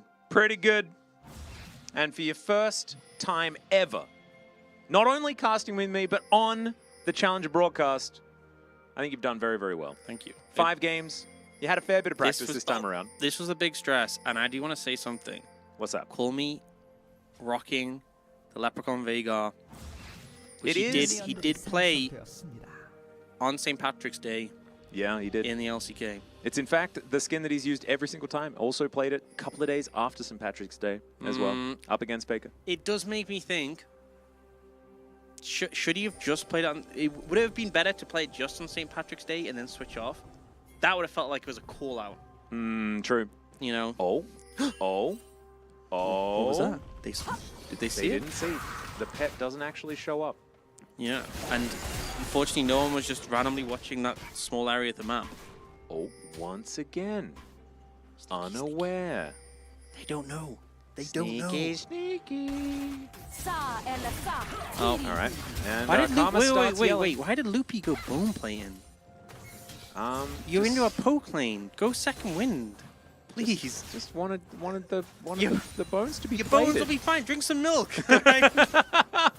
You know all about drinking milk. Goes to a coffee shop, orders a milk. Hey, First that's good time milk. I've ever seen it. Bone strength. That's what I'm going for. I don't need bone plane. I drink milk. I just want calcium. Look at Loopy right now. You think Loopy's feeling happy about the bone plane decision? Well, I mean, could have ordered a glass of milk, didn't. Obviously got an iced Americano, which is Actually- what everyone gets here in Korea. Because Loopy had bone plating, that mind controlled Double H to miss that mantra Q. So it's actually working out pretty well. Well, Lucid back on a champion that has a very high win rate for him, 6-2, on the Sejuani, and walks over a ward. So moving towards his bottom side, and just going to wander around a little bit, as we can see. Observers were like, we're confused about his pathing, so we're just going to move away towards his bottom side. Maybe check out Sounder and what he's doing, as he notices that, yeah, Lucid doesn't have very many camps. Oh, did he escape the vision? He did. Uh-oh. This is beautifully played, and look at this, the Wukong. Oh, okay, no, that was a DK ping. And Nongshim, I think they have a bit of an inkling. You gotta go look, you gotta go check. No. All right. Oh, they sensed it. Man, actually really cool. As Poolbay is gonna have to flash, and the flash immediately follows as well. Baleful Strike, and that is some dark matter from the sky. First blood for Call Me. And Coleman's like, yeah, I'm an LCK player now. Exactly. As in I call my jungler over. Oh, no! It's like you demand he flashes in your lane so that you get the kills. Yeah. As meanwhile, in bottom lane, we've got Loopy going in. You know, if I was Polbay, I'd be an old child, but like, call me more like call you jungler. Call that a 1v1. As Lucid's going to steal away a red buff. That is good news. No blues, but does manage to grab himself the red. And we're going to check this out one more time. Yeah. Polbay goes in at the exact wrong time. To be fair, Colmy does a pretty good job of hitting a lot of stuff. And yeah, gets the Q there, and then it looks like the Dark Matter wasn't actually going to hit at the end, but he does connect. So played it well, and if you're ahead in Veigar, that is generally seen as problematic for the enemy team. Yeah. In fact, when someone on the opposing side is ahead, it is often a negative, Generally speaking. for the other side. Oh, that's good. I'm learning. Yeah. Thank you. No, I appreciate you you letting us know though, because I think it's not something that we discuss enough. Yeah, I think it's rarely brought up. Yeah. And I think it's good with cracking down on that. Yeah. And also milk consumption. You know, got to make sure that people are aware that you got to do that more often. Yep. It means the Nongshim are now ahead by a decent margin, as we can see, as Call Me places a event horizon for he wants to. Yeah. That is his reasoning. And with that on cooldown, it means that Poolbay can move in. Double H is going to move over. And Poolbay's like, get the heck out of my lane. He puts him on a leash and look at Double H. He's like, I'm just going to kill this guy. And he does. He takes more kills as now the cage. And you don't cage Bristle. Do not cage Bristle. That's not very nice. Colby's just like mid-diff, by the way. Colby's fuming. Calyx is sitting there watching like, what? They could have done this like, for me. this guy thinks he's LCK mid material. I'll show him. What the heck's the support doing here? Why is man. the whole team mid? Where's my SS? Oh, hilarious. But it's working because Pretty as well, we can yeah. see, like actually, I mean, top lane, it's a Nah winning. In the Jax matchup, we have seen that happen before. The bot side, yeah, Ju had to sacrifice a little bit here. And honestly, like, Rahel in a great position in this lane at this point in time. But it's Rahel. And I don't think that this series has told us that he is the one that's going to carry. And also, a big thing is the Varus does have these juicy spikes. Being this little tally build, mid-game will be pretty rough to deal with, whereas Zeri tends to take a bit longer. You know, you look at 3 items really when she comes online, so... You know, that's the Varus' job. In the mid-game, fire Qs at squishy targets, and then in the later stage of the game, you will have a Jax who should be somewhat immortal because he's going to stack armor. You'll have a Veigar who will do bajillion damage, and that's the transition. Yeah, just profit. And also, I think that Call Me going for an earlier, well, as early as you can after the 2 items that you always build here in the LCK on the Viger. You don't have to, guys. It's not imperative to go Rod of Ages, but all of our players do. I think the Zhonya's 3rd item and the and if you go for the Move Fasty Pants, what are they? Dead Man's Play. Dead Man's Play, that's the guy. If you go with that build, you are so tanky. It's crazy. As now Sounder is going to press W, and all of DK's moves are going to be for naught. Yeah, they are trying to set the plays up, but it just... Double H is just ruthless, man. Yeah. He's look, by himself. he's just like, what are you going to do? If you run at him, he'll just Mantra W. The root lasts like 2.5 seconds, and it also heals him. Yeah. He just can't kill. This is the thing that's like separates Karma from the other enchanters, is she can just bait you in, and she's actually so difficult to kill. Like, you look at a Sona, you just look at her, she dies. Yeah. And Karma's just like, come at me. Says Especially if you're Cassiopeia. If you look at anyone as Cassiopeia, they die. It's kind of cool. True. That's the thing. That's real. Yours was a little bit more like theoretical. Yeah, theoretical. You're going for the literal. Yeah.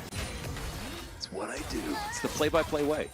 As Rahel down here soaking some Qs, and Sounder going to be able to grab himself a Infernal Drake. Definitely a good one this time around, and we're just hoping and praying that this is Chemtech. Don't be it's going to be Ocean. Okay, there we go. Ocean into Chemtech Soul. That is going to make you tenacious enough to build as many steel plates as possible. They might have 2, because already a couple of Lucidity versions are coming in. As Loopy going to get commented momentarily. But as you can see, things absolutely fine in this lane for the Zeri and for the Leona. And Leona is very, very strong, especially at right now, as Rahel didn't actually go for the level 6 timing all in, which we've seen work very well for teams like Gen.G and the LCK and stuff like that. Not every team capable of doing that. I think what's important is the fact that Rahel doesn't have cleanse. So if you try and go aggressive and you get caught by the Varus, it stops you in your tracks. Press Ghost and you dodge it. True. Just I mean, dodge Ghost it. is actually just better than Cleanse. Just dodge it. Yeah, like just get good, man. Yeah. True. Yeah. Just be good. Yeah, that's my theory. Is that's what Rahel thinks, and Rahel. I mean, I believes do that he's think good enough. Ghost is very valuable in the team fights, but also there's a lot of CC that's going to stop you in tracks. So we'll see how it goes.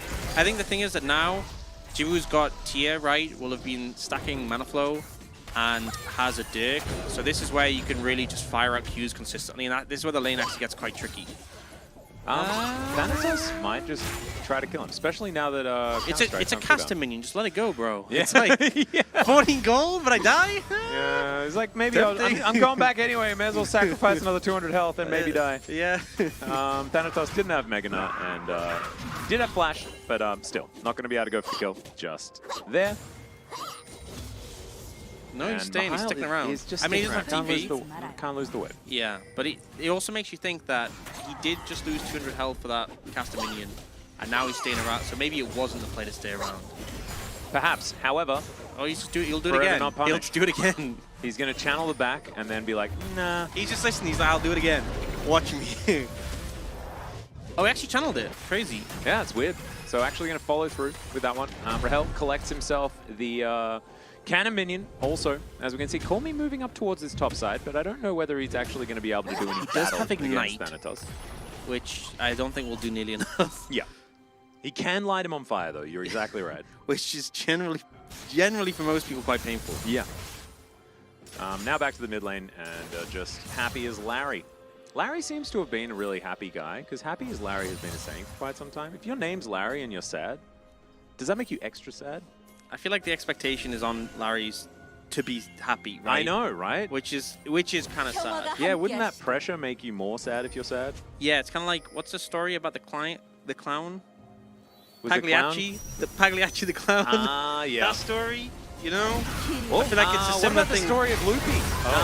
Getting a catch, actually turning it around. Rahel gonna grab himself a kill here as Colmy also running away from Pool Bay. Everyone running away from everyone, and that's a double kill. That could be certification. Oh my god, the outplay! That is LCK talent right there. That is gaming right there. The stopwatch bait with the R fade away. Oh, gee, well, you need to get out of there. Oh, gee whiz. And that's a... no, you stayed. Well, I mean, he didn't It's have on you. anywhere to go, really. Colmy's just everywhere. Yeah. They called him. Yeah. I guess. And he came in Yeah, from the LCK. he did. And it is 2 kills on the Zeri, which is not too much of a positive for the side of non-Shim. Yeah. I think my prediction is in a bit of trouble based on that one. That's some quite early certification. It's fine. Look, you know, I don't know why I said it's fine, because I don't really have anything to follow up, but it's fine. I'm sure it'll be okay. And yeah, they're very ready for this. I'm not sure. I think they must have see that ward that's on the shrine. That must have caught them moving in. And so they're like, okay, well, we know they're in that brush, so let's just kill them. But then this one, the last auto, the stop, oh, man. Oh, man. Actually, so sick. And the you know what? giggle? You know what's even the thing? Is Polbay will be like, maybe if I didn't get ganked 18 times, He's just dead before that can it happen. wouldn't have been that close. No, You but that know? wouldn't have been the calculation that Colmy would have made. True. Had true. that happened. Okay. Also, did he have heal and spellbook there? Maybe he had health to spare. Maybe he was like, I don't even need to use this. Yeah. Right? And now he's got his Road of Ages, feeling pretty happy. Yeah, I'm glad that we've got the Pagliacci in the chat now. I'm learning. Someone should just redo that with Larry. Yeah, it needs to be Larry. Great guy. clown Larry is in town tonight. Just Go great guy and see Larry. him. Yeah, Larry. should pick you up. But Oh, dude. I am Larry. Yeah. No, Larry. Anyway, DK, they're going to start off this dragon, and we will find out how tenacious these teams are going to be allowed to be this game. Loopy, we've seen that play before, standing in that brush. They do get the ward in. Yeah, and remember, there's no flash on Colmy right now, so if Loopy went hard with a flash in, maybe able to find something. But also to bear in mind, Oh, it's my soul. I'm sorry. I couldn't help it. So we'll sorry. take it. It's fun. It's fast. No, but we also established that what's better than tenacity? Just dodge it. just nerd. dodge, yeah. Yeah, right? Get good. Just dodge. And so extra out-of-combat movement speed I can also want to certainly know, help you there. Colmy's level 11, and Colby just hit level 10, but also, like, he was so far ahead of everyone in this. He is so strong right now. Yeah, it's a big old leprechaun in that mid lane. Also, he's actually just finished his rower, which means that when he does eventually hit 10 stacks, he's going to level up from like 15 to 16. Yeah. Or close to that. So he is going to be strong. Sometimes you see people rush the rower quite quickly, you know, finish it very soon, and then they only get like a, or if they're behind, they get like 13 to 14, which is like, Yeah, because he Colmy got lucidity boots first, right? Yeah. So not a super early rower. which I think sometimes it's about the timing of the rower, right? Yeah. You know, obviously having the item earlier and leveling up earlier is more power, but the levels are worth more the higher level you are. So he's pretty strong. He's pretty fed, and they are looking towards his Herald. Lucid is in the vicinity, and it looks like everyone is kind of fanning in to make this a thing. Yeah, and this could be a moment for Rahel to pop off. Thanatos, not a lot of Narbar right now, as Mihail looking for that flank angle. In comes Jiwoo, doesn't find that piercing arrow. As it's going to be a flip, of course it is. Lucid's going to collect it there. So the Rift Herald's secured, but now do we have a team fight is the question. And Loopy going to have to flash, but otherwise not too much more is going to come of it. And Mihail is going to be scary later in the game, theoretically in a side lane, but right now, oh dear, that's going to be a catch on to Colmy. He is going to flash his way out though, and now the ulti comes forward, he's immortal! You cannot kill LCK talent here in Challenger. I almost couldn't say that because it was so ridiculous. But man, incredible play. I don't know how he keeps getting away with this. I think what we have learned is that there is a level at which you can kill Colmy, and it is somewhere between T1 and like Breon, okay? It's like I hate to break it to you. I know this is your first challenge broadcast, but he has done. no, since he joined the LCK. Oh, since he joined the LCK. Yeah, that's true. It's between He's established Faker himself. and somewhere, and we haven't found the Yeah, we the haven't upper found. limit. Yeah, we haven't found the upper limit. So maybe like middle of the pack team, maybe Sandbox could kill him. Yeah. Somewhat, but we don't know yet. Well, he didn't die in his first series, right? And that was against Bro, I believe. Yeah, he didn't die against. So we know Yeah. Breon or below, Yeah. you can't kill Call Me. Yeah. And apparently, DK Challenges is below that level At the moment. at the moment. At so the moment. far. We'll Yeah. have to see whether they can prove themselves. Because right now, the LCK talent sitting at 1,000 gold in the lead over Poolbay, who does have a an interesting item choice here. Prowler's Claw. Yeah, he's prowling, and it is an aggressive one. Poolbay, you can feel the frustration. You don't necessarily have to use it. I have heard about there's some animation cancels with even Q you can do if you're getting funky.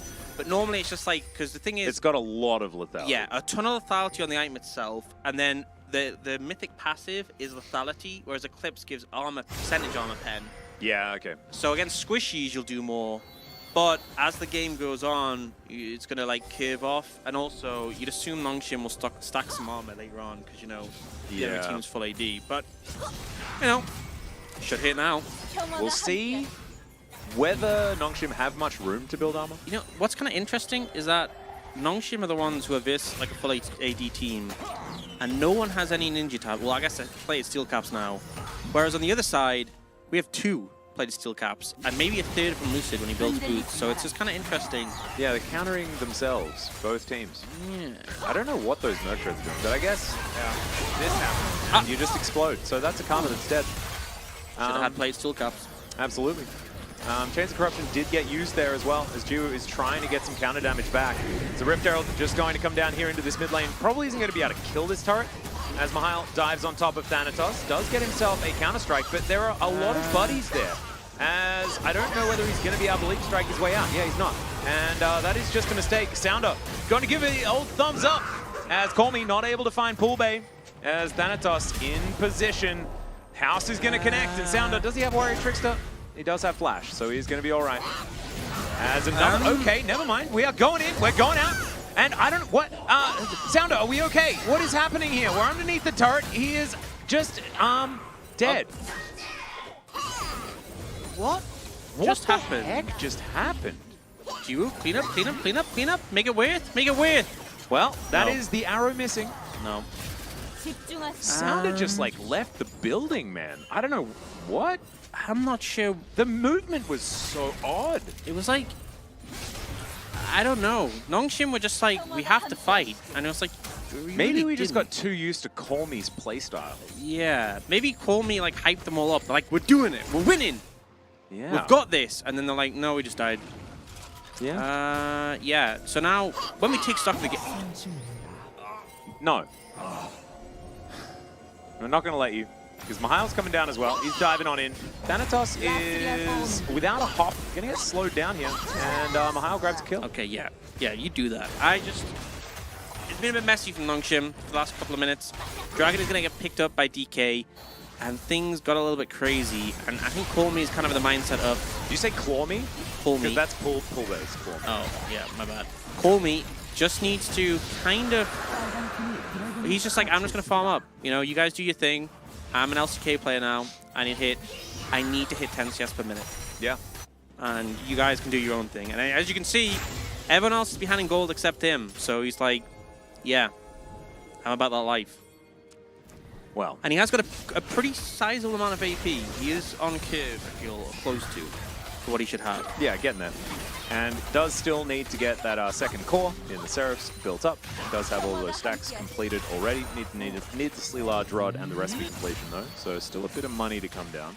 That was like a really angry dash from Sound, like dashed forward, like, oh, and then he just... Yeah, Sounder is playing aggressively right now. Yeah. You wouldn't have think this is like game 5 in the elimination stage of playoffs. Yeah.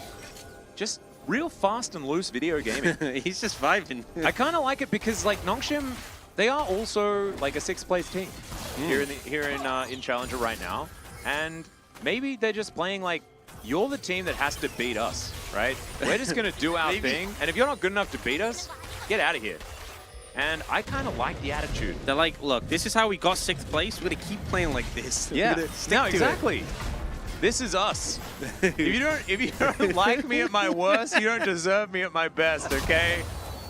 That's what Sound is saying. And Call Me saying, hey, I just met you.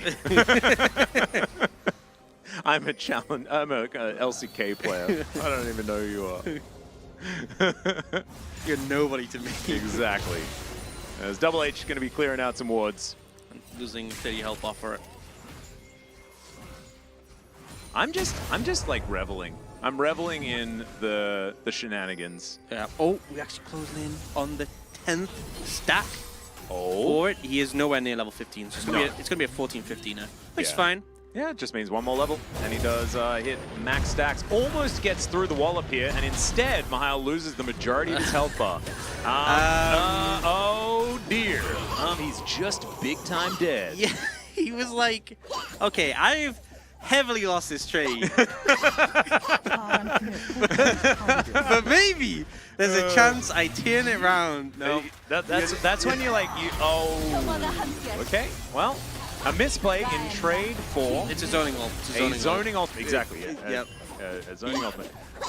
If Thanatos gets this inner turret, the defense of this outer turret may be for naught. I love how Call Me just has to keep running from like one side of the map to the other to put out fires. He's like the only one that knows that side lanes exist on his team, I guess. It just reminds me like game one the other day this week in LCK where like they didn't touch the side lane for like 6.5 minutes. Call me saw that. He's like, nope, not happening. Call Me, like, all his friends in Clash were like losing, and they're like, oh, can you just come? Like, we're desperate for a win, man. We just want to play a game and get a win. And he joins the team, and he's like, all right. And halfway through the game, he's like, I think it's on you guys. Guys, just let me farm. I'll carry. I just need this many items. Just stop dying and let me. Okay, that's your last death. Oh. Well, maybe with a bit. This might be his death. As he does. I'm just getting low. Yeah, as that's. Oh, if that Q had landed, Thanatos is just dead. As Double H on the flank. But he's Karma, so it's not exactly the greatest of flanks. That's a Cyclone. In they go. They just want to kill Thanatos, but in the end, they're going to get Rahel for free. Never mind. Thanatos is going to escape, but at what cost, ladies and gentlemen? They're so low. Oh, they should be able to grab Sounder, although he is going to escape somehow. I don't know how this happened, but the good things did stuff for Nongshim, and stuff is going well. Now get a turret. The mid-treads! They saved him! Oh, it's the tenacity! He's too tenacious to die. He just refuses. Oh, but there is a TP coming in. If Call Me died to that, as Thanatos just goes into the cage. He is small. Baby cage does kind of make sense here. Yeah. But that was a good fight for Nongshim. Looked a little bit scary at points. And actually, I do want to... Yeah, you're right. If Q hits there, probably just dead. But watch Polbay in this moment tries to jump on Call Me, and it actually, the jump gets cancelled by the cage. Did actually feel that flash. But watch this jump, interrupted by the cage. Oh, no. So he can't follow up. Obviously, he is now like, I can't do anything more here. And it means there's no threat on the backline. They just charge forward. And here, the stun ends because of the tenacity. He's too tenacious. I actually, I think a lot of that was to do with Call Me's cage placement as well. Cage placement, actually, it can be almost, like, unavoidable if you can see that your opponent is coming towards you and you place it in a line. Yeah, it was really good. So really nicely done there from Call Me. So unironically fantastic play. Oh, no, I feel like we've been so dry with the sarcasm. I know, We have to be very explicit when we're like, no, this is actually By really the way, good play. this is actually really impressive and good stuff. Yeah. So 2 Drakes apiece is going to be the result. DK with some control of the Baron pit as this dragon is going to go down. They're just going to start it. But now they have the extra movement speed to close in on the Baron. Oh dear, utilizing the Rift as well. Absolutely fantastic. Not a lot of vision in this area as the Chains of Corruption go wide. Event Horizon does come in here as Nongshim have no interest in actually stealing away the Baron, but they want to win a team fight. Let's see whether they can actually do it though, as Rahel completely untouched. He's put in a cage. He's exhausted. He's so tired. He's in the back of the pit, but he's still alive. That's he's the on main thing. XP. Call me. Oh my God. He killed He's him. gonna do it. Call me can die. And Rahel can barely survive. They'll take the Baron. They'll take the rest. Like, this was a disaster for Nongshim. It was so close, right? The execute from the ult just wasn't quite enough. And now, you're dead. I think perhaps he made a... Yeah. Yes. Yeah, definitely dead. I mean, it was just because Sander was so far away, they were trying to stall out on the Baron. Didn't find the chance. And then the team fight, they just didn't have the damage going down onto Rahel. And he's able to survive through so much with that big bloodthirsty shield. Like, bear in mind, this Zeri's just a bruiser. And it started to get a little bit messy. We'll see the replay coming out here. So Sounder trying to get towards good ult to stop him. And then here, the Gnaw knocks him away from the pit to get the Baron. But then in this follow-up, Rahel is just untouched. All the cooldowns have been burnt on this clump to the left. So they put the cage down. But they need the damage, and Call Me goes, right, I'll get it done. And look how low the Zeri was. But now Thanatos in trouble. Yeah, Sounder is over here. And Thanatos going to get a wallop. Double H going to move up. I think spots Lucid as he comes on in. Glacial Prison comes down, and Thanatos standing his ground here. Mihail is pretty difficult to kill at this point in the game. Lucid still going to walk after him as the cavalry is on their way. No. Arctic Assault going to move on up. There is, like, where's Call Me? Call Me's... No call teleport, him! he's a billion years away. Call him! Yeah. Well, Jiwoo is also going to distract Poolbay for a moment, and Good that move. may have actually kept them all alive. Jiwoo's the bait. He's there with his flash. Gets the turret. Call Me's like, you guys are on your own. Let me No, split he's like, push. I just need a bit more AP so I can kill this Zeri. He If you needs had the let me Rabadons. farm. He needs the Rabadon. So close. Guys, just give top in hip. I'm farming. guys, Just give, it's fine. Guys, just give Nexus. I'm Yeah. farming. Guys, trust me. I'm an LCK player. Hey, I mean, look, now he can farm much more safely as Mahal. I mean, That's not giving anything. you can make those choices. As Poolbay's going to get into the base and kill a Karma. He's going to take another one as well, as Sounder eventually takes him down. But that is a dead 80 carry. And now teleport. This could be it. This could actually just be game.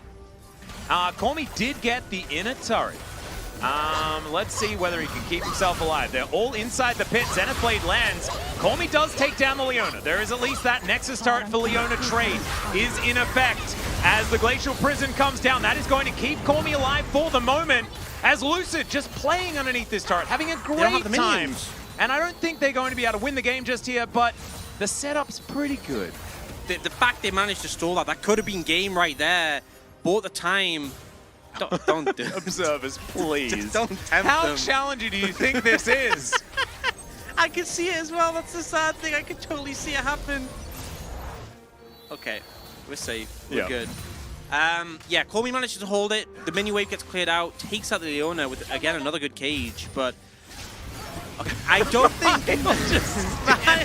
Like, that's the start of the replay. It's Mahal spinning his staff in the air. You can tell how disappointed Call Me was when he channeled that TP. He's like, guys, 5 minutes. Yeah. Can I not just farm in a lane? He for also all he 5 wants minutes? is to get to the fountain as well. Just let me because find my Rabadons. he hasn't been able to get his Rabadons, exactly. And in fact, if he had just TP, like if he had just backed, it would have been better, I think. Oh no, he didn't have enough money. Oh, still saving. Oh, now he's got it. Okay, recall. Yeah, we got it. Buy the hat, then we're gaming. So we only had to trade a Nexus turret and the entire top lane. It's fine, I'll grow back. Oh, really? No. Ah. That's what you say to make you. It's like you. These are just like the buzzwords you say to make yourself feel better. Like when you lose an inhib, it's like final respawn. It's like when you just say, "Oh, we're gonna outscale." It's fine. You just say these things. It's like when you feed your opponent like in an exorbitant amount. It's like, oh no, it's just bounties. It's fine. We give them bounties, Yeah, we right? get a shutdown, They'll fall get a off. shutdown, farm the shutdown. Cloud Soul's not good anyway. It's like you say these things to make yourself feel better about the fact that the game is horrifically out of control. Thanatos is very largely big in league. I would say he is both large and rather in charge right I think now. he does have the ability to make the calls in this game. Yeah. You might be right there. Whether they'll listen, that's not the question. But he's 6-1-3 and he is strong. And Oh, Rahel also now has. He bought Cleanse from Boris. 흔들리지 말아요. Colmy was sitting on 2 rods, and then he finished a Rabadon's, a Blighting Jewel, and a Blasted. So he did have enough for Rabadon's. He was just... So maybe instead of actually just wandering to the fountain, he was just he maximized his time spent so much that he just walked up the top lane. He's like, guys, let me get this wave. I've nearly got Rabadon's. No, guys, let me get this camp. I nearly got Rabadon's. No, let me get this other wave. I've nearly got Rabadon's. And then he bases, and he buys a whole extra item. And they're like, dude, you've had Rabadon's for like 7 minutes. Like, That's why Jiwoo is 50 CS behind him. Yep. And he has a Serpent's Fang, utility Varus. Guys, here. I'm an LCK player. Give me the farm. Yeah, exactly. Don't worry, I'll carry. I will 1v9. Just give me all the farm. I mean, play he's for level me. 18. Play for me, listen for me, give me all the farm, and don't do anything without my approval. Yeah, That's what you do. and that way they get a whole bunch of time off. Oh, Thanatos is so confident. Oh, slow does come through here as Bommy going to put down the Event Horizon to stop the onslaught. As DK, this could be the Baron that broke the Camel's back. Look at him go, he's ghosting, he's just going hard. Yeah, as, ooh, Glacial Prison not going to land. That is a Gnar into air, and Thanatos, I think, may get stunned as he gets out. He doesn't, but there is a Cyclone that does come on forward. Thanatos struggling to have an impact. However, Rahel is still auto-attacking, I repeat. Rahel is still a problem. In goes Lucid Mihail. He's going to be able to take down Loopy, and Rahel takes away the Varus. Call me! Oh my god, Rahel's going to get taken down! And now it's just Pulbe versus the world. Can you kill Call The Me? TP. The answer's yes, and the TP is coming forward. Thanatos has a full health bar, and who can stop him? No one! I think, oh wait, the recall's Where's coming in from Sounder? Sounder. Where's Sounder needs to Sounder? get here. Okay. Double H, you can't do this! Exactly, Double H. He's gonna, you need to distract him. Tell him to kill you instead. Tell him to kill you instead. He did. Oh, it's a Gnar is going to come on forward, and Thanatos is going to save D+ Kid after he, well, there it is. Finally, the auto attack comes through, and DK, 5 grueling games, That was a slugfest. and they take him down. That was an absolute slugfest, but they did not let fate repeat itself from summer last year, and Nope. they closed out this series. It wasn't super convincing, but in the end, they brought it together. Yeah, and in the end, I'm an absolute idiot. Everybody else, they knew exactly how this series was going to go, and I'm just a moron. So I'm sorry. I tried to be an analyst, but there's a reason why I'm a play-by-play. Yeah, well, in fairness, it was one game in the other direction. That one was close. Call Me tried everything he could, and to be fair, it looked good in that last team fight, but Thanatos was just a bit too strong. He was massive. Like this whole series, he's going to get my vote, I think, Oh, for sure. because he Submit killed my vote as well and say he Thanatos killed for me Nexus. too. He killed. He did a lot. He did a lot. And, you know, I think it's kind of crazy the fact that Nongshim brought in Call Me, and Call Me objectively had a really strong game. That was a really good Veigar performance, and it still wasn't enough. It felt like as the series went on, Game 4 and Game 5, we saw DK finally hit that stride. Yeah. No, and I think Game 4 was what really sold it. It told us that this is still the team that can play as cleanly as we saw in their first week, as we saw last year, as we saw many times throughout this split as well. But it hasn't been as consistent. And thankfully, in this best of 5, they showed the tenacity to push forward and actually have the mental fortitude to take down Nongshim this time around. Especially Pulbe did not have a fun time that game. Got ganked approximately 17 times, give or Yeah. take. Yeah. Was 0-3 at one point, and came back into it. At one point, killed both the Varus and the Karma single-handedly, and did only slightly less damage than Thanatos. So credit to Pulbe for bouncing back on that one. That was not fun game. That was not a fun game to play as a Jace. Yeah, and I actually think that it's really important that Pulbe had a really good previous 4 games. I think even in the games that they lost, Pulbe was never the problem. Yeah. And I think that he can use that to steel himself into being able to have the right mindset for pushing forward, because what he does is he protects the players that have been having a really rough series, right? Yeah, he both protect and he attack. And he attacked, yeah. And we can see the attack represented on the screen here with 29,000 damage. My vote goes to Thanatos, though, because he got the best 50 gold that you can get. Yep, that is the most important 50 gold. And I feel like, yeah, he had a... I feel like the start of the series, Lucid and Thanatos, really, because when our expectations is these are the stand-up players of the roster. Yeah. they, more than anyone on this lineup, took a lot of time to get going. But this game 5, I mean, Lucid did a solid game, but Thanatos in particular, this is the player we expected. Yeah. This is the problem we thought we would see if they ban away the champion pool and they start to target things like Exante, where Thanatos can just take over. But it was only really the later end of the series where we started to see that manifest. And yeah, it wasn't easy. It wasn't. They go through, and now it will be double them in the next round. So they have a bit more of a safety net. A little bit more leeway here for D plus Kia, but the competition gets far more fierce. Remember, this is the 6th place team. Nongshim, although I actually felt like they did have a lot of really, really good games, and they are very difficult to draft against, and a lot of the things that we were talking about before, but the competition does get harder once you get past T1. Yeah. I think the top 4 are extremely strong here in Challenger compared to the bottom 6, as Thanatos will pick up the POG. That was our vote. And 903 DPM as a Gnar is kind of nutty. Yeah. I feel like that's the thing. If you get fed on Gnar, it's not even so much like if you're behind on Gnar or even on Gnar, it's about the Mega Gnar. Yeah. You jump in, you slam them in the wall, huge. But when you're ahead on Gnar, it's like mini Gnar, you just run at them. And you just do like more damage than AD carry. Yeah. But you have like 3,000 health even as mini. Yep. And it kind of felt like it was one of those games. And he piloted it really well. He played extraordinarily well. Thanatos, I was actually, I was wondering whether we'd see him in the LCK this season. But Kana actually performing much better than a lot expected. I think that this guy is almost LCK ready with how well he plays on the top side of the map, and had another fantastic performance. Mihail in the last game on his Jax wasn't exactly fantastic, but I was also very happy with how he played. And that only makes Thanatos picking up POG here, and also having such a great last couple of games especially, all that more valuable. I think that's the thing is DK obviously towards the end of the season weren't playing as well as the start, but I feel like this series, obviously they didn't play to the level we'd fully hoped to see them at till towards the end, but I think Nongshim stepped up. Nongshim definitely stepped up. This wasn't just like, oh, DK are playing bad, therefore they have a chance. Nongshim did look like they'd started to bring things together, and DK did eventually have to really hit their stride to just clear them out towards the end. So I think, you know, as much as you can say it was against a 6th place team, and there will be harder competition going forwards, I still think that they put up a good fight, and DK did well to overcome it. I agree. I also think that it's so strange that the team looked so much better with Lucid on so much more of a back foot type champion as well. It does show that with the Sejuani there for a little bit of stability coming from the jungle, as we are going to head towards the interview, but we are unable to actually translate that one for you. So instead, we're just going to have some C4 time at the end of this best of 5, as we do congratulate D plus Kia moving forward. Yeah, and going to be tricky, but I think there's going to be a lot more bangers. I feel like we already got a 5-game banger day 1 of playoffs, right?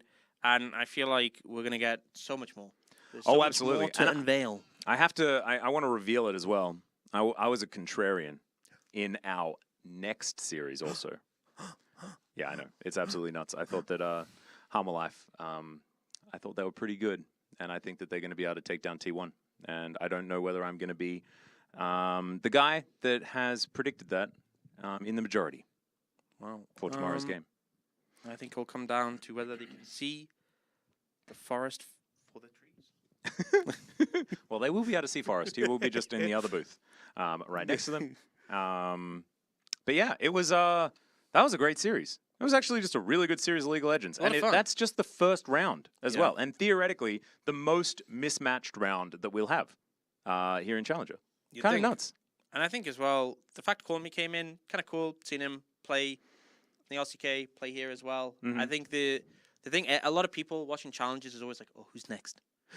Who's going up the LCK Yeah, next? no, this is actually just where like Papa comes to get his talent and things like that. You know, like we see Papa in this chat quite often. You know, Team Liquid. Then they normally go a bit higher. You know, for the expensive talent. Well, they million. did get talent about the same level, so I think that's fine. Hey, you said it.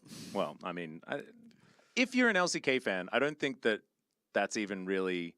It's not like insulting at all. I think that Pioshik played an incredible Worlds. Yeah. And I think that he is still a player that middle of the pack LCK the best of times outside of that. That's fair. But I think that doesn't take away from the achievement whatsoever because he is In fact, it that was maybe such a great amplifies the tournament. achievement. Exactly. Yeah. Exactly. Expectation was very much low.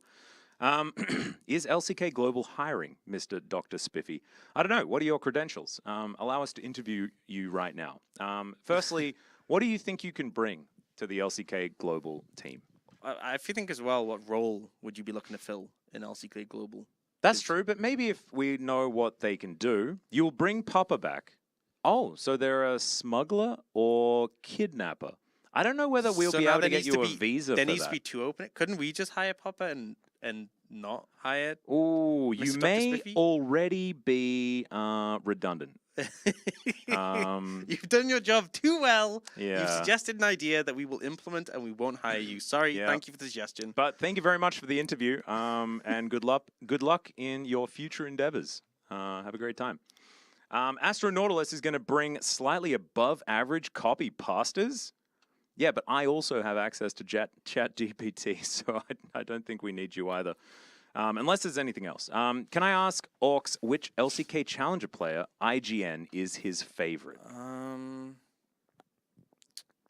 I kind of liked Fiesta Although he's when that's when LCK. he's not anymore, but when he was. Mhm. I kind of like the fact that there was just a player called Fiesta. They were so fitting. Definitely that was a good one. I feel like Thanatos is pretty cool. That is definitely a cool one. I think. But I feel like I like the wacky. I like the fact that Lucid and Loopy are on the same team. Well, we used to have feisty, loopy gaming. Yeah, that was peak. That was peak. Honestly, that was peak challenges. I think you casted some of those with Chronicler, didn't you? Yes. Like a few times. Yeah, That was good cute. times. I think Plan B is still my favorite. Because why would you opt in for Plan B? Like you're always the second best option, no matter what. Yep. And Sponge is great, but Sponge I think is because Sponge plays like Sponge, and that's why Sponge the name is so good. So it's interesting. It's hard to say. We had another question that said, "How do we get into casting?" Well, it's interesting, right? Because I got into it because I heard my friend doing a tryout, right? Like, so she was doing her casting tryout back in Australia. This was for a very, very small casting organization based out of New Zealand, and they would do the Cyber Gamer Ladder, which was like 2010 Aussie League of Legends. And I heard her doing her audition, and I was like, that sounds like fun. I'd like to give that a try. I think that I'd be able to do that too. And so I said, hey, do you reckon I could also do an interview for that? And they were like, yeah. And so I did. And then I did like 2 casts for them, decided that I didn't really want to work for those people, and then just went and did it by myself with my mate Dale. His name was Hot Soggy Noodles, and my name was Slappy Baggins. Why did you change? We were Hot Soggy Baggins. And then Benji from Riot OCE, when I got my job finally, I moved to Sydney, got hired by Riot Games in 2014, and Benji said, you're going to have to change your name. And so overnight, I had to come up with a new name. And so I spoke to my mate Barry, and he was like, how about this? Just call yourself Atlas. And I was like, all right. I feel like a lot of casters have to go through that point where like Medic used to be called Sona, like Dr. Sona or something, or Sona. Mm-hmm. And I was like, bro, you can't name yourself after a champion. Sort it out. Like when he went to, when it was EULCS, when he went, they were like, change your name. And that's when he became Medic. But he originally wasn't called that. I feel like some people just like Quickshot did lose a lot of the like accents in his name as time went by. I feel like it went back to, it slowly reverted to regular Quickshot, just spelt correctly, when it used to be like the most close to like XXX Quickshot 420XXX, you know, like because he had like lots of different capitalizations and zeros and stuff. I can't remember how he used to actually do it. I feel like a lot of people like kind of normalize their names in some way, but also there's sometimes I see player names where I'm like, there's certain ones I don't know if I want to mention them. Oh yeah, but I'm talking more European players who I'm like, what? Like That's not how you spell that word. Yeah. You sit an AD carry player who spells a word not how it should be spelled, but want it to be said. Just say the original word. Yeah, just say the word. Just say that. I mean, I feel like it's a reckless approach to have But to naming oftentimes, yourself. you just really want to name yourself that, but it's taken on the client. And I actually did Oh. base my name choice on what I could actually change my name to on the League of Legends client as well. Yeah, you know what I based mine on? What? So I had a name that I couldn't get. So I Yeah. had like a name and then numbers, and I was like, I hate having the numbers after it. So Was it just your backup name? Like it was No, your no. auxiliary name? No. That's what you went So for? what happened is my friend went. I was like, oh, have you got any name suggestions? He went, go on Wikipedia and click random article. And I clicked random article, and it came up with auxiliary. Oh, and I'm a support player, and I'm like, that fits. So I became That's auxiliary. actually pretty dope. And then later, like the name just Orcs became available in the US, like just 3 letters. And I was like, oh, I gotta get that because everyone just called me Orcs anyway. No one said, "Hi Auxiliary." They were like, "Hi Orcs." So I was like, "What? I'm shortening it, make it easier for the people," and that's Yeah, how yeah. it ended up going. But then people who've known me for a while were like, "Hey Auxiliary, lol," and I was like, Oh no. Please God. I do still have some of my mates back in Australia call me Slappy. But I also, in every other game, "Is that because you call just like myself you go up to them and you Slappy slap them in still. the face?" Like, you know how everyone has like a default tag that they go Oh, with in like yeah. every game that I play? I'm Slappy in every game that I play. Oh, And do you know where it came from? It came from a Scrubs episode. I can't remember the season, but I think it was like season 2 or 3. And it's the episode where JD and Turk swap roles. And so JD becomes a surgeon, and it's supposed to be like the jock people in the show. And so everyone's like, they're all getting nicknames. And JD gives Turk the nickname Slappy Bag. oh, And he gives everybody else cool nicknames. And he's like, you can be Slappy Bag. And I wanted to be Slappy Bag. and you were for And a I period was. of time. Well, I wasn't Slappy Bag. I was Slappy Baggins because Slappy Bag was taken. Oh, Yeah. But, you know, Slappy Baggins kind of works as well. yeah. Yeah, so that's the full story. We were supposed to talk about how we got into commentary. How did you get into commentary? So When you can't play, commentate? yeah, well, because what happened is I started playing because some guy messaged me because I was on like this Reddit subreddit where like I was talking about League, helping people out, answering questions, and some guy messaged me and was like, "Hey, do you want to play for my team?" And his team was called Gaven Laserbeam. That's amazing! And I was like, "Yeah, why not?" So I started playing for that team, and we really sucked. And then eventually, XL, this was way back before they were obviously in the LEC. They, so I'd gone to Overwatch for a bit, and then I came back, and then XL, their support dipped last second. Like lockout had hit for the rosters, and their support messaged them 15 minutes before and said, "Hey, I'm joining this other team." So they were like, Oh. "We need a support." So they did trials, and it was me and They another. did trials in 15 minutes? No, they were late. So they did. Oh, they did God. They told they were like, "We need time for this. Is hot. This panic." And so they did trials, and it was me and another dude, and the other dude was already on another team. And they're like, we can't just steal him from another team. After what just happened to us, Yeah. no, we can't do that. We have morals. So they then picked me up, Yeah. and they were like, okay, we'll just bring this guy. So you on. weren't Like, even the auxiliary choice. You were Yeah, the only choice. I was the only choice. And then season 1 we came 3rd. I was kind of bad. And then I played with them again, and we came 3rd again, and we were kind of bad. And then the next season, I was like, look, Third isn't that bad. Are there only 3 teams in the tournament? no, but it's just like I was bad as a player. And then the next season, I was like, look, I feel like I'm good. Build around. I want to make decisions on the roster. I basically, I got some players in. It went pretty well. Yeah. And then we ended up winning. And then they were like, hey, we're going to have a gaming house. But I also got into university. So I was like, I'm going to go to university. Okay. And then I wanted to keep involved in the scene. So I was like, I'll start casting. And then I hated uni, so I dropped out of uni. And I kept casting. Hey. And then people were like, oh, do you not wish you could have just kept playing? I was like, no, that was stressful. It was so stressful. Like, casting, there's definitely stress, but it's like, you know what did it for me? The season after I stopped playing, I casted the finals, and my old team were playing. It was the same team, except they changed the bot lane. And they got reverse swept 3-2. And afterwards, they were sitting in the room together, like after the game, and I came in and see them, and they looked so sad, as you would. Yeah. And I was just like, By the way, we get DK versus DRX. oh, that's pretty sick. That is actually super sick. And, That's going to be next week. They looked so sad, and I was just like, I had a great time. This is great. This is great. That's the thing with playing, right? There's a lot of losers. Yeah. But casting, you have a good time no matter what. We had the conversation, you can win a whole bunch of times, but as soon as you lose, Just feels bad. It Anyway, does. our next matchup tomorrow is going to be Hummer Life Esports taking on T1. Hummer Life Esports with side selection for the first game because they have slightly higher seeding, but this should be a bit closer. 4th versus 5th, and T1 stabilizing, but I still believe Hanwha Life Esports have been on the up and up. I actually quite like this team. 5 gamer? I think I predicted a 3-2 for Hanwha. But I'm a bit the contrarian. I think that T1 do stand a chance here. It means that we've got some huge names that are going to be towards the top of Challenger, showing that some of what's happening in the LCK is kind of filtered down outside of Gen.G, of course.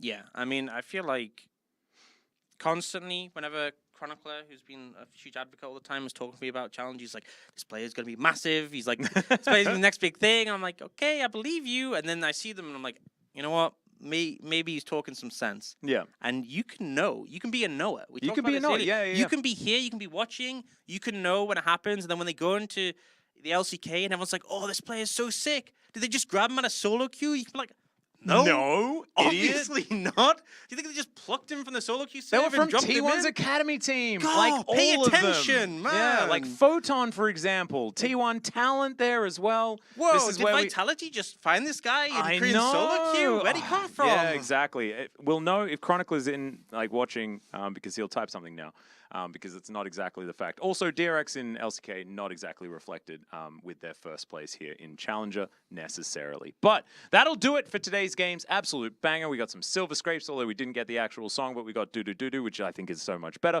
Thank you so much for watching. We'll see you tomorrow for more LCK Challenger action. For now, goodbye. Bye.